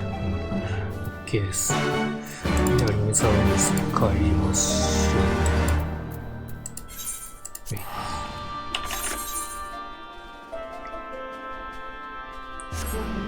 う。ねんとこなんで、外しですね。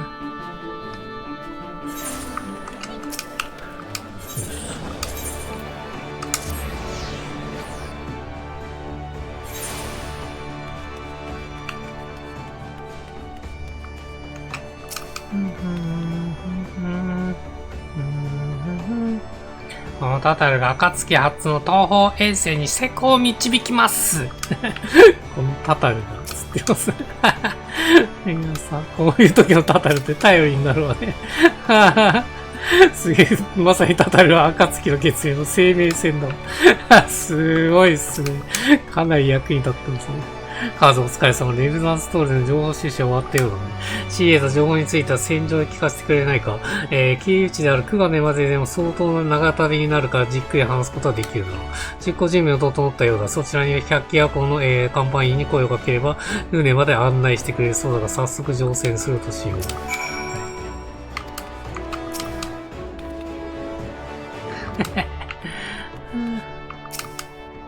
おう、出航準備はできてるぜ。俺たちのね、ミゼリー号はこっちだ。そのと、までついてきてくれや。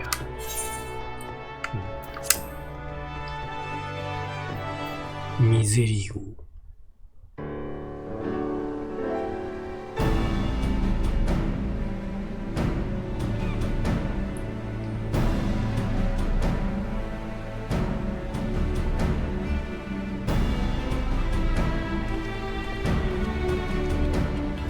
どうやら間に合ったようですね。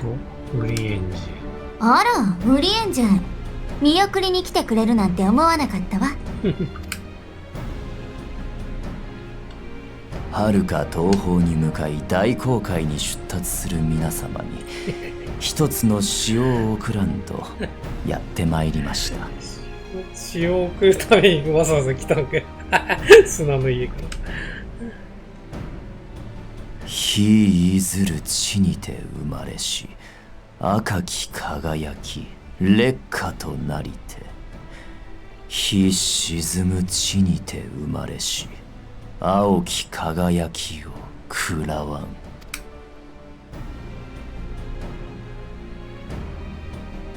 ん。なんだか不吉な詩ね。お得意の預言詩ってやつかしら。東方由来の古い詩の一節ですよ。心備えておけば避けうる災いもあるもの、それを知っておいていただきたいのです。いつもながら回りくどいんだから。でもまあ、ウリエンジェ流の贈り物だと思っておくわ。アリゼ様、あなたには別の贈り物もあります。東方での旅路においてはぜひこれを。別の贈り物。お、賢者。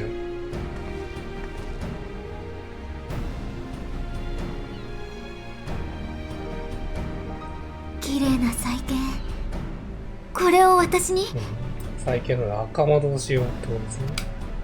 エーテルの刃は優れた武器なれど、成長過程にあるあなたの心身には負担も大きい。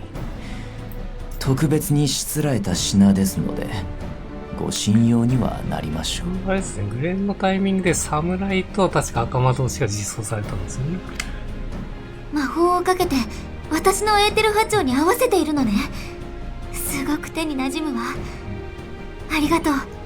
3点ペケでアリゼがアルカマを出動して戦ってました。さて乗客の皆さん、そろそろ出港したいのですが、今吹いているいい風を逃したくはありません。あの辺は予告みたいな感じですね。そういうことらしいわ。じゃあね、ウリエンジェ。後のことは任せたわよ。サンクレットにもよろしく伝えておいてね。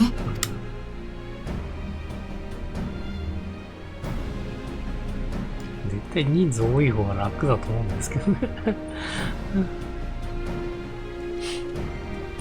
この頃は比較的少人数いってますよね。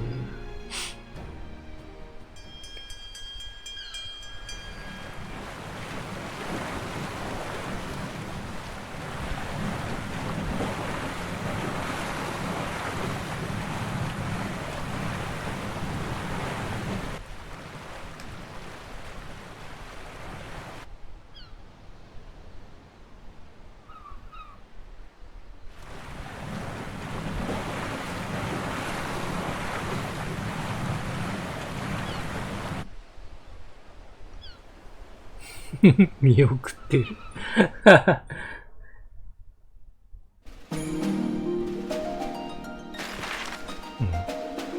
世界マップでどういう感じに移動するか見せてくれてるのか。いや、もう西から東に行くって感じですね。見事。あそこの島ですかね、熊ね。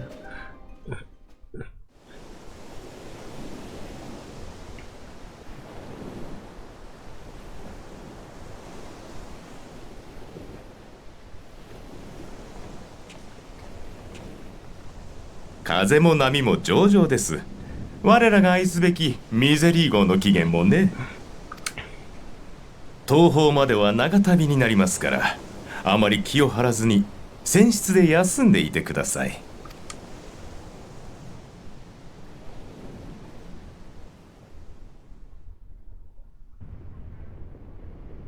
うん。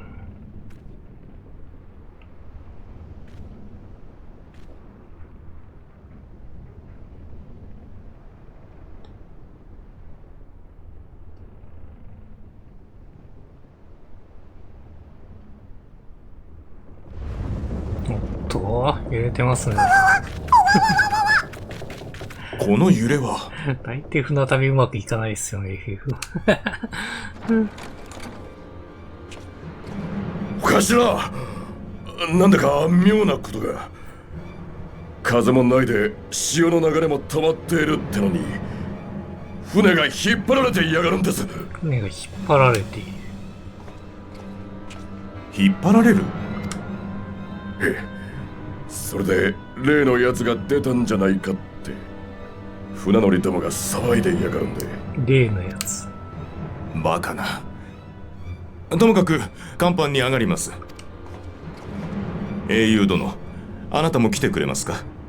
嫌な予感がするのです。タイミング悪いですよね。うちらが来た時に関してこんな事件が起きるっていう。普段起きてねえんだろうってクラに言ってるって話なんで。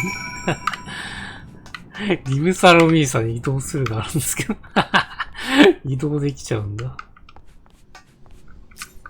あれちゃんって他のやつはどこ行ったんだ？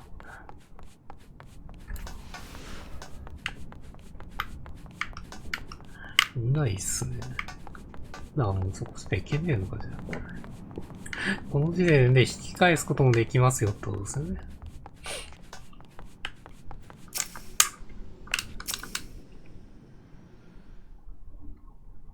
もう突入地点が見えてるもん。やっと ID 来ましたね。この潮の流れ。何があったのです。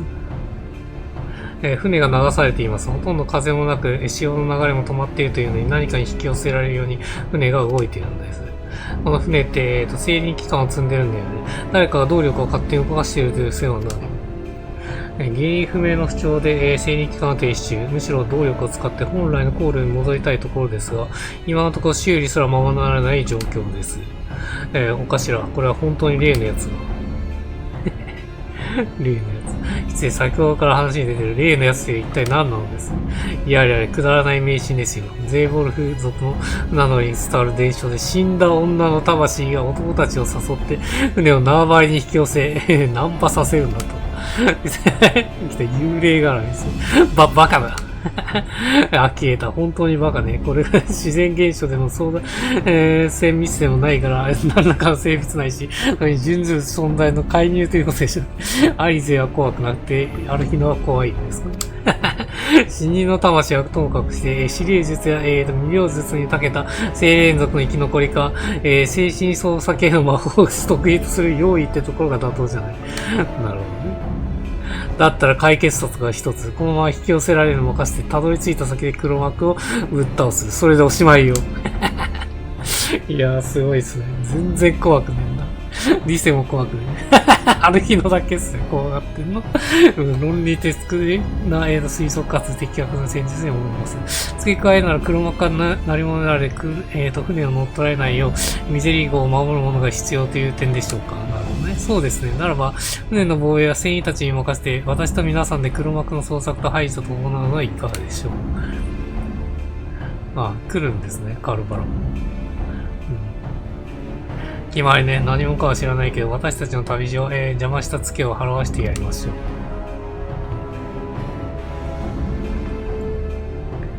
さあ、やっと来たよ。いやー、長かったね、最初のIDが。やっぱ序盤のね、長いんですよね。2ルートに分かれたりするんで。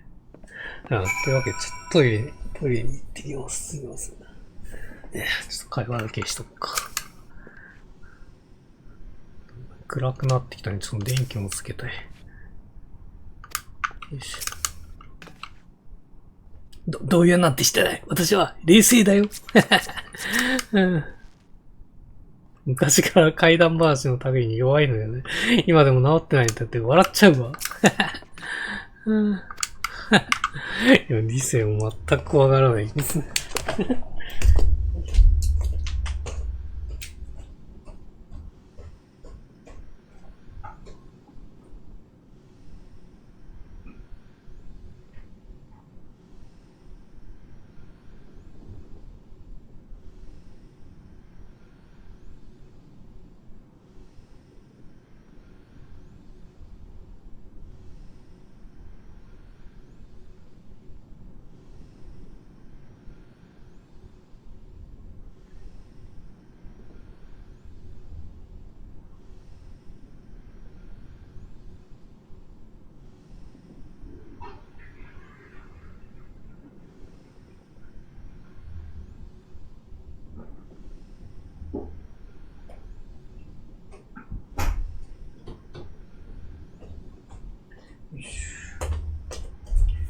よし、ただいま。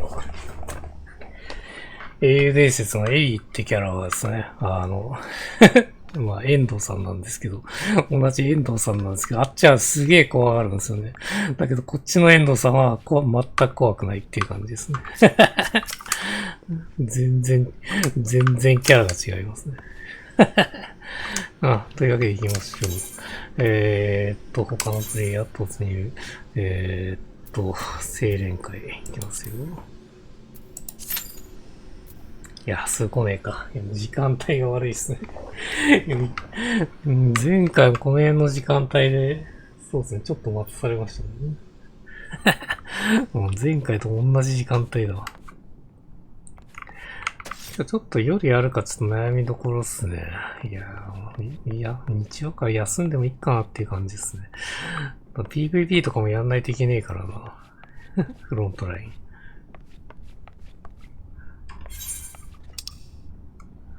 いくつ溜まってたっけな ?52 個か。なんか交換しねえとっすね。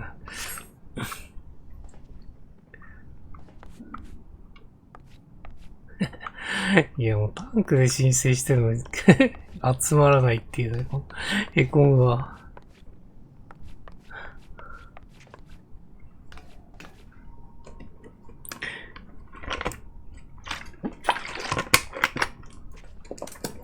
やっぱり今どっちかっていうとヒーラー人口の方が減ってきてると思うんですよね。もう黄金のレガシーのギミック結構難易度高いですからね。で、かつなんかあれですね、蘇生系の DPS がいつもいないっていううちにやらされてね、結構必死ですよね。死ねない状態にありますよね。ヒーラーが死んだら罪みたいな状態になってるんだ。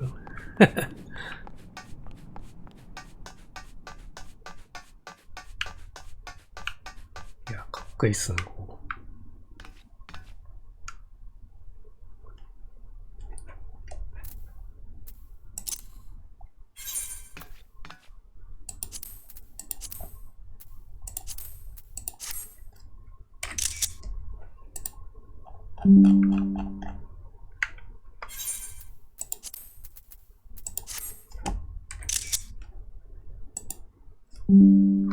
よし。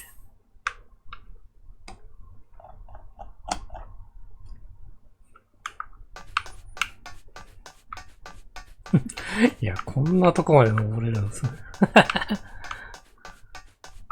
あそこにマークついてるってことだもん。あれですね、リムソのミスからいつでもこの船には乗れるってことですよね、現状。おそらくね。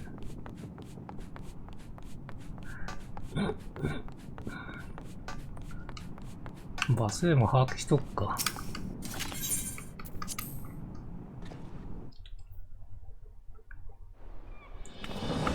あ、ここか。ここに話すといけるんだ。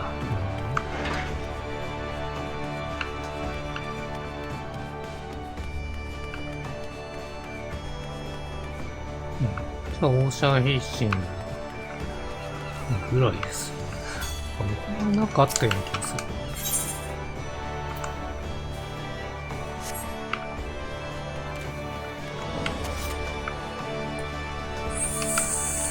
すんぐんすんぐん。気のせいでした。なんもねえわ。あれかなグレンをやってるからねえのかもしれない。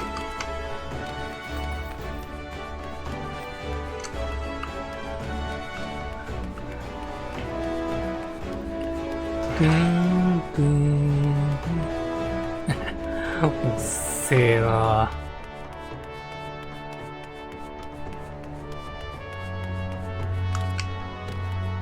この時間に ID をやってる人いねえんだろうな、そもそも。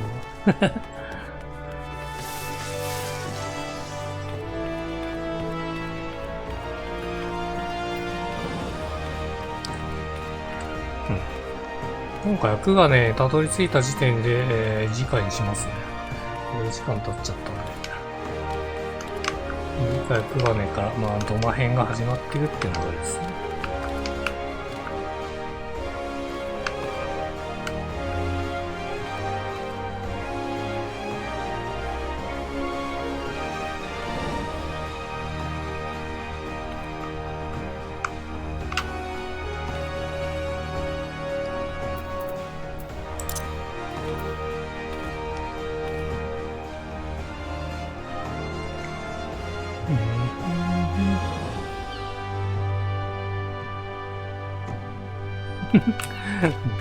全然来ねえんですけど。い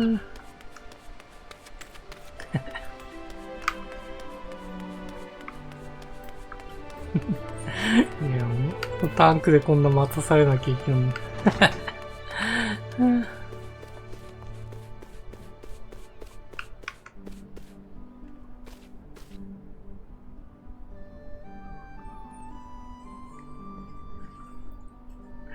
いや、もうタンクじゃなくてもいいですけどね、ヒーラーとかでも。こんだけ人いねえな。5分過ぎてますもんね。何人待ちとかも出てねえし。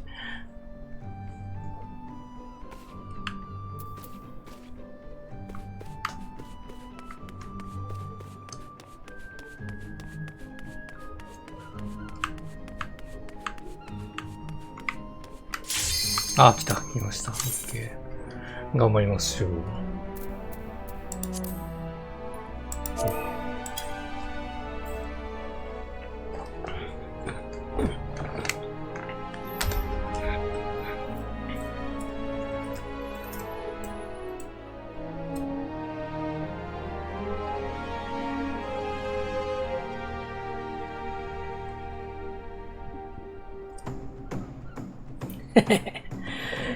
なんかやってるね、これ作業してますね、ギリギリまで。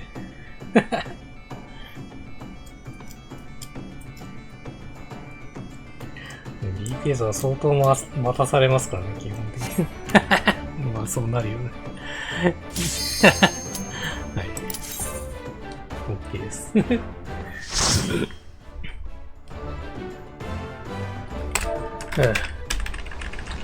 ろしくお願いします。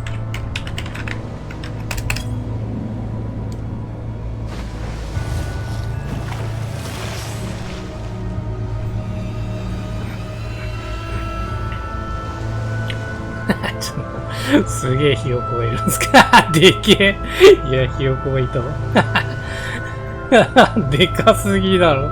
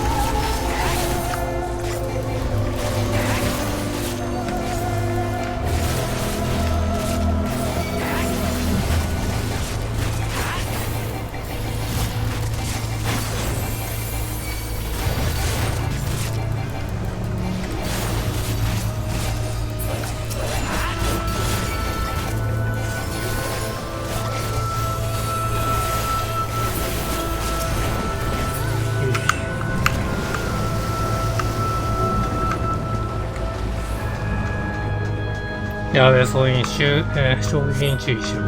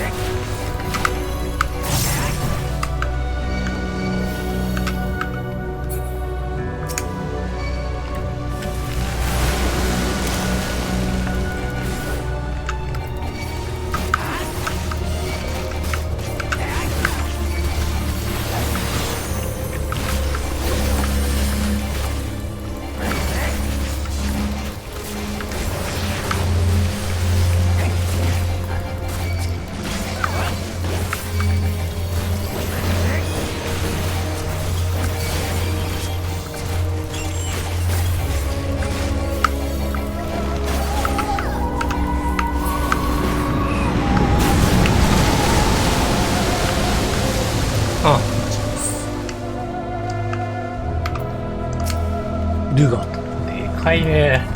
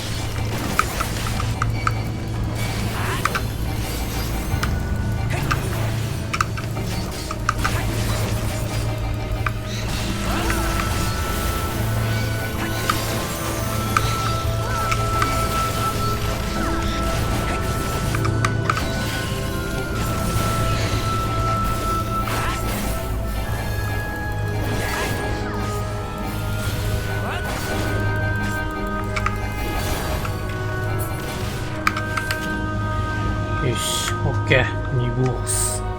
あ、これが床のやつだ。こいつ。ガバの。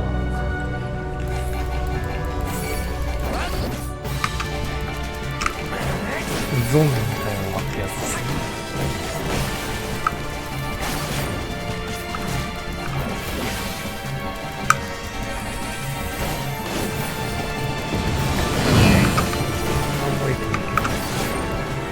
あったよね。確か矢印がつきたような気がするな。これだるいんですよね。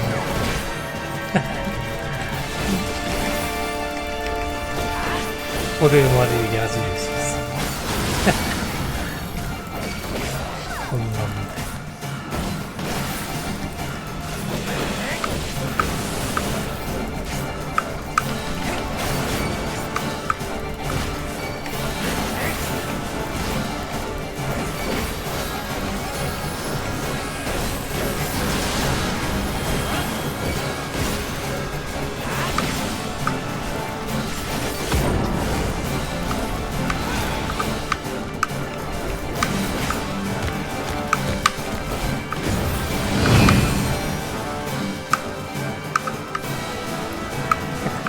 いやもうここ置いていけねえじゃねえかここ。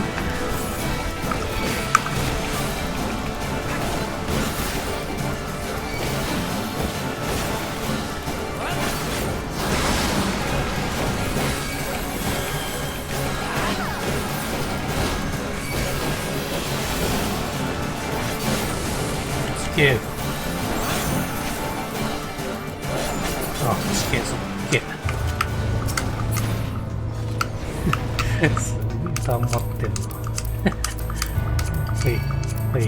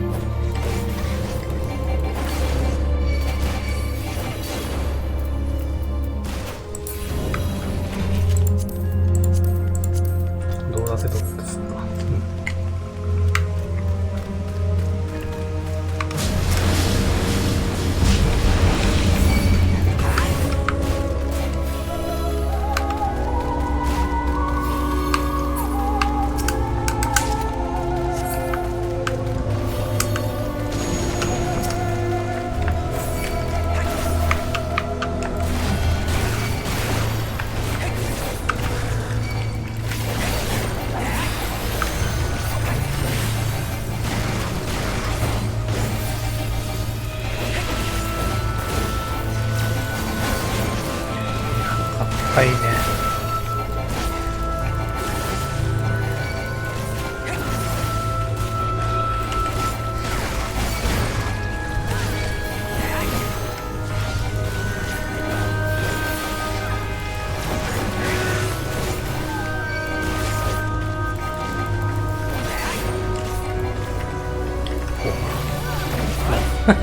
やっぱそうですね。サイレスですよね。いやー、これサイレス登場してくるのか。なるほどね。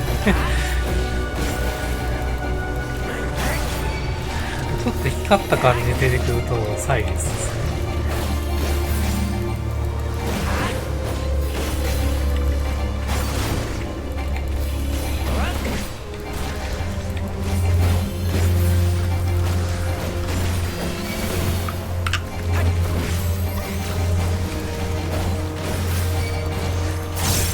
はい、OK。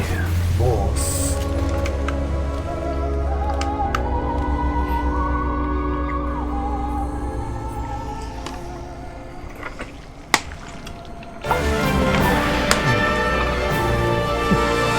いやー、懐かしいっすね。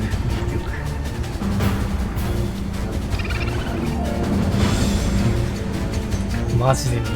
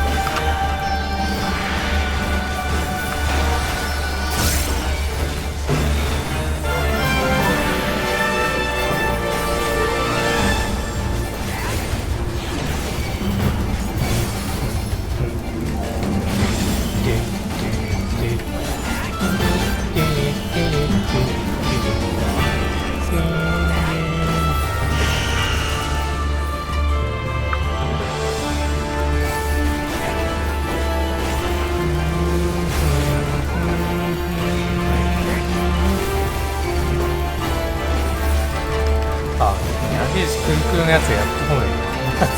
こいつじゃねえんだよ。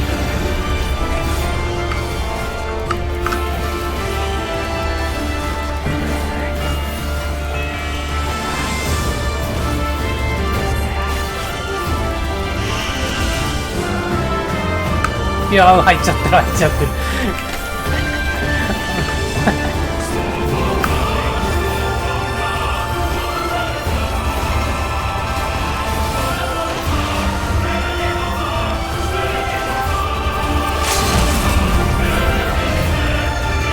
あ、オッケー、遅いですね。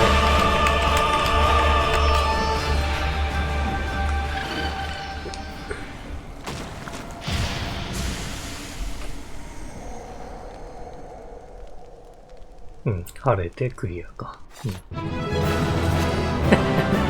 かい、でかいな。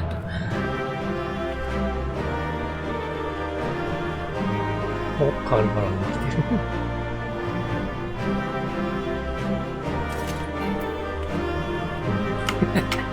あ、気がない。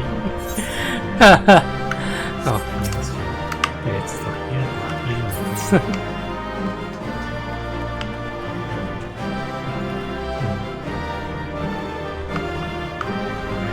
あれさね、コンテンツのあれでいけんのかな。コンテンツサポーターですね。あの映画戦ってくれたら面白いですね。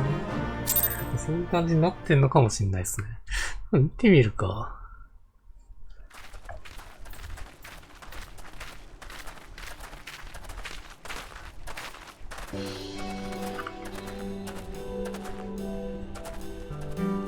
どうやら怪物は全て始末できたようだね。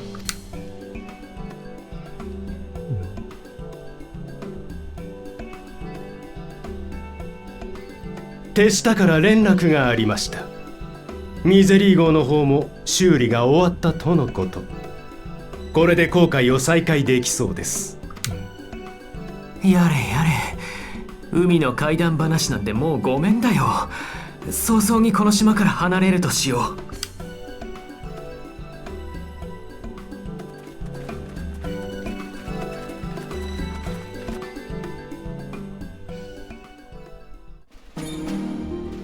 あ、さらに東にか。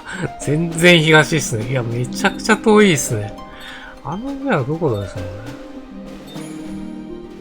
あの島がどこですかね。うん、あれ、これ全体が、あれだ、東方だ。東方になってますね。なるほどね。はいはい。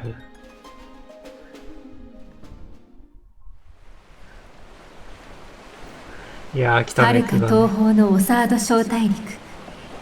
そのさらに東の海に浮かぶは東の国。夜なのございます。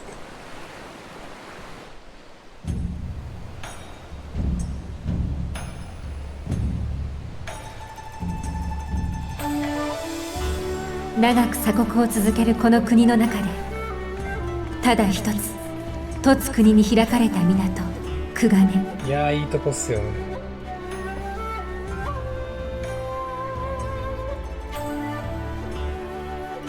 国際色に彩られた美しい港町から私たちは再び歩みを進めることになる。大使館みたいな洋風なのが混ざってるってことですね。これの普通の建物はわかる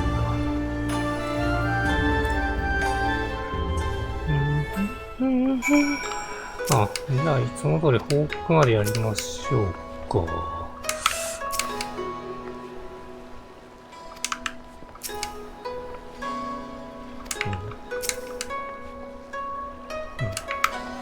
BGM いいんですよね、ここ。ようやくの到着ですね。ここはクガネ。鎖国中の東の国において唯一、異国の船に、開かれた港町です。途中想定外の妨害者が現れましたが、あなた方のおかげでミゼリー号は沈むことはなかった。こうして無事に到着できたことを感謝しますよ。うん。OK。よし。じゃあ今回はここまでにしたいと思います。次回はクガネ。まあ、ドマ編ですね。ドマ編、クガネで待ち受けるものですかね。はい。やっていきたいと思います。それではご視聴ありがとうございました。バイバイ。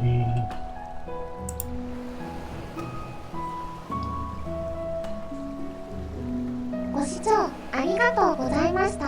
よろしければ YouTube チャンネル登録、高評価、拡散などをお願いします。また Twitch フォローもお願いします。